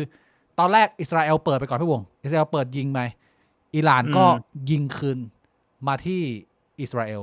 แล้วพออเมริกาเข้ามาเสริมเข้ามาใส่ชุดใหญ่ไฟกระพริบผู้นำตายเนี่ยพี่บงเห็นปฏิบัติการเหมือนกับคล้ายๆไกมิกาเซ่คือยิงมั่วซึ่งทำให้อเมริกางงเพราะอเมริกาไม่คิดว่าเขาจะกล้าตัดสินใจเล่นแบบนี้เหมือนกับว่าอิหร่านมันเตรียมการมาแล้วว่ามึงเล่นขนาดนี้นะงั้นกูเหมือนกับว่ากูเปิดทุกสนามเลยก็คือกูยิงไปทุกเมืองที่อยู่รอบกูที่มันมีฐานทัพอเมริกาตั้งอยู่กูเปิดไปหมดเลยกูยิงไปนู่นไปนี่แล้วตอนนี้มันเป็นสถานการณ์ที่มันตะลุมบอลแล้วนะพี่บวงรู้ไหมว่ามันไม่ได้ยิงกันแค่นี้นะหลังจากที่มันเริ่มมั่วซั่วใช่ไหมเมื่อวานนี้หรือเช้าวันนี้แหละอิสราเอลโจมตีเพิ่มเลบานอนเพราะว่ามันมีเรื่องกันมานานแล้วก็พักลบไม่ยิงทุกคนอ่ะตอนเนี้ยมันพักลบเรื่องฮามาสกันมานานว่าโอ้ยเฮียโดนสังคมประเทศหลายๆสหประชาชาติบีบให้มึงเบาเรื่องนี้ลงแต่พอไอไฟประกายนี้มันจุดขึ้นมาปุ๊บเนี่ยอิสราเอลก็จัดชุดใหญ่เข้าไปเลบานอนที่เรียกว่าฆ่าล้างกันเลยตอนนี้ยิวกับมุสลิมสุดโต่งเนี่ยเขาจัดชุดใหญ่ไฟกระพริบจะเอากันให้หมดสิ้นหมดสร้างกันไปเลยซึ่งมันก็ดูเหมือนจะต้องใช้เวลาสักพักไหมพี่บวกแม้ศักยภาพมันจะต่างกันมากขนาดนั้นพี่บวกคิดว่ามันจะง่ายเหรอการที่อเมริกาจะบรรลุเป้าหมายเขาคือจัดตั้งรัฐบาลที่เป็นพวกเดียวกับเขาผมว่าไม่รู้อ่ะยากนะคือมันพูดยากมากอ่ะมันยากว่าอิหร่านมันใหญ่นะเว้ยมึงไปดูแผนที่มันไม่เล็กนะเว้ยผมว่าหลักๆกับปัจจุบันที่มันวิเคราะห์อะไรยากเพราะว่าทุกประเทศมันมีนิวเคลียร์ไงประเทศที่มันเป็นประเทศใหญ่นะพอมันมีนิวเคลียร์เนี่ยมันเราก็ไม่รู้ว่านิวเคลียร์แต่ละประเทศศักยภาพมันไปถึงขนาดไหนคือเรื่องของการป้องกันเนี่ยลองนึกภาพว่าถ้าสมมุติว่าศักยภาพในการป้องกันของอเมริกาแม่งไปถึงจุดที่แบบมีก็มีไปเด็มึงยิงมากูยิงตกได้หมดอ่ะก็เท่ากับว่าอเมริกาแม่งก็จะทำอะไรก็ได้แต่ว่าถ้าสมมุติว่าตอนนี้อเมริกาแม่งยังแบบไม่สามารถป้องกันนิวเคลียร์จากจีนหรือรัสเซียได้อ่ะผมว่าเผลอๆมันก็ยังมีโอกาสที่จีนกับรัสเซียมันจะมาแจมนะก็มีโอกาสนะแล้วอันนั้นแหละถึงจะเรียกว่าเป็น start season 2 แบบ World War 3 begins ใช่เพราะผมรู้สึกว่าในระดับโลกอะนิวเคลียร์มันเป็นอีควอไลเซอร์มันเป็นจุดที่ทำให้อันดับ1มันมาเทียบเท่ากับอันดับ2อันดับ3ได้ถึงแม้ว่าในมุมอื่นๆมันจะเท่าไม่ได้แล้วอะแต่ถ้าถึงจุดหนึ่งอะแบบว่าคืออเมริกามันไล่บูลลี่ทุกประเทศในโลกจนแบบมันทนไม่ไหวมันก็คงจะบอกว่าแบบกูยอมที่จะระเบิดไปพร้อมกับมึงอะถ้ามึงจะบูลลี่อย่างอื่นงี้ต่อไปกูไม่ยอมแบบตกเป็นทาสอะก็แลกนิวเคลียร์กันเลยแบบเนี้ยมันก็อาจจะมีความเป็นไปได้ไหมไม่รู้อะกูก็ไม่รู้ว่าในมุมของรัฐบาลของแต่ละประเทศอะแม่งมองเรื่องนี้ยังไงแบบก็ไม่สู้ก็อยู่อย่างทาสแบบนั้นอะตอนนี้มันก็คือมาอยู่ที่ว่าความสนใจทั้งหมดตอนนี้มาอยู่ที่อเมริกากับอิหร่านแล้วว่าจะเป็นยังไงคือผมว่ามันน่าสุ่มเสี่ยงเหมือนกันนะเพราะว่าก็มึงก็ทราบอยู่ว่าอิหร่านก็เลี้ยงผู้ก่อการร้ายไว้เยอะอยู่พอสมควรแล้วหนึ่งในอดีตที่เป็นภาพประวัติศาสตร์คือเหตุการณ์ 9/11 World Trade Center จำได้ไหมพี่บุ๋มโอ้โหหลายปีแล้วนะการโจมตีโดยตรงของผู้ก่อการร้ายมุสลิมใช่ไหมแล้วหลายคนเขาก็คุยว่าถ้าเกิดเกมนี้มันยาวนะพี่บวงแล้วมึงคุมอิหร่าน ไม่อยู่ซึ่งไม่น่าจะอยู่แล้วเพราะนี่มึงเด็ดหัวมันไปหมดแล้วมันก็เหลือแต่ตัวเล็กๆตัวกลางๆตัวรองๆที่มันมีอาวุธในมือแล้วถ้าเกิดมันจะแบบว่าแลกเลยอะแบบว่าพวกมึงไม่จบใช่ไหมงั้นกูใส่เข้าไปรัวๆเลยกูจะสร้าง9/11อีกสักประมาณ20 จุดเงี้ยโอ้โหอันนี้ไปไกลแล้วไหมพี่บวงมันจะยังไงวะมันเป็นไปได้ไหมมันก็อาจจะทำไม่ได้ง่ายๆเหมือนเมื่อก่อนแล้วไงคืออเมริกามันก็แบบตั้งแต่9/11มันก็มีมาตรการในการป้องกันการเกิดเรื่องอะไรพวกนี้มาเยอะมากแล้วอะคือเราไม่รู้เลยว่าความเก่งความเหนือชั้นมันต่างกันขนาดไหนแต่ว่าเอาตัวอย่างนี้พี่บวงเดี๋ยวผมเอาคลิปให้ดูคืออิสราเอลก็ต้องเรียกว่าเป็นชั้นนำไม่ใกล้เคียงก็ต้องสูสีอเมริกาถูกไหมพี่บวงดูอันนี้คือจังหวะที่ขีปนาวุธของอิหร่านเนี่ยยิงสวนกลับไปยิงอิสราเอลที่มีไอออนโดมแล้วเขาบอกว่ามันสาดลงมาหนักเกินที่ไอออนโดมมันจะเก็บได้พี่บวงมันลองดู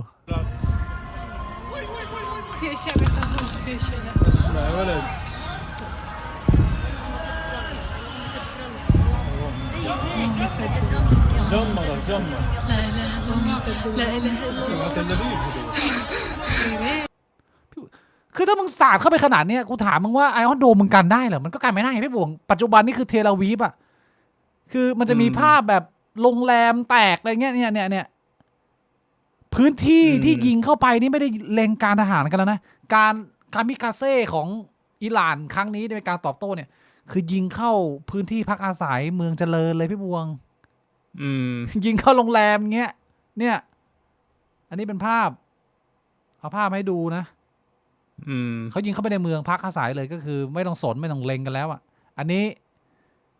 พาคุณผู้ชมมาเปิดคลังแสงของอิหร่านกันหน่อยนะครับสำหรับการสู้รบในครั้งนี้มองไม่เห็นนะปฏิบัติการของอิหร่านเขาใช้กลยุทธ์ที่เรียกว่าการโจมตีแบบคลื่นหรือว่า coordinated waves เพื่อเจาะระบบป้องกันของสหรัฐอาวุธหลักของเขาก็คือขีปนาวุธวิถีโค้งหรือว่า ballistic missiles ใช้ขีปนาวุธพิสัยกลางหลายรุ่นครับไม่ว่าจะเป็นฟัตตา1นี่เป็นรุ่นที่มีความเร็วเหนือเสียงขีปนาวุธทิ้งตัวพิสัยกลางแบบหลายหัวรบเคบายชีการและขีปนาวุธเซจิลโจมตีฐานทัพสหรัฐและอิสราเอลครับเนี่ยก็เป็นภาพณเวลาปัจจุบันอัปเดตอันนี้แปลกๆนิดนึงคืออันเนี้ยเป็นข่าวที่อิหร่านแล้วคนนี้เป็นนิวส์รีพอร์เตอร์ที่อิหร่านแล้วก่อนที่จะเกิดปัญหาเนี่ยเขามีการแบบว่าพูดว่าแบบทำอะไรเราไม่ได้หรอกเราแบบว่าอิหร่านนี่คือ number 1แล้วก็มีการปกป้องจากอัลเลาะห์แต่ว่า ยังพูดไม่เสร็จแล้วว่ามิสไซล์ลงที่สำนักงานข่าวแล้วลองดู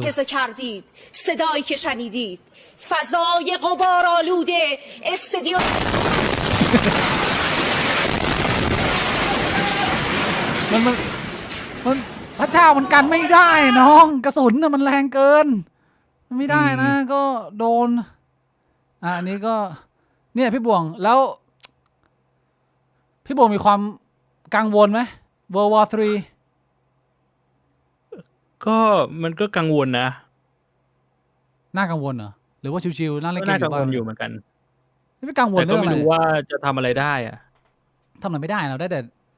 นั่งเกากระเจี๊ยบอยู่บ้านอะเราก็เป็นแค่เด็กโง่สองคนโอ้มีอันนี้ขออนุญาตพี่บวงเห็นนี่ไหมคนนี้คือคนที่ผมเคยเอามาเล่าในคลิปอิหร่านครั้งที่แล้วเขาคือคนที่เป็นผู้หญิงต่อต้านไอการต่อสู้เรื่องผู้หญิงโดนกดขี่ในอิสลามอ่ะเขาคือคนที่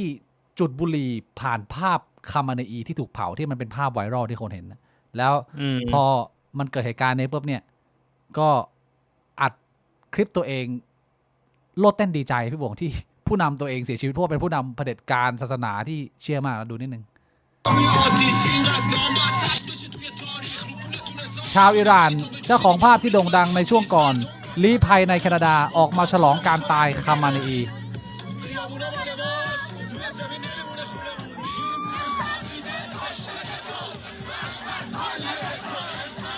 นี่อันนี้ก็มันเป็นความซับซ้อนซ่อนเงื่อนที่เราจะต้องมองเข้าไปในภาพความขัดแย้งระดับโลกนี้แล้วมันก็ดูสับสนนะพี่บอกว่าไอ้เหี้ยเราจะต้องวางใจยังไงว่าเรื่องนี้มันดูเข้าใจยากเหมือนกันนะสำหรับหลายๆคนที่เขาไม่ได้ติดตามผมถามความเห็นพี่บวงนะคือ ขอบคุณคุณ Special Week นะฮะ200 ป้ายเหลือง ฟังพีทเฮกเซสบอก no stupid rules of engagement เมกาไม่สนอะไรแล้ว กูจะเล่นมึงทุกทาง คือก่อนที่ผมจะเอาคำถามมานั่งชวนพี่บ่วงทำความเข้าใจกับปรากฏการณ์ครั้งนี้เนี่ย ผมแนะนำอย่างนี้ก่อนว่าใครที่ไม่ได้ตามข่าวอะไรพวกนี้นะ ต้องย้ำเตือนกันว่าอย่างแรก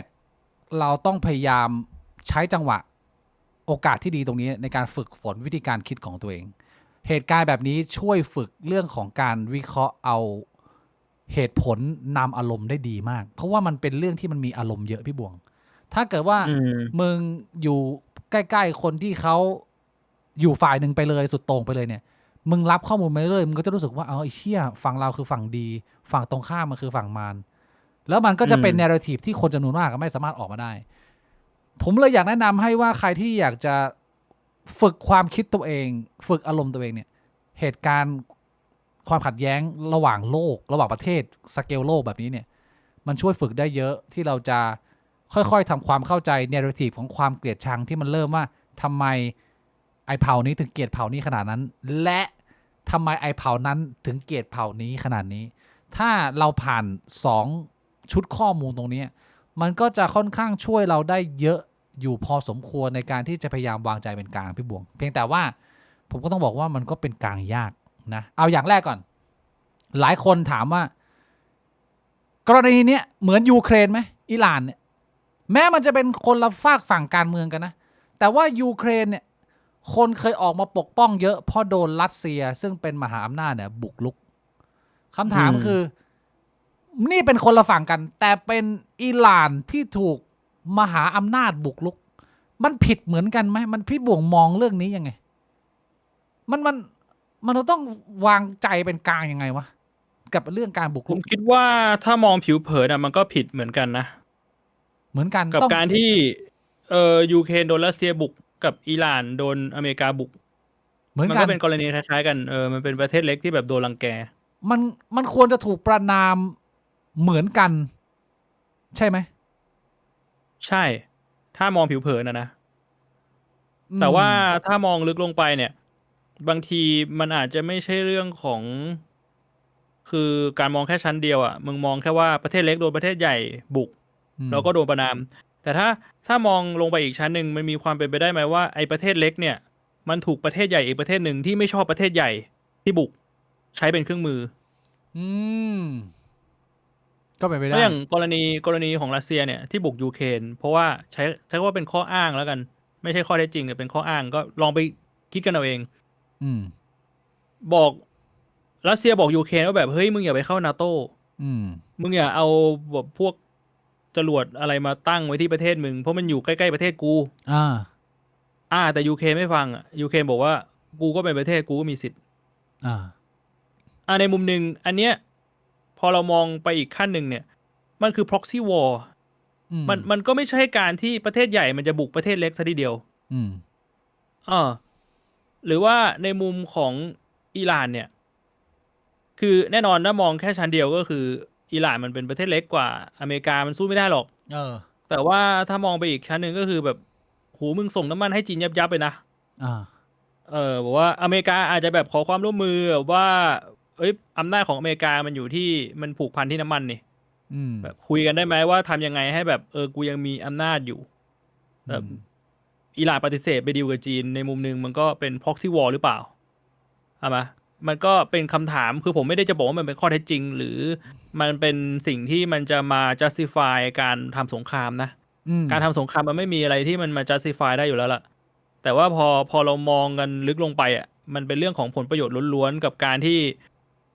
ประเทศหนึ่งจะสูญเสียอำนาจประเทศหนึ่งจะได้อำนาจเนี่ยมันจุดต่างมันอยู่ตรงไหนอะว่าเราจะตัดสินใจยังไงใช่ไหมใช่มันเป็นเรื่องที่ดีเทลมันเยอะมากไงแล้วเหตุผลของแต่ละคนในการทำมันก็มีตลอดอ่ะเพราะฉะนั้นมันเลยเป็นเรื่องที่มันใช้วิจารณญาณแม้แต่ใช้วิจารณญาณแล้วยังเป็นเรื่องที่เข้าใจยากเลยอย่างเงี้ยคือถ้าเกิดว่าเราไม่รู้สาเหตุที่มาที่ไปของการเริ่มต้นอย่างเงี้ยแต่เราเห็นภาพมันคล้ายๆกันเงี้ยหลายคนก็ตั้งคำถามว่าถ้าปูตินโดนศาลโลกตัดสินหรือว่าหมายหัวว่าเป็นอาชญากรรมระดับ ชาติระดับโลกเนี้ยทรัมป์ต้องโดนเหมือนกันไหมประธานาธิบดีทรัมป์ของสหรัฐอเมริกาทำแบบนี้เนี่ยคุณต้องโดนเหมือนปูตินหรือเปล่าอะไรอย่างเงี้ยก็เหมือนกับยกตัวอย่างไปทำรัฐประหารยึดอำนาจต้องโดนประหารไหมในกฎหมายเขียนว่าต้องโดนนะแต่ว่าความจริงไม่โดนแล้วทำไมมันถึงเป็นแบบนั้นได้เพราะว่าเขามีอำนาจก็อำนาจอยู่ในกฎหมายความชอบธรรมที่อเมริกาสั่งสมมานานมันอยู่เหนือกฎหมายของโลกใช่ไหมก็เรียกว่าสหรัฐนี่เป็นประเทศอันดับหนึ่งในเรื่องของประชาธิปไตยแต่ว่าตัวเองเป็นเผด็จการในสังคมโลกนี่เหรอเราพูดอย่างนี้ได้ไหมพี่บุ๋งมันเป็นการแบบว่าตีตราไหมหรือว่าผมวิเคราะห์ผิดก็ไม่ได้นะก็เขาก็บอกว่าก็เขาก็เป็นประชาธิปไตยแล้วเขาก็โหวตกันมาแล้วอะว่าเขาจะทำสงครามอะคุณเอาเหตุคือผลโหวตของคนในประเทศไงมาจากประชาธิปไตยไงไอ้เชี่ยคือมันเอาเหตุผลอะไรไปอ้างอ่ะคือที่เขาพูดก็คือป้องกันไม่ให้อิหร่านมีอาวุธนิวเคลียร์ในการที่จะทำลายผู้อื่นอะไรเงี้ยแต่ว่ามึงจะพูดอย่างนี้ได้ไงในเมื่อตัวมึงเองมีนิวเคลียร์อยู่เยอะที่สุดแบบเยอะและโหดที่สุดอ่ะมันความแฟร์มันอยู่ตรงไหนวะเราจะเป็นกลางเรื่องนี้ยังไงวะพี่บวงมันยากนะเว้ยก็เขาก็บอกว่าเขามีแต่เขาไม่ใช้เขามีไว้คานอำนาจเขามีไว้ทำให้คนแบบทำตามที่เขาพูดอ้าวอิหร่านมีไว้ทำหน้าไม่ได้เนี่ยมีแล้วมันอาจจะใช้ไงอ๋อไม่เหมือนกันเราดีกว่าคุณอย่างนี้เหรอเขาไม่จำเป็นต้องใช้นี่เขาใช้กองทัพได้กองทัพเขามีแสงยานุภาพแต่อิหร่านเนี่ยกองทัพมันไม่มีแสงยานุภาพนี่ถ้ามันมีแล้วมันใช้ทำไงอ่ะคือเราในมุมของตัวเล็กๆอ่ะถ้าเราก็ต้องสนับสนุนคนตัวเล็กแปลว่าคนที่โดนรังแกแปลว่าแบบต่อให้เรื่องอื่นเราจะมองว่าอเมริกาทำถูกอ่ะแต่ว่าครั้งนี้คือกูไม่เห็นด้วยกับมึงอย่างนี้เหรอมันจะต้องวางใจเรื่องนี้ยังไงก็ต้องทำแบบนั้นแหละเพราะว่าถ้าไม่ทำแบบนั้นหมายความว่าเราในมุมนึงเราก็ยอมรับว่าอเมริกาจะทำอะไรกับใครก็ได้หมายความว่าถ้ามันถึงตาเราก็ทำได้แค่ถกกางเกงแล้วก็บอกว่าเชิญเลยครับรู้ตูดผมอยู่ตรงนี้ก็คลายกล้ามเนื้อแล้วก็ให้พี่เขาเสร็จกิจเแต่ความซับซ้อนมันจะเพิ่มเข้าไปตรงไหนพี่บงรู้ไหมก็คือว่าเรามองว่าพี่ใหญ่อเมริกาบุกลุกแทรกแซงอธิปไตยของประเทศอื่นเป็นเรื่องที่ไม่เหมาะสมแต่ไอประเทศที่มันไปบุกอ่ะมันเป็นเด็กเหี้ยมันเป็นคนที่เป็นยังเป็นหนึ่งในสมาชิกมนุษยชาติที่เป็นคนหลอนที่หลายๆคนเหม็นหน้าอยากให้มันหายไปจากโลกใบนี้คือเหมือนกับว่าพี่ใหญ่เขาใช้อำนาจเกินเบอร์แต่เขาใช้ถูกตัวพี่บวงแล้วอย่างนี้เราจะต้องเห็นด้วยเลยจะต้องไม่เห็นด้วยแล้วมันยากเข้าไปอีกอะก็จริงหรือว่าจริงๆไอ้ที่เขาบอกว่าอิหร่านเนี่ยเป็นคนหลอนเนี่ยมันเป็นpropagandaกันดาจริงๆอิหร่านก็อาจจะไม่ได้หลอนหรือเปล่าก็เป็นอีกขั้นหนึ่งอีกในความซับซ้อนเข้าไปอีกว่าการที่เราคิดว่าอิหร่านเป็นเด็กเหี้ยเป็นภัยเนี่ยหรือว่ามันอาจจะเป็นpropagandaกันดาที่โดนหล่อหลอมมาpropagandaกันดาที่สื่อทางตะวันตกคอยใส่เข้าไปตลอดจริงๆแล้วกลุ่มนี้เขาไม่ได้เป็นมุสลิมสุดโต่งแต่เป็นมุสลิมที่ไม่ยอมให้มันมีพี่ใหญ่ที่นิสัยแบบนี้อยู่บนโลกใบนี้ฉันจะไม่ยอมให้แกเหยียบหัวหรือเป็นคนที่ยังสู้อยู่ไอ้เชี่ยก็อาจจะเป็นแบบนั้นกลายเป็นว่ามึงไปมองโบคนที่ยังสู้เพื่อสิทธิคนอื่นความเป็นไปได้นะอันนี้คือเราคุยกันบนความเป็นไปได้ผมไม่ได้พูดถึงแฟกต์ใครมันจะไปรู้ว่าพอpropagandaกันดามันลึกแค่ไหนอะแล้วเราจะเรื่องนี้เราจะวางตัวเองไว้ตรงไหนถ้างั้นน่ะผมว่ามันก็พูดยากอะสุดท้ายเอาแค่ว่าไทยจะสู้กับกกต.แม่งยังทำไม่ได้เลยพี่บวงประชาชนจะสู้กับกกต.ยังทำไม่ได้โอ้โหมันก็เป็นเรื่องยากที่เราก็คงได้แต่ส่งกำลังใจอ่ะพี่บวงคิดว่าระเบียบโลกมันควรจะมีการแบบว่าถ่วงดุลอำนาจกระจายอำนาจไหมหรือว่ามันควรจะเป็นฉันทามติเข้าใจร่วมกันว่านี่คือธรรมชาติของมนุษย์แล้วเราอยู่กันแบบมีพี่ใหญ่มีน้องเล็กแล้วพี่ใหญ่เนี่ยมันก็พยายามจะคุมกฎนะแต่ถ้าเกิดว่ามันไม่อยากคุมกฎมันก็ไม่ต้องคุมมันก็เอาเปรียบคนอื่นแล้วเราก็ยอมรับอย่างนี้ไปพร้อมๆกันอย่างนี้เหรอใช่ผมว่าเราอยู่แบบนั้นอ่ะมันเป็นแบบนั้นมันเป็นสัจธรรมของสิ่งมีชีวิต มันก็เหมือนตอนพี่บิ๊กอยู่มอต้นแล้วต้องไปอยู่ห้องบวยอ่ะพี่บิ๊กก็ต้องปรับตัวปะ เชี่ย อืม ก็จริงนะ เพื่อเอาตัวรอดอ่ะเพียงแต่ว่ามันเป็นสเกลใหญ่เฉย เชี่ยแล้วหลายๆคนที่อาจจะไม่พอใจกับเหตุการณ์จุดบางคนมองว่าจุดเริ่มต้นมันเริ่มจากฮามาสก็เพราะไอ้พวกมุสลิมสุดโต่งมันเริ่มก่อนนะมันเริ่มจากความเกลียดชังที่สะสมมาแล้วก็ไปตัดคอคนยิวคนอิสราเอลคือผมมองไปแล้วผมรู้สึกว่าไอ้เชี่ยแล้วมันเปรียบเทียบกับกรณีได้ไหมคืออเมริกาก็บุกด้วยผลประโยชน์และความเกลียดชังที่สั่งสมมาเพราะว่าอิหร่านเราก็เห็นอยู่ว่ามันก็ประกาศตรงๆว่าแบบ Death to America Death to America อเมริกาก็คือ Death to อิหร่านมันก็คือมันเห็นการพูดแบบว่ากูต้องการจะล้างมึงมาตลอดอะแล้ว อืม สุดท้ายถ้ามึงตั้งสตินิดหนึ่งก็คือมันเราไม่เห็นด้วยไงกับการที่มึงจะปฏิวัติหรือสู้แบบสร้างความวินาศกรรมฆ่าคนอื่นตัดคอแต่ก็อีกเช่นกันถ้ามึงไม่เป็นคนที่โดนบีบมึงไม่ได้เป็นคนที่โดนทำร้ายหรือกดขี่ทั้งประเทศมายาวนาน30-40 ปีมึงก็พูดยากว่าแล้วมันมีทางไหนที่มึงจะเลือกสู้ได้อีกเนี่ยมันเป็นไดเลม่าที่มันดูงงมันดูยากมากเลยพี่บวงกับความขัดแย้งอันนี้พี่บวงจะสรุปอะไรหน่อยไหมหรือว่ามองภาพรวมของสิ่งที่เกิดขึ้นสงครามครั้งที่3สงครามอเมริกาอิหร่านยังไงฮะคือสำหรับผมอะพอมันคุยมาถึงจุดนี้ผมได้ข้อสรุปอย่างหนึ่งก็คือ ถ้าสมมุติว่าเราไม่รู้ข้อเท็จจริงอะอย่างน้อยๆสิ่งที่เราทำได้เลยนะก็คือเราไม่ไปเพิ่มความเกลียดชังที่มันมีอยู่บนโลกเนี่ยคือเราก็ไม่ต้องไปด่าใครฝ่ายใดฝ่ายหนึ่งเราก็ไม่ต้องไปแบบว่าเกลียดชังใครเพราะไม่งั้นมันก็เป็นการแค่เพิ่มความเกลียดชังเข้าไปในระบบมันสิ่งที่เราทำมันก็ทำแค่นั้นนะในมุมหนึ่งอะนะ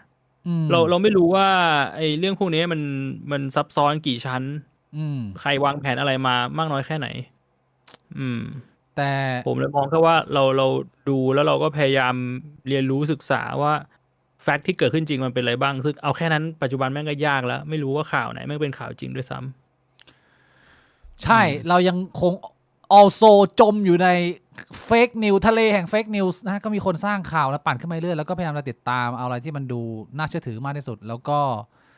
ผมคิดว่ามันคงไม่เร็วเหมือนที่ทรัมป์ชอบโม้เรื่องระยะเวลาบอกกูรวดเร็วกู6 เดือน8 เดือนจบอะไรเงี้ยกูว่าอิหร่านมันไม่มีสิทธิ์ชนะหรอกแต่ว่ามันก็จะเป็นสไตล์แบบกูเจ็บมึงเจ็บประมาณนี้ก็คือเอาเดมึงก็มาเจ็บกับกูอ่ะก็อะไรก็แลกกันไปก็อาจจะมีได้เห็นเหตุการณ์ที่สยองขวัญช็อกโลกเกิดขึ้นมาตามอีกมากมายเพราะว่าตอนนี้เราอยู่ท่ามกลางการสาดขีปนาวุธเรียกว่าไม่เคยเห็นการยิงแตกโพละขนาดนี้มาก่อนคือโดนเข้าไป1 ตุ้มอิหร่านแล้วอิหร่านแบบกระจายประมาณ8 มิสไซล์ไปอีก8 ประเทศไอ้เหี้ยนี่คือแบบในหนังมากพี่บวยไอ้เหี้ยสุดๆแล้วประเด็นนี้อีกอันนึงผมเห็นพี่บวงพูดเล็กน้อยแล้วแต่ว่าเอามาแซวให้พี่บวงหงุดหงิดเล่นมันมีโพสต์หนึ่งในเมืองไทยโพสต์ของ Facebook คุณพริมมณีโชติพี่บวงเห็นใช่ไหมอ๋อ อันนี้ดูดิว่ามีอะไรน่าสนใจไหมพี่บวงพูดในไลฟ์ส่วนตัวไปแล้วคุณพริมบอกว่านี่พูดไปแล้วเป็นเทรดเดอร์เนี่ยรบกวนเป็นมนุษย์ด้วยค่ะกราฟที่พุ่งขึ้นเพราะสงครามเบื้องหลังคือจำนวนนับของคนตายเราได้กำไรจากแม่ที่เสียลูกชายเมียที่เสียสามีลูกที่เสียพ่อจากผู้หญิงที่ถูกข่มขืนจากคนจนที่ตายเพราะคนรวยไปไม่กี่คน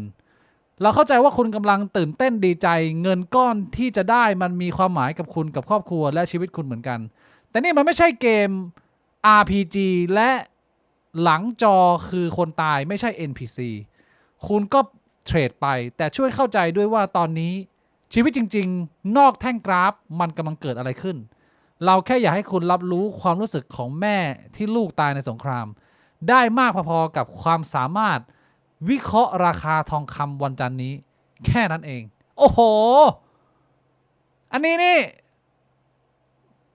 หลากหลายรีแอคชั่นนะพี่บวงแต่ว่าพี่บวงมีรีแอคชั่นยังไงกับคำแนะนำของคุณพริม ก็อย่างที่พี่บิ๊กบอกเมื่อวานผมก็มีพูดคุยเรื่องนี้ไปในไลฟ์ส่วนตัวผมเมื่อวานนะผมมองว่าถ้าคุณจะมาบอกว่ามันต้องมีความเห็นอกเห็นใจกันอ่ะมันชีวิตมันไม่ต้องทำอะไรแล้วทำไมบอกให้มีคนมีความเห็นอกเห็นใจไม่ดีพี่บวงมันเป็นเรื่องปกติที่เราควรจะมีมันควรจะมีสามัญสำนึกอยู่แล้วอะไรแบบเนี้ยแต่ว่าคุณมาพูดแบบเนี้ยคุณมาพูดแบบเหมือนว่าคนอื่นเป็นคนไม่ดีแล้วตัวคุณเองเนี่ยเป็นคนที่แบบ virtue signaling อ่ะนึกออกปะคือยังไง การ virtue signaling คือการที่แบบบอกว่าตัวเองเป็นคนดีนะมีศีลธรรมนะอะไรแบบเนี้ยทั้งที่จริงๆถ้าคุณมองในมุมของแบบประเทศไทยอ่ะผมยกตัวอย่างคุณคิดว่าประเทศไทยอ่ะได้ผลประโยชน์จากการที่พม่ารบกันมากี่สิบปีแล้วว่า70 ปีมานานแค่ไหนแล้วถ้าสมมุติคุณมองในมุมนั้นน่ะตั้งแต่คุณเกิดมาเนี่ยคุณมีสิทธิ์มีความสุขอะไรได้ไหมพม่าแม่งรบกันมาแล้วประเทศไทยได้ผลประโยชน์ถามว่าผลประโยชน์ที่ไทยได้จากพม่าคิดง่ายๆนะคุณคิดว่ามันมีคนพม่าที่อยากอพยพมาไทยมาอยู่ไทยเป็นแรงงานไทยแล้วก็ได้เงินเดือนน้อยๆไหมก็ไม่มีอยู่แล้วถูกปะเพราะฉะนั้นเรื่องพวกนี้ประเทศไทยได้ผลประโยชน์ทางอ้อมจากการที่พม่ารบกันมาตั้งแต่70 กว่าปีที่แล้วหมายความว่าถ้าคุณแบบอายุไม่เกิน70อ่ะมันก็คือคุณไม่มีสิทธิ์จะมีความสุขในชีวิตแล้วเหรอโอ้โหพี่คุณทำอะไรก็ต้องคิดอ่ะสมมุติว่าผมจบปริญญามึงจบปริญญาเนี่ยแต่มึงอย่าลืมนะประเทศไทยมีวันนี้ได้เนี่ยมันก็เป็นผลพลอยได้มาจากพม่ารบกันนะสมมุติว่าผมแบบเมียจะคลอดลูกเมียมึงจะคลอดลูกเหรอวะชีวิตเนี่ยมึงดีมาได้ขนาดนี้มึงอย่าลืมนะทหารไทยที่แม่งไปตายชายแดนนี่แม่งต้องไปยิงคนที่ชายแดนเนี่ยแม่งปกป้องชายแดนให้มึงเนี่ยมึงมีชีวิตอยู่ในเมืองกรุงเนี่ยถูกปะก็ถูกคือมีความสุขไม่ได้อะนึกออกปะมันแบบผมว่ามันเป็นการเชื่อมโยงที่มันเกินไปคือแบบเนี้ยมองแบบพี่บวงก็มองได้นะแต่ว่าถ้ามองให้ซอฟต์ได้ไหมมองว่าแบบว่าเขาแค่หมายถึงว่าเรื่องบางเรื่องที่มันเป็นผลประโยชน์กับคุณเนี่ยบางทีการแสดงออกก็เก็บอาการบ้างเล็กน้อยเพื่อเห็นภาพรวมถ้าเกิดว่าแบบแปลแบบซอฟต์งี้ไม่ได้เหรอไม่แปลแบบบางทีเขาก็แค่แบบเฮ้ยวันนี้กราฟขึ้นเขาดีใจแต่เขาไม่ได้ไปเหยียดหยามคนอื่นนี่มันเขาผิดตรงไหนถ้าเกิดไม่ได้เหยียดหยามก็โอเคไงแต่ถ้าเกิดว่าแบบว่ายิงกันเลยฆ่ากันเลยยิงอีกกูจะได้รวยๆถ้าอย่างนี้มันจะเข้าข่ายเหมือนที่เขาเตือนไหมผมว่าแบบนั้นมันก็แย่ไปแบบนั้นแย่ไปนะใช่ไอ้แบบนั้นมันก็ไม่ถูกต้องอยู่แล้วมันก็คือการที่มันไม่มีความแบบว่ามีสามัญสำนึกความเห็นอกเห็นใจกับเพื่อนร่วมชาติเพื่อนร่วมโลกก็แต่ว่าที่เขาพูดเนี่ยเขาพูดแบบว่าไม่เจาะจงคนเขาพูดประมาณว่าแบบมึงดีใจก็คือมึงโดนแล้วเชี่ยมันก็โหดไปอย่างนั้นไอ้ที่เขาโพสก็เรียกว่ามีส่วนที่ยังพอหยิบมาใช้ดีๆได้นะแต่ว่าก็อันนี้ยังไม่พูดถึงคนที่เทรดแล้วขาดทุนด้วยนะเพราะว่าพี่บิ๊กอาจจะคิดว่าทองแม่งขึ้นมีสงครามทองลงเว้ยทองลงไม่รู้กี่เปอร์เซ็นต์ลงเยอะกลายเป็นว่าคนเทรดแม่งก็ขาดทุนอีกทีนี้คุณไปซ้ำเติมหนักเลยด่าคนเทรดแล้วคนเทรดขาดทุนแม่งก็แย่อยู่แล้วชีวิตโดนซ้ำเติมอีกเชี่ยก็เอาส่วนที่พอเอามาปรับใช้ได้ก็ถือว่าเราอ่านแมสเสจมันก็เข้าใจว่ามันก็ไม่ใช่เรื่องที่ควรจะดีใจออกนอกหน้าหรือว่าซ้ำเติมสิ่งที่มันทำให้คุณได้ตอนนี้แต่ก็นะเอาที่เหมาะสมประมาณนี้แหละที่เขาจะสื่อโอเคพี่บวงก็ดูกันต่อไปนะอิหร่าน World War 3 is coming to town ผลกระทบจะเกิดขึ้นมากน้อยแค่ไหนที่เมืองไทยไม่มีใครรู้แต่ว่าเดือดคนที่ตามข่าวการเมืองโลกตอนนี้คืออยู่ในช่วงของไคลแม็กซ์คือตื่นเต้นมากก็ต้องติดตามมันต่อไปพี่บวงบางคนมันเชียร์ให้แท่งเขียวขึ้นจริงๆผมเข้าใจว่าผมถือหุ้นผมก็เชียร์ให้หุ้นเขียวเลยวะใครมันจะไปเชียร์ให้หุ้นแดงแต่ถามว่าคุณจะมาแกะแพทเชื่อมโยงว่าไอการที่ผมเชียร์ให้หุ้นเขียวก็คือผมเชียร์ให้คนตายให้มีการไม่เหมือนกันไม่ใช่ใช่ใช่คนละเรื่องชัดเจนอันนี้ชัดเจนโอเคก็ผมมีเรื่องมาอัปเดตประมาณนี้พี่บวงไม่มีประเด็นอะไรเพราะว่ามันเหมือนกับว่าเรามาคุยกันต้นทางมากมันเป็นช่วงเวลาที่เกิดขึ้นแบบปุ๊บปั๊บแบบ 3-4 วันแล้วก็ตุบตับเห็นเป็นภาพนี้เลยว่าผู้นำกว่า50ชีวิตผมอัปเดตเมื่อตอนบ่ายๆนี้ไม่ใช่40แล้วนะพี่บวงเป็น50แล้วก็หายไปเป็นเหมือนผุยพง ก็ดูกันต่อไป อืม ระหว่างนี้เดี๋ยวผมถ้าเกิดว่าพี่บุ๋มไม่มีเรื่องอะไรจะเติมเนี่ยผมจะขอฉี่แล้วก็ตัดเข้า Q&A นั่งคุยกัน Q&A เยอะหน่อยเพราะว่าคนทางบ้านมีคำถาม ได้ พี่บุ๋มจะฉี่ไหม เดี๋ยวพักฉี่ พักฉี่แล้วเดี๋ยวนั่งคุยกันยาวๆสบายๆไหมคุณทางบ้านมานานยังคะมานานแล้วครับนี่หมดเรื่องคุยแล้วคุยเรื่องอีหลายไปแล้วครับเดี๋ยวไปฉี่ก่อนเดี๋ยวเรามากลับมานั่งคุยกัน ครับผม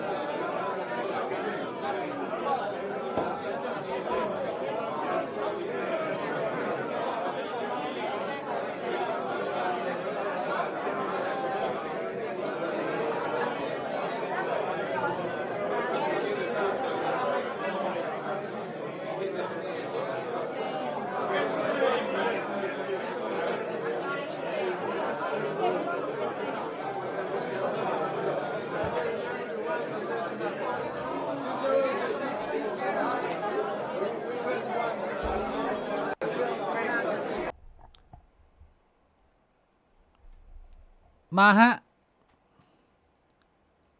ก่อนเข้า Q&A ฝากไว้ด้วยนะครับ อุ้ย วันนี้นะครับ วันที่3 เดือน 3 นะ นี่มีลดราคานะครับ โปรโมชั่นจากแบรนด์ไข่นะครับ ทั้งไข่กูมิ่งแล้วก็ไข่คินเซอร์นะครับ นี่ ใครสนใจกดเข้าไปพินคอมเมนต์แล้วก็รายละเอียดด้านล่างได้ครับ ดูแลน้องกระเจียวตัวเองในช่วงเวลาที่อากาศร้อนชื้นและเหม็นอับนะฮะโกนหมอยของท่านเถอะครับ มีให้เลือกถ้าเกิดว่าใครยังไม่มีแบตเตอรี่เป็นของตัวเอง เราก็ขออนุญาตนำเสนอนะฮะไข่กรูมมิ่งแบตเตอรี่ใบมีดเซรามิกกับสบู่บ่องชูกับคูลิ่งนะฮะไปกดดูที่ใต้คอมเมนต์นี้ก็ได้ อย่าลืมนะฮะอาทิตย์นี้ไม่ใช่สำหรับของเดือนนี้นี่ลดวันที่3 4 5นะถ้าเกิดช้านี่ไปเดือนหน้าเลยนะกระเจียวเหม็น1 เดือนนะครับ ผม ไม่ดี โอ้โหแล้ว นะ เหม็ ฮะ นอีกเดือนหนึ่ง อย่าเรียนแบบพี่บวงนะฮะ เฮ้ย ผมดูแลนะ ผมดูแลตลอด ขอบคุณไข่กูมิ่งด้วยนะ ที่สปอนเซอร์เราอย่างต่อเนื่องยาวนานขอบคุณมากครับ ขอบคุณคุณโซลีนาโซกูด้วยครับ269 โด ขอบคุณครับคุณโซเรน่า ทำไมเกิดสงครามแล้วทองร่วงเหรอครับ ขอความรู้หน่อย นี่ผมไม่ชัวร์นะ แต่ว่าเหมือนว่า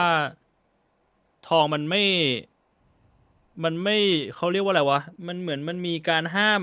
ซื้ออะแต่ว่าใครยังมาขายได้อยู่ โอ้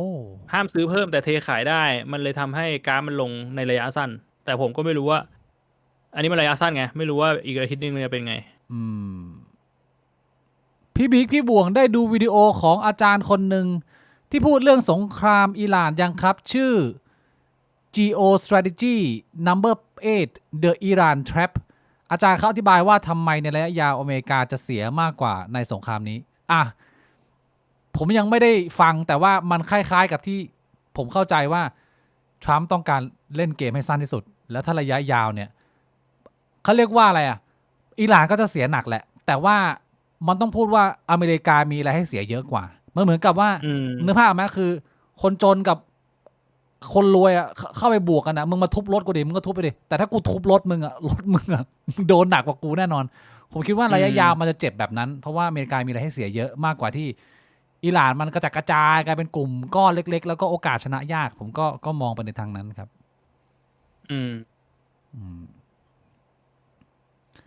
พี่บิ๊กใช้กระเจียวป๊อกซ่อมคอมให้เพื่อนได้แสดงว่าพี่บิ๊กปั่นให้แข็งก่อนค่อยไปป๊อกเหรอครับคือ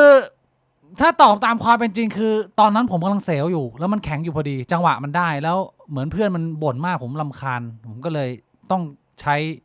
อัลติเมทในการจบปัญหาคือแม้คอมจะไม่ได้ซ่อมแต่ว่าเพื่อนผมไม่บ่นอีกเลยหลังจากโดนดอกนั้นไปมันก็แก้ปัญหาไปได้อันหนึ่งพี่บวงถูกไหมอย่างน้อยมันก็แก้ปัญหานะเอาไว้เราจะชวนพี่อู๋มาคุยถึงสถานการณ์นั้นไหม คุยได้จะชวนได้แต่พี่อู๋คุยไหวเปล่าพี่อู๋เขาแบบเป็นคนขี้อายไงนั่งคุย น่าคุยได้นะพี่อู๋ได้คุยได้นะ พี่อู๋เขานั่งยิ้มอย่างเดียวไอ้เหี้ยมีโอกาสชวนมาอยู่แล้วไม่มีปัญหา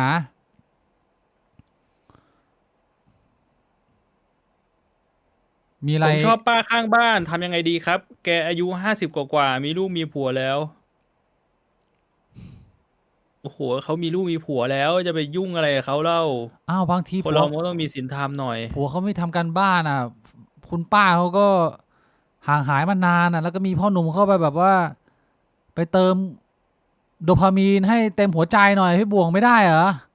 โอ้มันก็ไม่ได้หาเหาใส่หัวโดนจับได้ผัวเขาเอาปืนมายิงทำไงอ่ะ ไม่ได้นะ เออ ขอบคุณคุณจอมเทพนิว CH 3677นะฮะ พี่คิดว่าถ้าเกิดสงครามโลกครั้งที่ 3 หนังโป๊ที่โหลดเก็บไว้ในฮาร์ดดิสก์จะมีค่ามากขึ้นเหมือน Bitcoin Private Pocket ไหมครับ ไม่น่านะครับ ไม่น่ามีนะ เพราะว่าสินค้ามันเกิดแล้วมันเยอะเกิน เออ ผมว่ามันหาดูได้ตลอดเวลาดูฟรีอ่ะผมว่ามันเป็นสินค้าที่ no value ไปแล้วอะในยุคปัจจุบัน ใช่ใช่ ใช่ไหม มันเยอะเกินแล้ว สมัยก่อนสงครามโลกครั้งที่ 1นะพี่บวง ภาพวาดเป็นการ์ดอ่ะเป็นภาพโป๊ผู้หญิงเนี่ยโอ้โหอย่าซื้อบุหรี่ได้แถวนึงนะเอา อืม คนที่เขาติดอยู่ในค่ายทหารเนี่ยว่าชักว่าวนะ เป็นภาพวาดอ่ะ ชักว่าวจาก โอ้โห ภาพจินตนาการแบบนั้นคือเถื่อนๆเลย สมัยแบบอากงแล้วว่า เออ เดี๋ยวนี้ก็แบบว่าดูมือถือได้ มีการอัปเกรด อืม มีแพลนชวนอาจารย์ประวินไหมครับ คือพวกผมไม่ได้วางแผนกันแบบนั้นนะมันก็เป็นลักษณะว่าถ้าจังหวะมันได้หรือว่าเขายินดีเนี่ยมันก็ดีไง แต่ว่าเราก็ไม่ค่อยได้ไป approach ใครนะพี่บวงนะที่แบบว่าจริงจังอะ ใช่ แต่ว่ามีโอกาสอยู่แล้วล่ะที่จะมีคุยกันอะ ครับ พี่บวงสลับกัน ถ้าคำนำหน้าชื่อมีขึ้นมาใหม่เป็น transgender male / female คนข้ามเพศหญิงชาย เขาจะยอมรับได้ไหมครับ คนข้ามเพศก็เป็นสิ่งหนึ่งที่ข้ามมาเป็นอีกสิ่งหนึ่ง สิ่งที่ยังมีรากเหง้าเก่าอยู่ไม่ต่างจากศัลยกรรมหน้าเด็ก ก็ผมคิดว่ามันเอาจริงๆพอพูดกันเรื่องนี้มันคงเหมารวมไม่ได้หรอกว่าคนกลุ่มนี้คิดยังไง เพราะว่าในความคิดของคนกลุ่มนี้ก็แตกออกเป็นยิบย่อยออกไปอีกเยอะเพียงแต่ว่าส่วนใหญ่คนที่มีเสียงที่ส่งเสียงอ่ะ เขาจะบอกว่าไม่เอาไงอืม พูดถึงคนที่ส่งเสียงอะนะ ใช่พี่บวงพูดถูกก็มันมีหลากหลายรูปแบบหลากหลาย request ไม่เหมือนกัน คุณเหมารวม คน ไม่ ที่ ได้ เฉ หรอย ก ๆเขาก็ไม่ได้พูดอะไรอยู่แล้วเขาก็ใช้ชีวิตปกติ ใช่เพราะฉะนั้นไอเหตุการณ์แบบเนี้ยความขัดแย้งทางความคิดอะไรแบบเนี้ยคือผมพูดตรงๆว่า คุณมีอคติมันไม่ได้เป็นเรื่องที่ผิดเลยนะเว้ยมันก็เป็นมุมมองหนึ่งในมุมผมอะเพียงแต่ว่า อืม มันจะไม่ทำให้คุณ convincing เวลาคุณพูดอะแค่นั้นเองถ้าเกิดคนมีอคตินะQ&A แนะนำอนิเมะที่อยากให้ดูหน่อยครับ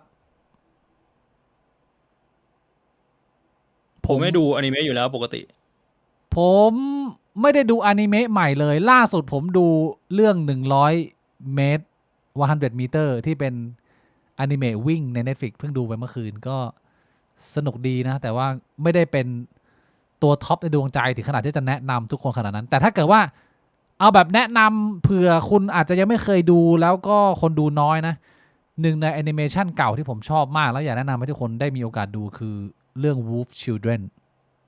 อืม เป็นบริษัทบ้านใกล้เรือนเคียงกับจิบลิไม่ใช่ของจิบลิแต่สไตล์ออกมาเดียวกัน แต่ว่าเนื้อเรื่องบรรยากาศดีมากเลยไม่รู้ใครเคยดู Wolf Children หรือเปล่าแนะนำไปดูอันเก่า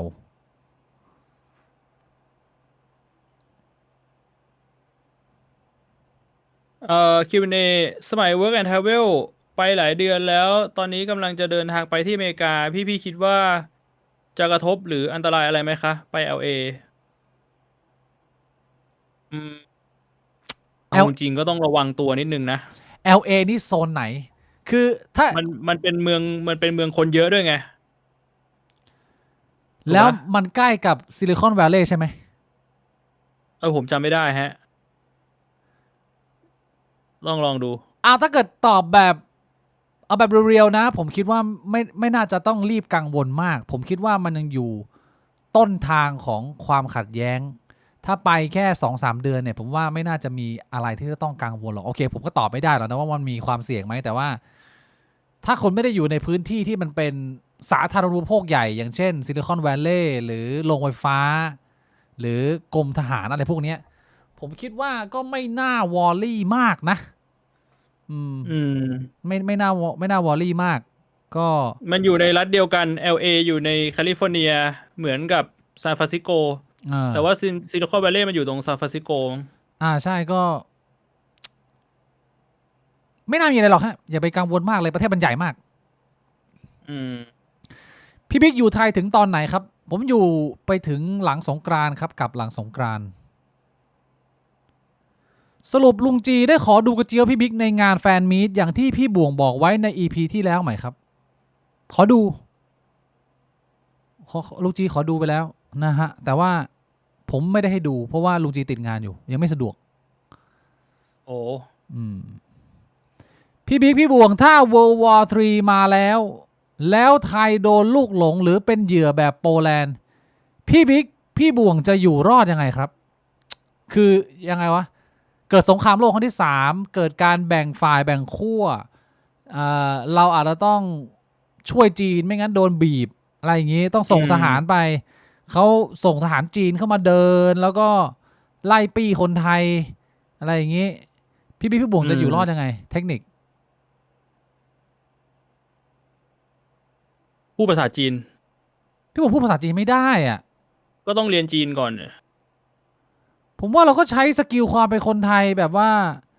อ้อล้อไปเรื่อยๆผมว่าคนไทยเก่งอยู่แล้วเรื่องเนี้ยเรื่องแบบว่าเอาใจอ่ะได้ไหมพี่บ่วงแบบว่ามันก็ไม่มีปัญหาแล้วก็ stay low bro stay low แล้วก็อยู่ในบ้านให้เยอะๆน่าช่วยได้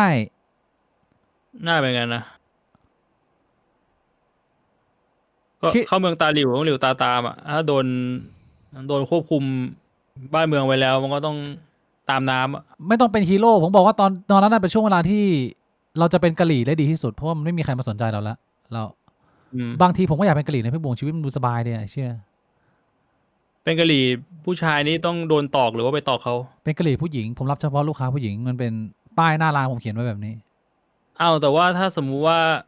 มีผู้ชายจะมาซื้อก็ไม่ขายก็มันไม่ใช่เขาเป็นทหารจีนนะ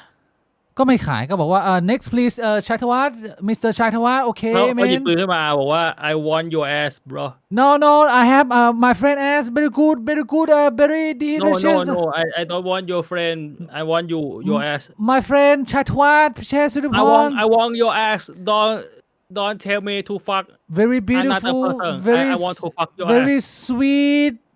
turn your back around turn your back around ไอ้ชิถ้าอย่างนั้นก็ปีไปก็จบจบราวใช้ปืนจะไปสู้อะไรผมไม่ต้องการเป็นฮีโร่ในช่วงเวลาสงครามผมต้องการเป็นผู้รอดชีวิตนั่นคือวิธีการรอดชีวิตแบบว่าเอาตัวเองเข้าไปเสี่ยงไงพี่บิ๊กไปเป็นกะหรี่ถ้าพี่บิ๊กไม่ไปเป็นกะหรี่มันก็อาจจะไม่ได้ไปอยู่ในจุดเสี่ยงถ้าเกิดพี่บ่งพูดอย่างนั้นพี่บ่งไม่เป็นกะหรี่พี่บ่งก็อยู่ในจุดเสี่ยงพี่บ่งก็เดินอยู่ในประเทศที่โดนอีกประเทศนึงเขาก็ฮัลโหลเซอร์แต่ว่ามันก็จะน้อยกว่าไงความเสี่ยงมันก็จะน้อยกว่าเสี่ยงน้อยกว่านะขอบคุณคุณจอมเทพนิวอีก1 ครั้งนะฮะพี่คิดไงกับคนที่นิยามตนเองเป็นสัตว์ครับเห็นเป็นกระแสในต๊อกช่วงหนึ่งก็หนักอยู่ครับพี่บัวไม่คิดให้หลากหลายมุมอีกแล้วคือเขาไม่ได้โลเพไงถ้าเขาจะนิยามแล้วเขาคิดไปจริงๆว่าตัวเขาเองเป็นสัตว์มันต้องมีมุมไหนเหรอที่มันไม่หนักก็นี่ไงก็คือมันมีคนที่โลเพเล่นเน้นสนุกแต่รู้ความเป็นจริงอันนี้ก็คือเรียกว่าเป็นความชอบส่วนบุคคลแต่นั้นมันก็ไม่สามารถบอกได้ไงว่าเขานิยามตัวเองเป็นสัตว์อันนั้นก็คือเขาโลเพแต่ว่ามันมีอีกบางพวกที่มันนึกว่าเป็นสัตว์เลยแล้วก็ต้องการให้คนอื่นระบุตัวเองเป็นเหมือนสัตว์อันนั้นคือปัญญาอ่อนอันนั้นคือปัญญาอ่อนมีปัญหาทางด้านสมองคนบ้าอะไรติดหางให้ตัวเองพี่บ่วงยังเอาวัดปลั๊กเสียบได้แล้วมีเป็นรูปเหมือนไม่เคยเข้าหลามตัดอยู่ที่ด้านรู้ได้ไงมันก็อันนี้พี่บิ๊กทำเองแล้วพี่บิ๊กพยายามจะมาโบยให้ผมว่าผมเป็นคนทำหรือเปล่าเนี่ยพี่บิดทำคลิปเรื่องกลไกน้ำมันในประเทศไทยหน่อย เชี่ยมีคนรีเควสวิชาการมายากนะเรื่องนี้ ผมไม่ค่อยรู้ลึกขนาดนั้นอ่ะ เรื่องพลังงานนี่ซับซ้อนมากผมบอกเลย ต้องไปหาข้อมูลอ่ะ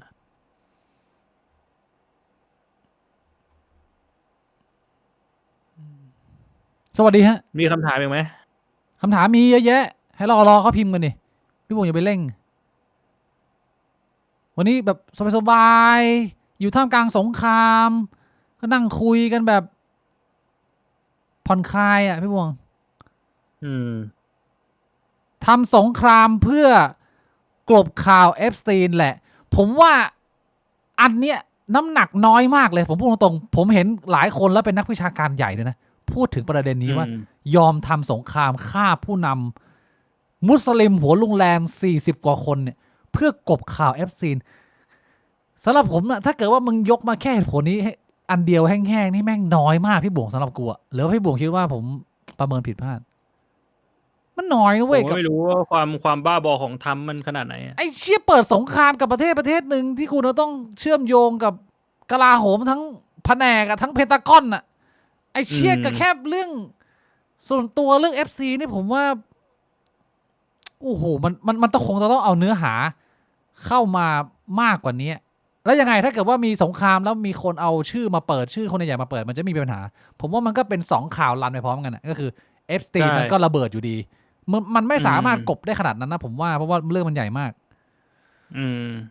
พี่บวงคำถามมาอยากให้พี่บิ๊กพูดถึงดราม่าในกลุ่มหน่อยครับเกี่ยวกับโพสต์ที่ถูกลบไปมันเกิดอะไรขึ้นไม่ได้มีดราม่าอะไรเลยก็น่าจะเป็นการถกเถียงทั่วไปแหละผมเข้าใจว่าน่าจะเป็นคุณสลาเบดอะไปคุยกับใครก็ไม่รู้แล้วก็คุยเรื่องอะไรกันผมก็ไม่รู้แต่ว่าที่ผมเห็นคือมีรีพอร์ตโพสต์มาแล้วคนที่ทะเลาะหรือเถียงกับคุณสลาเบสเนี่ยเขาเอารูปส่วนตัวคุณสลาเบสอุ้มลูกมาโพสต์แล้วก็พูดจาไม่ดีแล้วคุณสลาเบสก็คงจะโมโหก็เลยโพสต์ว่าแบบเฮ้ยทำแบบนี้ได้เหรออะไรเงี้ยผมเห็นปุ๊บผมก็ทำการแบนทันทีมันก็แค่นั้นมันก็ไม่มีอะไรเยอะก็เราก็ไม่เป็นพฤติกรรมที่ผมอยากจะแนะนำให้ทำอยู่แล้วอ่ะคือเราควรจะมีวุฒิภาวะในการถกเถียงแล้วก็ไม่ลามไปโจมตีเรื่องส่วนตัวนะแบบว่ามึงแมนกับความคิดนิดนึงว่าไอ้เชี่ยโอเคมึงเริ่มต้นการถกเถียงมึงอาจจะไม่ได้อยู่ฝั่งที่ถูกอ่ะแต่ว่าถ้ามันมีข้อมูลอะไรใหม่เพิ่มเติมก็เราก็ต้องยอมหรือถ้าไม่อย่างนั้นก็เขาคุยมาไม่ดีแล้วก็เลิกคุยไปไม่ใช่เอาแบบเรื่องเอารูปส่วนตัวลูกส่วนตัวเข้ามาพิมพ์อย่างเงี้ยผมว่าไม่เหมาะสมพอพูดถึงเรื่องนี้แล้วมันทำให้ผมนึกถึงเรื่องหนึ่งขึ้นมาได้เลยพี่บิ๊กเรื่องอะไรพี่บงคือน้องชายผมเนี่ยไอ้ปู่เนี่ยเขาก็มาเตือนว่าเขาเห็นว่ากลุ่มบิ๊กบวงเนี่ยมันเป็นกลุ่มสาธารณะใครมาโพสอะไรก็ได้แล้วคนก็โพสเยอะแล้วโพสแต่ละโพสเนี่ยมันก็มีความสุ่มเสี่ยงว่ามันจะผิดข้อกฎหมายบางอย่างหรือเปล่าไอ้แบบเนี้ยในมุมนึงคนที่เป็นเจ้าของกลุ่มมันก็ต้องได้รับมันเรียกว่าไงมันต้องมีความรับผิดชอบด้วยหรือเปล่าถ้าสมมุติว่าคนในกลุ่มมันโพสผิดกฎหมายใช่ปู่ก็เลยเตือนมาว่าอย่างน้อยๆเนี่ยเขาดราฟเป็นประกาศมาให้ว่าเป็นเงื่อนไขในการใช้กลุ่มแล้วก็ให้เราเขาแนะนำนะบอกว่าไปแปะในกลุ่มไหมว่าไอ้กลุ่มนี้เนี่ยมันเป็นกลุ่มสาธารณะนะแล้วก็ผู้ดูแลกลุ่มหรือว่าแอดมินเนี่ยจริงๆมันก็ไม่มีส่วนเกี่ยวข้องกับเนื้อหาหรือความคิดเห็นของโพสหรือคอมเมนต์ของสมาชิกในกลุ่มอะไรเงี้ยเราควรจะมีพี่คิดว่าเราควรจะแปะเอาไว้ไหมผมว่าแปะได้นะพี่บงเห็นว่าไงหลังจากดูดราฟมันสมควรจะต้องมีแปะไว้หรือไม่ยังไงเพราะว่าคือทุกวันนี้ผมไม่ได้มีคำเขียนกฎอธิบายชัดเจนแต่ว่าผมก็พยายามรับผิดชอบแล้วก็สกรีนอันที่มันไม่มีความถ้าคือผมไม่ได้ดูตลอดไงเมื่อไหร่ที่ผมเช็คผมก็จะเอาออกให้แต่ว่ามันก็ไม่ทันท่วงทีตลอดเวลาอยู่แล้วล่ะพี่บงคิดว่าไงผมเอาตามพี่บงไงก็ได้ผมก็แปะไว้มันก็ไม่เสียหายแปะเป็น disclaimer โอเคงั้นเดี๋ยวเราไปแปะก็ได้เพื่อความชัดเจนและความปลอดภัยของตัวเราใช่ไหมเดี๋ยวผมส่งข้อความให้พี่บิ๊กสกรีนอีกทีแล้วกันโอเคแล้วพี่บิ๊กปรับตามความเหมาะสมโอเคอันนี้มันคือข้อความที่ปู่เขาเป็นห่วงเขาก็แนะนำมาได้ขอบคุณปู่มากนะที่เป็นห่วงQ&A จัดแรงข่าวในช่วงสุดสัปดาห์ที่ผ่านมา1เฉย2ไปไกลๆ3สลิงแตก4พี่ไม่ชอบคืออะไรวะโห มันจัดแบบใดวะน่ะ ว่ามันคืออะไรวะ ไม่เข้าใจวะขอบคุณคุณ Space M นะฮะ 787 100 พี่ว่าถ้าเกิด World War 3 ขึ้นจริงหลังสงครามอนาคตโลกจะเป็นแบบไซเบอร์พังเทคโนโลยีก้าวกระโดด หรือจะเป็นแบบ Fallout ล่มสลายไปเลย มันก็ตอบยากว่าสงครามคุณจัดไปขนาดไหน มันจะจัดแบบแป๊บเดียวแล้วก็รีบเจรจาหรือยิงกันจนไม่เหลือฝุ่น ผมว่ามันก็เกิดได้หลายซีนาริโอนะคือซีนาริโอที่มันไม่ได้มีความเสียหายต่อองค์รวมมนุษย์มากนะกับซีนาริโอที่แบบไอ้เชี่ยมึงอยู่กันไม่ได้คือมึงกดกันหมดแม็กซึ่งเกิดยากมากที่สุดพี่บงคิดว่าไง ผมคิดว่าทุกครั้งที่มีสงครามเทคโนโลยีมันพัฒนาไปข้างหน้าเสมอเว้ย เชี่ย สงครามเป็นตัวแบบขับเคลื่อนเทคโนโลยี แล้วต่อให้มันเป็นสงครามนิวเคลียร์หนักแค่ไหน มันก็ไม่น่าจะทำให้เทคโนโลยีของมนุษย์มันหายไปหมด เพราะฉะนั้น คือปัจ คำตอ จุ บ บันความรู้ของมนุษย์มันแชร์ไปเยอะมาก มันวิธีการเก็บมันเยอะมาก ผมเลยคิดว่า น่าจะเป็นตัวทำให้เทคโนโลยีมันถูกพัฒนาไปรวดเร็วมากกว่า ไม่เหมือนกับที่นักวิทยาศาสตร์เก่าๆคร่ำครึเขาเคลมว่าสงครามโลกครั้งที่ 3จะล้างพี่บุ๋มมองว่าไม่นะพี่บุ๋มคิดว่ามันจะกลายไปเป็น ผมว่ามันไม่มีทางที่มันจะล้างได้หมดกับองค์ความรู้ที่มนุษย์มันสั่งสมมา ผมเห็นด้วย อันนี้ผมเห็นด้วยกับพี่บวงโอกาสเป็นไซเบอร์พังมากกว่า Fallout เยอะแต่ว่ามึงจะรอดหรือเปล่าไปถึงยุคนั้นก็อีกเรื่องหนึ่ง Q&A พี่คะ เพื่อนหนูบอกว่าเจอถุงยางใช้แล้วในห้อง แล้วแฟนบอกว่าแอบชักว่าวพี่ว่าเพื่อนหนูเชื่อได้มากแค่ไหน คือ พี่บิ๊กว่าไง เจอถุงยางใช้แล้ว แต่บอกว่าแอบชักว่าว ข้อมูลมันน้อยไป คือมันมาแต่บริบทเดียว ผมไม่รู้จักบริบทอื่นของผู้ชายคนนี้ แต่ว่าโอกาสที่ผู้ชายคนหนึ่งจะใส่ถุงยางชักว่าวมันมีไหม มันก็มีแต่มันน้อยมาก เรียกว่าความไปได้อยู่ที่95 กับ 5% แล้วกันผมให้ตัวเลขนี้ไม่รู้พี่บัวให้ไง พี่บัวให้ไง ใช่คือ ผมคิดแบบพี่บิ๊กคือถามว่าโอกาสที่ผู้ชายคนหนึ่งมันจะใส่ถุงยางชักว่าวมีไหมมี แต่ว่ามันมีเงื่อนไขอยู่หลายอย่างไงที่มันจะทำแบบนั้นอ่ะนึกออกปะมันเลยเหมือนว่าแบบมันพูดยาก คือมันต้องดูบริบทหลายอย่าง มันต้องดูว่าไอ้ถุงยางใช้แล้วอ่ะถ้าพูดกันตามหลักความเป็นจริง ถุงยางใช้แล้วถ้าใช้ในการมีเพศสัมพันธ์อ่ะมันข้างนอกมันต้องมีน้ำหล่อลื่นของผู้หญิงปะแต่ถ้าสมมุติว่าใส่ถุงยางเพื่อแค่ชักว่าวอ่ะมันก็คือข้างนอกมันก็โดนมือไงมันไม่ได้มีน้ำหล่อลื่นอะไรไงเพราะฉะนั้นผมว่าเรื่องของกลิ่นมันก็อาจจะพิสูจน์ได้ในส่วนหนึ่งถึงแม้ว่ามันอาจจะขยายในการดมแต่ถ้าอยากรู้จริงๆอ่ะดูมันจะพิสูจน์ได้อ่ะจากกลิ่นในระดับหนึ่งต้องดมด้วยมีกลิ่นปลาเค็มหรือเปล่าหรือว่าแบบข้างนอกอ่ะดูคือถ้ามันใช้มันผ่านมาสักพักอ่ะมันน่าจะมีแบบความเกลอะกรังที่แบบน้ำมันแห้งป่ะต้องพิสูจน์หลักฐานนะมันลองสังเกตได้ไหมนี่พูดกันแบบจริงจังนิดนึงอ่ะแต่ผมบอกเลยว่าสำหรับผู้ชายใส่ถุงยางชักว่าวนี่ไม่เสียวนะมันไม่มีใครมันทำนะนอกจากมันจะลองมันกำลังทำการทดลองอะไรสักอย่างหนึ่งมันจะเป็นเงื่อนไขในการที่ผู้ชายจะใส่ถุงยางชักว่าวมันทดลองอะไรสักอย่าง ส่วนใหญ่มันจะเป็นการแบบลองใส่ครั้งแรกดูว่าเฮ้ยไซส์เราเนี่ยมันต้องใส่ไซส์ไหนแล้วมันจะรู้สึกยังไงถ้าสมมุติว่าเราใส่ถุงยางแล้วจะมีเพศสัมพันธ์อ่ะมันคือการทดลองสำหรับผู้ชายอ่ะคำถามนี้ดีพี่บวงเขาถามว่าสมมุติว่าเกิดสงครามโลกเนี่ยคิดว่าถ้าต้องเลือกข้างเนี่ยประเทศไทยจะเลือกอยู่ฝ่ายไหนไม่ใช่ถามว่าพี่บวงเลือกอยู่ฝ่ายไหนนะถามว่าถ้าเกิดว่าเกิดการแบ่งแล้วก็ซัดกันของตัวใหญ่แล้วเนี่ยแล้วมันต้องเลือกข้างเนี่ยไทยจะต้องเลือกข้างไหนไทยมันจะเลือกข้างไหนในมุมของรัฐบาลผมคิดว่าไทยเลือกจีนแต่ว่าเมืองไทยมีการซ้อมทหารร่วมกับอเมริกามาเยอะกว่าเยอะนะแล้วเรามี potential ในการตั้งกองทัพทหารอเมริกามากกว่าประเทศจีนนะความสัมพันธ์ในเรื่องของกลาโหมคือผมว่าเงื่อนไขที่ไทยจะเลือกอเมริกามีอยู่เงื่อนไขเดียวก็คือไทยประเมินว่าอเมริกาสามารถช่วยไทยตั้งรับจีนได้ ซึ่งตรงนั้นน่ะมันก็คือ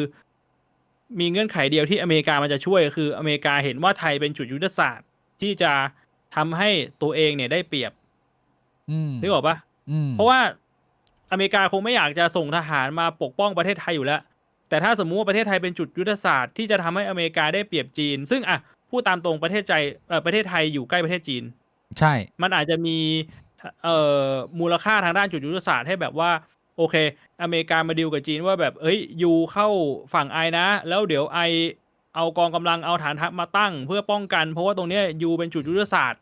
ไอไม่ยอมปล่อยอยู่แล้วแบบนั้นอ่ะอันนั้นมันมีความเป็นไปได้ อ่า แต่ ก็ ว่าก็ไม่รู้ว่ามันจะยังไง ประมาณว่าเราไม่มีตัวเลือกเยอะหรอก แต่ว่าถ้าเกิดอเมริกาเขาเลือกเราอะเราก็เลือกเขาแต่ถ้าเกิดอเมริกาไม่เลือกเราเราก็เข้าจีน คือมันอยู่ที่ว่าตัวใหญ่คนไหนจะมาต้องการเราประมาณนี้ได้ไหมพี่บวง ใช่ ประมาณนี้นะ แล้วก็ถ้าสมมุติว่า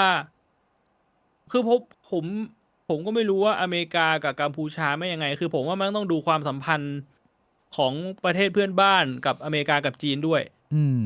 ใช่ ที่มันจะแบบโดนขนาบข้างหรือเปล่าแบบถ้าสมมุติว่าข้างบนเป็นจีนใช่ปะด้านซ้ายเป็นพม่าอย่างงี้ ด้านขวาเป็นลาวกับกัมพูชา ถ้าสมมุติว่าล้อมรอบเราอะแม่งเข้าจีนหมดเลย อืม แล้วเรายังไง เราเข้าอเมริกานี่คือเรารับศึกรอบด้านเลยนะทีนี้ ก็ใช่ มัน อืม ประเมินยากนะเพราะว่าเราไม่รู้ปัจจัยที่มันจะเกิดขึ้น เราไม่รู้ว่าเขาคิดกับเราขนาดไหน เขาต้องการความช่วยเหลือจากเรามากน้อยแค่ไหน เขาเห็นเราสำคัญไหม อะไรอย่างเงี้ย ใช่ เพราะว่ามันไม่เหมือนกับสถานการณ์ของไต้หวันเนี่ยที่มันชัดเจนว่าเขาจะไปทางไหน แต่ว่าโอ้เมืองไทยนี่ต้องดูผลประโยชน์ฮะ ต้องดูผลประโยชน์ อืม พี่ชอบประวัติศาสตร์ชาติไหนเหรอครับ ตอนประถมจนถึงมต้นเรียนแต่ประวัติศาสตร์ชาติไทย วนแต่กับวีรกรรม พอได้ขึ้นมปลายเรียนประวัติศาสตร์ของจีนกับญี่ปุ่น ผมชอบของจีนมากเลยดูมีการเปลี่ยนแปลงผัดมือบ่อยดี ประวัติศาสตร์เหรอผมไม่ค่อยได้ดูประวัติศาสตร์เท่าไหร่ ส่วนใหญ่ดูมันก็ดูเป็นสรุปอะสรุปแบบ time span ระยะยาวว่าตั้งแต่แบบ500 ปีที่แล้ว1,000 ปีที่แล้วมันเกิดอะไรขึ้นบ้าง รู้ ภาย รู้ ใน แต่ เวลาสั้น รู้แต่ไฮไลท์ของแต่ละปีว่ามีใครดังมีใครเด่นอะไรมานี้ใช่ไหม ๆใช่ ไม่ได้ดูละเอียด ถ้าชอบเยอะนะผมว่าอเมริกาอังกฤษยุโรปรัสเซียจีนญี่ปุ่นอะไรพวกเนี้ย ผมก็ให้ความสนใจเท่าๆกันนะ อันที่ตัวใหญ่ๆ ที่เราแบบพอจะรู้เรื่องวัฒนธรรมเขาบ้างอะ อืม พี่บวงพี่บิ๊กคิดว่าอีกกี่ปีไทยจะเป็นประเทศที่พัฒนาแล้วครับคำถามดีนะ โอ้โห มันมีอะไรเป็นเงื่อนไขที่ว่าประเทศนั้นๆจะเป็นประเทศที่พัฒนาแล้วอะ อะไรที่เป็นไครทีเรียให้มึงจากประเทศกำลังพัฒนาเนี่ย เป็นประเทศพัฒนาแล้ว GDP per เอาจริง capita ผมก็ ป่ะ ไม่รู้ GDP per capita อืม มันน่าจะมี ถ้าดู criteria อยู่ GDP นะ per capita เหรอ คือเรียกว่าถ้าเอาคาทีเรียโง่ๆคือเรามีรายได้เฉลี่ยรวมเนี่ย ใกล้เคียงกับประเทศที่เป็นประเทศเจริญแล้วโอ้โหยาก ก็ยากอยู่ดี ถ้าดู GDP per capita ยากอยู่ดี ยาก แล้วงั้นเอาคาทีเรียว่า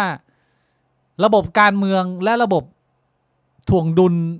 ความยุติธรรมทางการเมืองเนี่ย เป็นสากล เอาจุดนี้ก็ได้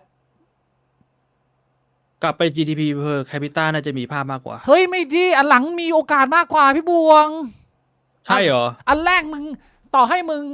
แก้ไขได้อะแต่ว่ามันก็ยังอยู่ในโลกทุนนิยมอยู่แล้วมึงเป็นเหมือนหมาที่เข้าสนามช้ามากแล้วอะกูว่าการที่มึงจะไล่ให้ไป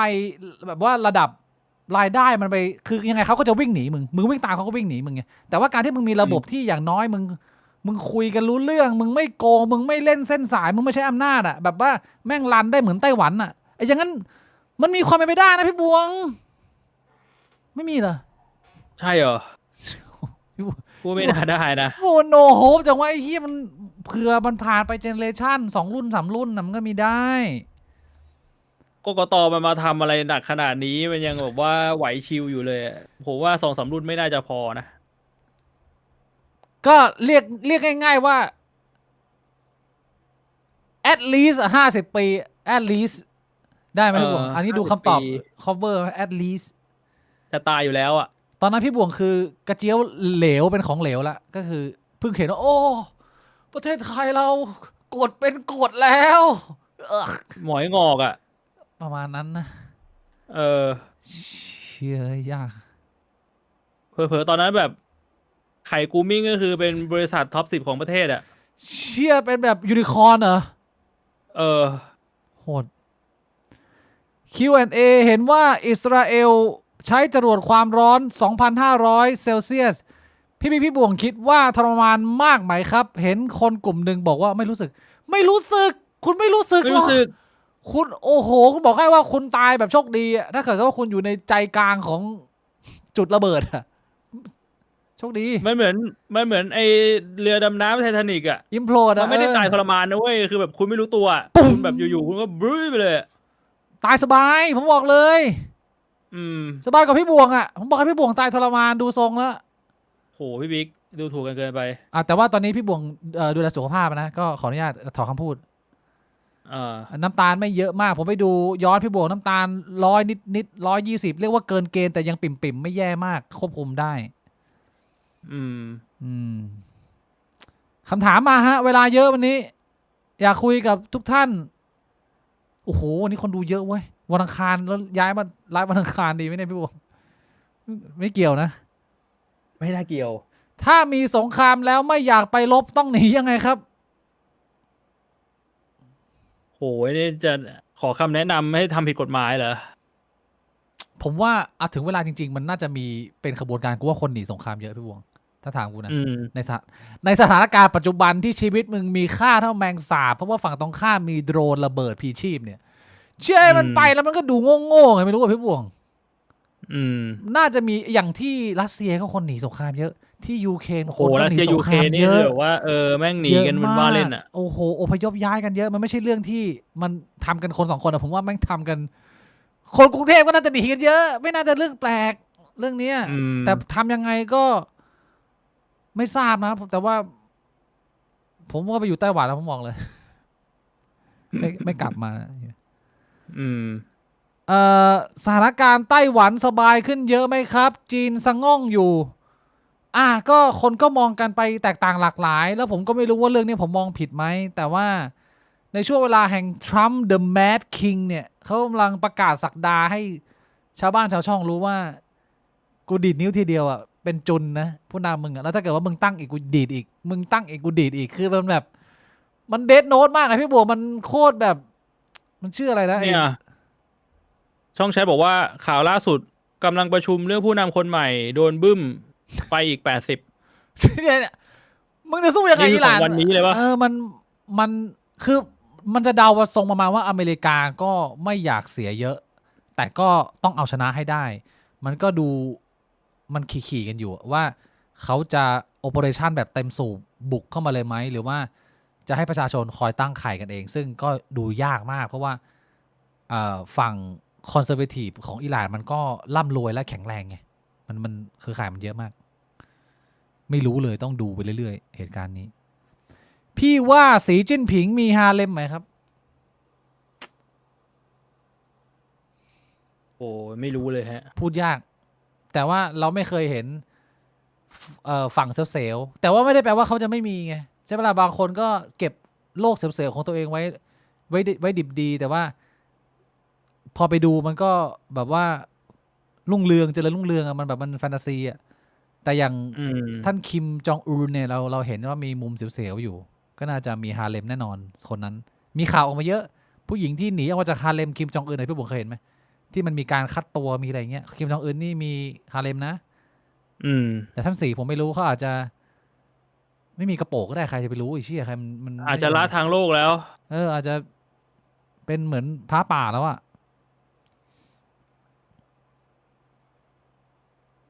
Q&A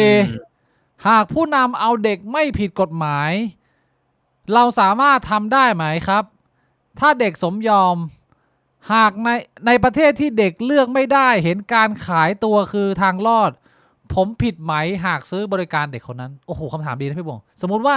พี่บวงเดินทางไปที่ประเทศหนึ่งประเทศโลกที่3เนี่ย แล้วพี่บวงก็ไปอยู่ในเมืองเล็กๆเดินข้ามจังหวัดแล้วตกคืนเย็นหนึ่งพี่บวงไปหากินแซนด์วิชแล้วพบว่าที่บาร์แห่งนั้นในต่างจังหวัดเนี่ย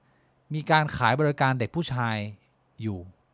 แล้วเด็กคนนั้นก็ยากจนเด็กก็ยากจนมากแล้วก็เป็นเรื่องปกติที่เขาทำกันพี่บวงก็มีความสงสารแต่ก็เลยกินแซนด์วิชแล้วก็กลับมาที่ตัวเมืองไม่ใช่เด็กให้มันตรงกับเรื่องที่เขาตั้งสมมติฐานขึ้นมาก็คือพี่บวงอยากจะสนับสนุนเด็กผู้ชายคนนี้ก็เลยให้เงินไปแล้วก็บอกว่าเอาเงินนี้ไปใช้ในการเล่าเรียนศึกษานะตั้งใจเรียนนะแล้วก็กลับมาที่ตัวเมืองแต่ว่าเด็กผู้ชายคนนั้นบอกว่าคุณพ่อคุณแม่ผมเนี่ยสอนผมไว้อย่างกำชับว่าอย่าไปเอาเงินของใครมาฟรีนั่นคือบาปกรรมที่คุณทิ้งไว้จงทำงานและทำหน้าที่ของคุณโดยการตอบแทนเขาบอกว่าพ่อแม่คุณเนี่ยอาจจะไม่ได้เจอโลกกว้างแต่ว่าผมเนี่ยเป็นนักท่องเที่ยวผมเจอโลกมาเยอะนี่ผมให้คุณเนี่ยด้วยจิตใจเมตตาไม่ได้หวังอะไรอย่างอื่นนอกจากจะเห็นคุณเติบโตเป็นผู้ใหญ่ที่ดีจริงๆผมก็เลยให้เงินแล้วก็กลับมาที่เมืองหลวงไม่เพราะว่าคุณเป็นคนแปลกหน้าที่ดูมีความน่าชงนสงสัยรองเท้าก็ดูแปลกๆเสื้อก็ดูแปลกๆผมถ้าเราต้องเชื่อใครเนี่ยผมขอเลือกเชื่อพ่อแม่ผมที่อุปการะแล้วส่งเสียผมมาว่าผมห้ามรับของฟรีผมก็เลยเอาเงินยัดเข้าไปในกระเป๋าของตัวเองแล้วก็เดินออกจากบาร์มาแล้วก็กลับเข้าไปในตัวเมืองเด็กผู้ชายคนนั้นเมื่อเห็นพี่บวงทำแบบนี้ก็เลยวิ่งออกไปเรียกพี่ชายเขาอีก2 คนลงมาจับพี่บวงล็อกแล้วก็ทำการดูดกระเจี๊ยบเพื่อเป็นการบอกว่าพี่ชายอย่าดิ้นไปเดี๋ยวผมว่าก่อนที่เขาจะเข้ามาล็อกผมก็ทำการต่อสู้อย่างสุดความสามารถผมก็ทำการเตะและต่อยอย่างถึงที่สุดขัดขืนอย่างถึงที่สุดแต่การต่อสู้ของพี่บวงนั้นมันยังอ่อนชั้นและไม่ได้ฝึกมาสุดท้ายก็โดนกดลงไปและอมกระเจี๊ยบจนทำการกัดลิ้นฆ่าตัวตายนะตรงนั้นพี่ชายคนนึงได้แหกปากเอาไว้แล้วพี่บวงก็สำเร็จความไข้พร้อมกับจ่ายเงินมันไม่ทันกูกัดลิ้นตายไปแล้วเขาไม่รู้ตัวว่ากูจะกัดลิ้นตายมึงจะตอบคำถามน้องเขาไหมเนี่ยว่าสรุปแล้วว่าผมไปให้ใช้บริการเด็กก็ตอบคำถามไงก็ไม่ทำไงผมไม่ทำมันก็เป็นการตอบคำถามไม่ในตัวแล้วไม่แต่เขาไม่ถามพี่บวงเขาถามเป็นตัวเขาถ้าเขาช่วยเด็กซื้อบริการเนี่ยเพื่อเป็นการช่วยเขาเพราะเขาเป็นโรคที่3เนี่ยอย่างนี้ผมผิดไหมพี่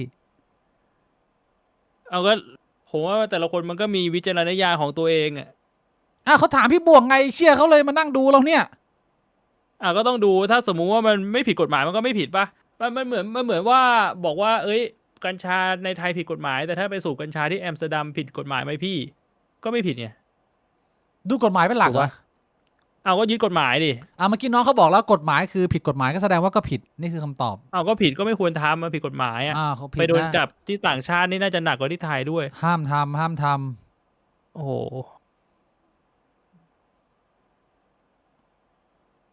มีคำถามอีกไหมครับมาละ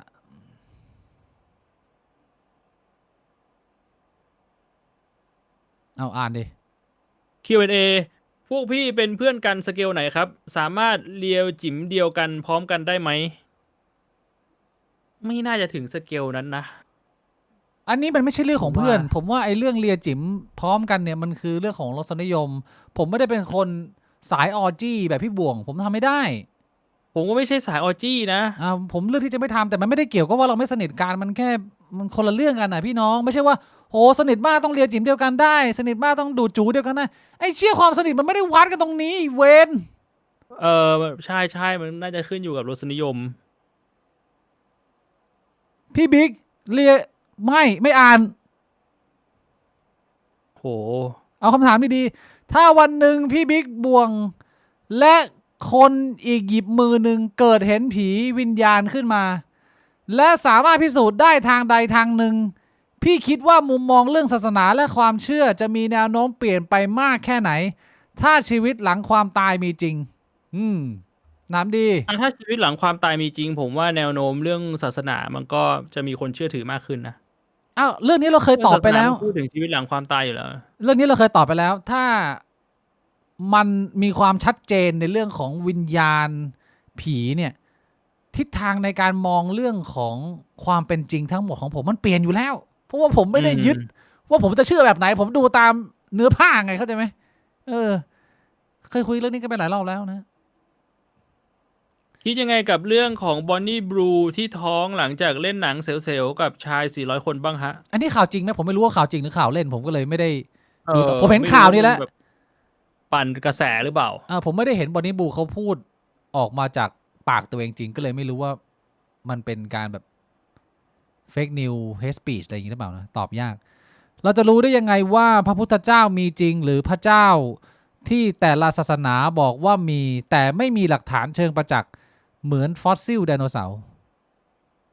เราก็ไม่มีทางรู้หรอกครับเพราะว่ามันไม่มีหลักฐานไงมันก็เลยเหลือเป็นแค่เรื่องเล่าแล้วมันจะมีหลักฐานไหมมันก็ไม่มีคำตอบมันก็คือไม่มีไม่มีนะอยู่ที่วิจารณญาณอย่างเดียวสีกับเหมาพี่ๆคิดว่าตอนนี้ใครยิ่งใหญ่กว่ากันโอ้โหตอบง่าย ต้องตอบว่าอะไร ต้องตอบว่าสีดิพี่บวง เหมานี่แค่ระดับประเทศแต่ส่วนสีนี่คือไประดับโลกแล้วปะ คือตอนที่เหมาทำตอนที่เหมามี power เนี่ย เรียกว่าอย่างแรกคือไม่เป็นเอกฉันท์แล้วผู้คนที่อยู่ฝั่งเหมาเนี่ย ก็ยังไม่แข็งแรงมากคือมันเจอสงครามมาแบบหลาย10 ปี100 ปีพี่บวงคนแม่งช้ำชิบหายที่คนจีนเนี่ยพ่อแม่ปู่ย่าอาเหล่ากงอาเหล่าม่ามึงต้องหนีกันออกมาเป็นล้านๆคนแล้วกระจายไปทั่วโลกคิดดูว่าสภาวะชีวิตสมัยมีราชวงศ์ฮ่องเต้ของเมืองจีนมันโหดขนาดแล้วคนแม่งฆ่าสงครามแม่งแบบวันเว้นวันอ่ะกูคิดว่าศักยภาพของเหมาตอนที่พีคกับสีที่พีคตอนนี้ที่มีทรัพยากรแบบนี้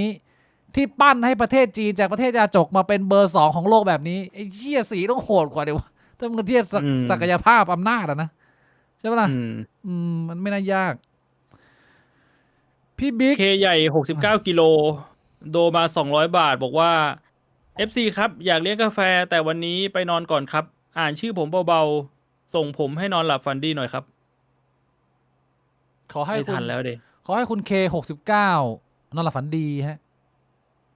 ขอบคุณมาก พี่บิ๊กพี่บวงได้ภาษาก่อนไปอเมริกาหรือหลังจากไปอเมริกาครับ และฝึกยังไง น่าจะก่อนนะ ได้อยู่แล้ว ของผมก่อน ใช่ ผมกับพี่บวงน่าจะพอเป็นภาษาอยู่แล้ว เราไปนี่แค่ไปเพิ่มความคล่องอะไรอย่างนี้ แต่ว่ามันสื่อสารได้อยู่แล้ว เพราะว่าเราเรียนโรงเรียนอินเตอร์กันมา อันนี้คือ1 2คือเรามีความสนอกสนใจในภาษาอังกฤษอยู่แล้ว ผมกับพี่บวงเสพสื่อคอนเทนต์เพลงเกมหรือว่าเรื่องราวเนี่ยก็เรามีความสนใจเหมือนกันอยู่แล้ว ก็ฝึกไว้ก่อนครับ ใช่ มันเลยเป็นเร็ว ฝึกจากสิ่งที่เราชอบอะครับ ช่วงปี 1ผมชอบดูหนังฝรั่งดูแบบซีรีส์ฝรั่งอะไรเงี้ยช่วงแรกๆก็ดูแบบมีซับไตเติลไทยแล้วก็เปลี่ยนไปดูแบบเป็นซับไตเติลอังกฤษคำไหนที่เราฟังไม่ออกมันมีซับไตเติลเราก็แบบช่วยได้จนดูแบบไม่มีซับไตเติลเงี้ยครับคนQ&A เราเกลียดเผด็จการเพราะมันเลวร้ายหรือเราแค่อิจฉาที่ตัวเองไม่มีอำนาจแบบนั้นบ้างเชี่ยน่าจะปนกันทั้ง2 อย่างครับอย่างละนิดอย่างละหน่อยคือมันพูดยากนะพี่บวงถ้าถามผมเนี่ย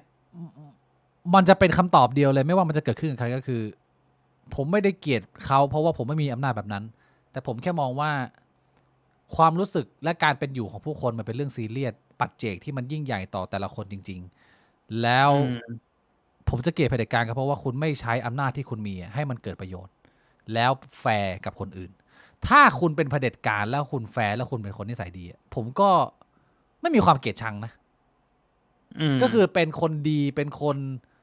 ตรงฉินเป็นคนแบบว่าซื่อสัตย์สุจริตแต่ว่าใช้อำนาจimplement อำนาจตัวเองอะไรอย่างเงี้ยผมก็มอง2 มุมไม่ได้มองเรื่องอำนาจเป็นหลักแต่มองเรื่องผลลัพธ์ที่มันเกิดขึ้นกับคนอื่นมากกว่าอีกสักนิดหน่อยนะพี่วงสักคนละคำถาม2 คำถามได้ส่งทุกท่านไปพักผ่อนอย่างรวดเร็วพี่บวงก็ดูพี่บวงหิวข้าวเนี่ยพี่บวงจะไปกินข้าวต่อวะเนี่ยดูเหมือนเพิ่งตื่นมานะวันนี้ก่อนหน้านี้หิวแต่ว่าตอนนี้ไม่หิวแล้วไม่กินแล้วเหรออย่าบอกนะว่าลวงร้ายไปจะไปวิ่งไม่เพิ่งออกกำลังกายเมื่อเช้าตอนประมาณ6 โมงตอนนี้ยังตัวกรอบอยู่เลย เชียพี่บ บ ว อง กให้ เอา ร่างกายได้พักผ่อนหน่อย คนละ2 คำถามแล้วไปพักผ่อนเดี๋ยวพรุ่งนี้ผมมาเล่นเกมที่ช่องตัวเอง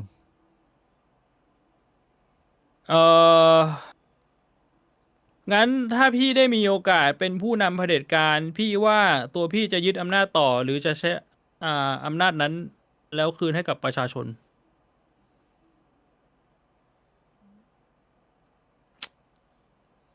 ผมว่าผมคงยึดอำนาจต่อถ้าตอบแบบเรียวๆเลย คำถามตอบยากมากเลยว่ะเพราะว่ามันจะต่อเนื่องมาจากตอนที่เราเคยคุยกันเรื่องบิ๊กบ่วงของโลกพี่บ่วงจำได้ไหมที่ผมแนะนำให้พี่บ่วงกินยาเม็ดหนึ่งบนมือผมแล้วสุดท้ายพี่บ่วงโดนปี้อ่ะ มันไปจบตรงที่ผมโดนปี้ได้ยังไงวะ เพราะพี่บ่วงแดกยาโม้ซั่วจากคนอื่นเขาแนะนำใครเป็นใครไม่รู้จักเดินมาบนห้องนอนบอกพนมยาเม็ดนี้กินเข้าไปแล้วได้พลังของโลกพี่บ่วงแล้วเขาถอดกางเกงออกมาพี่บ่วงก็คว้ายาแดกก็โดนนี่ โหไม่กินดิ แต่ว่ามันถึงว่ามันต่อเนื่องมาจากตอนนั้นไงคือ ผมว่า ผมก็อาจจะยังเก็บอำนาจอันนั้นไว้อยู่ แต่ว่าไม่ใช้ ประมาณว่าเหมือนกับ คืนอำนาจให้กับคนส่วนรวมไป ไปดูแลกันเอง แต่ถ้าเกิดว่าพวกมึงดูแลกันเองไม่ได้เดี๋ยวกูเข้ามาแจมอีกอย่างเงี้ยมันก็จะเป็นส่งประมาณนี้พี่บวง มันก็ไม่เรียกว่าเป็นการคืนอำนาจเด็แบบนั้นนะ นั่นน่ะสิก็ไม่ใช่แค่คืนอำนาจก็คือกลายเป็นเผด็จการแบบพี่บวงไปฮิตบวงบวงเลอร์คำถามผมเป็นไงมันมีแต่คิดว่าเกาหลีเหนือประชาชนอยู่ดีกินดีจริงๆไหมครับ What the fuck bro ไม่จริงอยู่แล้วครับ เฮียครับหนักสัตว์ผมบอกเลยคุณไปกดดูเยอะมากแต่ถ้าเกิดคุณไม่ได้มีโอกาสอาจจะมีปัญหาเรื่องภาษาแล้วอาจจะไม่เคยดูเนี่ยผมบอกให้ว่าเอาแค่ใน YouTube เนี่ยมีสารคดีคนหนีสงครามคนหนีออกมาจากเกาหลีเหนือออกมาเล่าความเป็นไปข้างในนั้นไอเชี่ยเถื่อนแบบหนังดิสโทเปียเลยครับคุณอาจจะไม่เคยดูพี่บอกเคยเห็นอะไรมาเล่าแชร์ให้นะคนน้องเขาไหมคือเอาง่ายๆอย่างน้อยๆก็คือมันไม่มีอินเทอร์เน็ตใช้อ่ะครับคุณที่เห็นก่อนหน้านี้ที่แบบว่าเกาหลีเหนือส่งทหารมาช่วยรัสเซียแล้วก็มาว้าวมากก็แบบไอ้เชี่ยอินเทอร์เน็ตไม่มีหนังโป้ด้วยเอาง่ายๆอ่ะแค่นั้นอ่ะมันก็น่าจะบอกอะไรได้หลายๆอย่างแล้วหนักครับบอกเลยว่าหนักมากทรัพยากรถูกดูดไปส่วนกลางหมดคุณก็กินแบบกันดานอ่ะก็พออยู่กันได้ต้องผักกินดองผักพี่บวงมาอีกหนึ่งแล้วผมอีกหนึ่งแล้วจบละไล่พี่บวงไปสวอปเกิร์ฟละ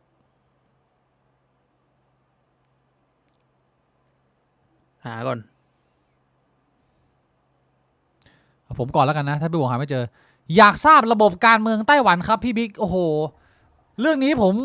น่าจะเคยเล่าไปเยอะมากแล้วนะฮะคุณเข็มพีแต่ว่าถ้าจะให้สรุปอีกสั้นๆก็คือเกาะไต้หวันก่อนหน้านี้เป็นชนเผ่าคล้ายๆกับฟิลิปปินส์และอินโดนี่แหละแล้วก็โดนยึดในช่วงยุคล่าอาณานิคมจากสเปนจากฮอลแลนด์จากอะไรอย่างเงี้ยแต่ว่ายุโรปครองบนเกาะนี้ได้ไม่นานก็ถูกคนจีนมายึดเพราะว่าตอนนั้นคนจีนตีกันในยุคของเหมานี่แหละกับเจียงไคเชกนะฮะคนจีนมายึดได้ไม่นานก็โดนญี่ปุ่นยึดในช่วงสงครามโลกครั้งที่2ญี่ปุ่นก็มาวางโครงสร้างไว้พอญี่ปุ่นแพ้สงครามโลกครั้งที่2ก็คืนเกาะนี้ให้กับกลุ่มทุนนิยมจีนหรือเผด็จการจีนเจียงไคเชกไต้หวันก็เลยปกครองแบบเผด็จการเต็มรูปแบบตั้งแต่สิ้นสุดสงครามโลกครั้งที่2จนมาถึงช่วงผมเกิด1990ซึ่งเป็นช่วงที่ไต้หวันได้ประชาธิปไตยแบบเต็มใบก็คืออายุประมาณ 30-40 ปีเองตอนนี้ไต้หวันก็เป็นประชาธิปไตยที่ใช้ระบบเดียวกันกับอเมริกาประมาณนี้อันนี้ตอบคำถามแล้วไทยเป็นประเทศที่ดีที่สุดในโลกจริงไหมครับไม่จริงครับ แล้วประเทศเรามีจุดเด่นอะไรเคยเห็นคลิปชาวต่างชาติเขาพูดครับประเทศเรามีจุดเด่นอะไรเหรอเรื่องทรัพยากรเราค่อนข้างอุดมสมบูรณ์นะแล้วก็คนในประเทศก็ เอ่อเมื่อก่อนก็มีความต้อนรับชาวต่างชาติปัจจุบันผมไม่รู้เป็นไง แล้วก็จุดเด่นอีกอย่างหนึ่งก็คือกะหรี่ครับ เชี่ยกะหรี่เป็นจุดเด่นนะ เมืองไทยนี่ถือเป็นจุดจุดมุ่งหมายของชาวต่างชาติในมุมของการมาท่องเที่ยวเสพสมหาความสุขใส่ตัวนะ มาเสพโลกีอะ มันเป็นคำถามที่น่าสนใจมากพี่บวง ที่ อืม ไม่ค่อยได้เห็นคนถามเยอะ แล้วผมก็ยังตอบไม่ได้ คือทำไมประเทศไทยถึงเป็นประเทศที่มีกะหรี่เยอะที่สุดทำไมมันมาเบ่งบานในวัฒนธรรมของเรา วัฒนธรรมพราหมณ์ฮินดูพุทธ วัฒนธรรมที่ดูมีความรักนวลสงวนตัวทำไมมันมาเบ่งบานที่เราทำไมไม่ไปเบ่งบานที่อื่นวะทำไมเราเป็นโนหนึ่งของเรื่องการทุเซลพี่บวง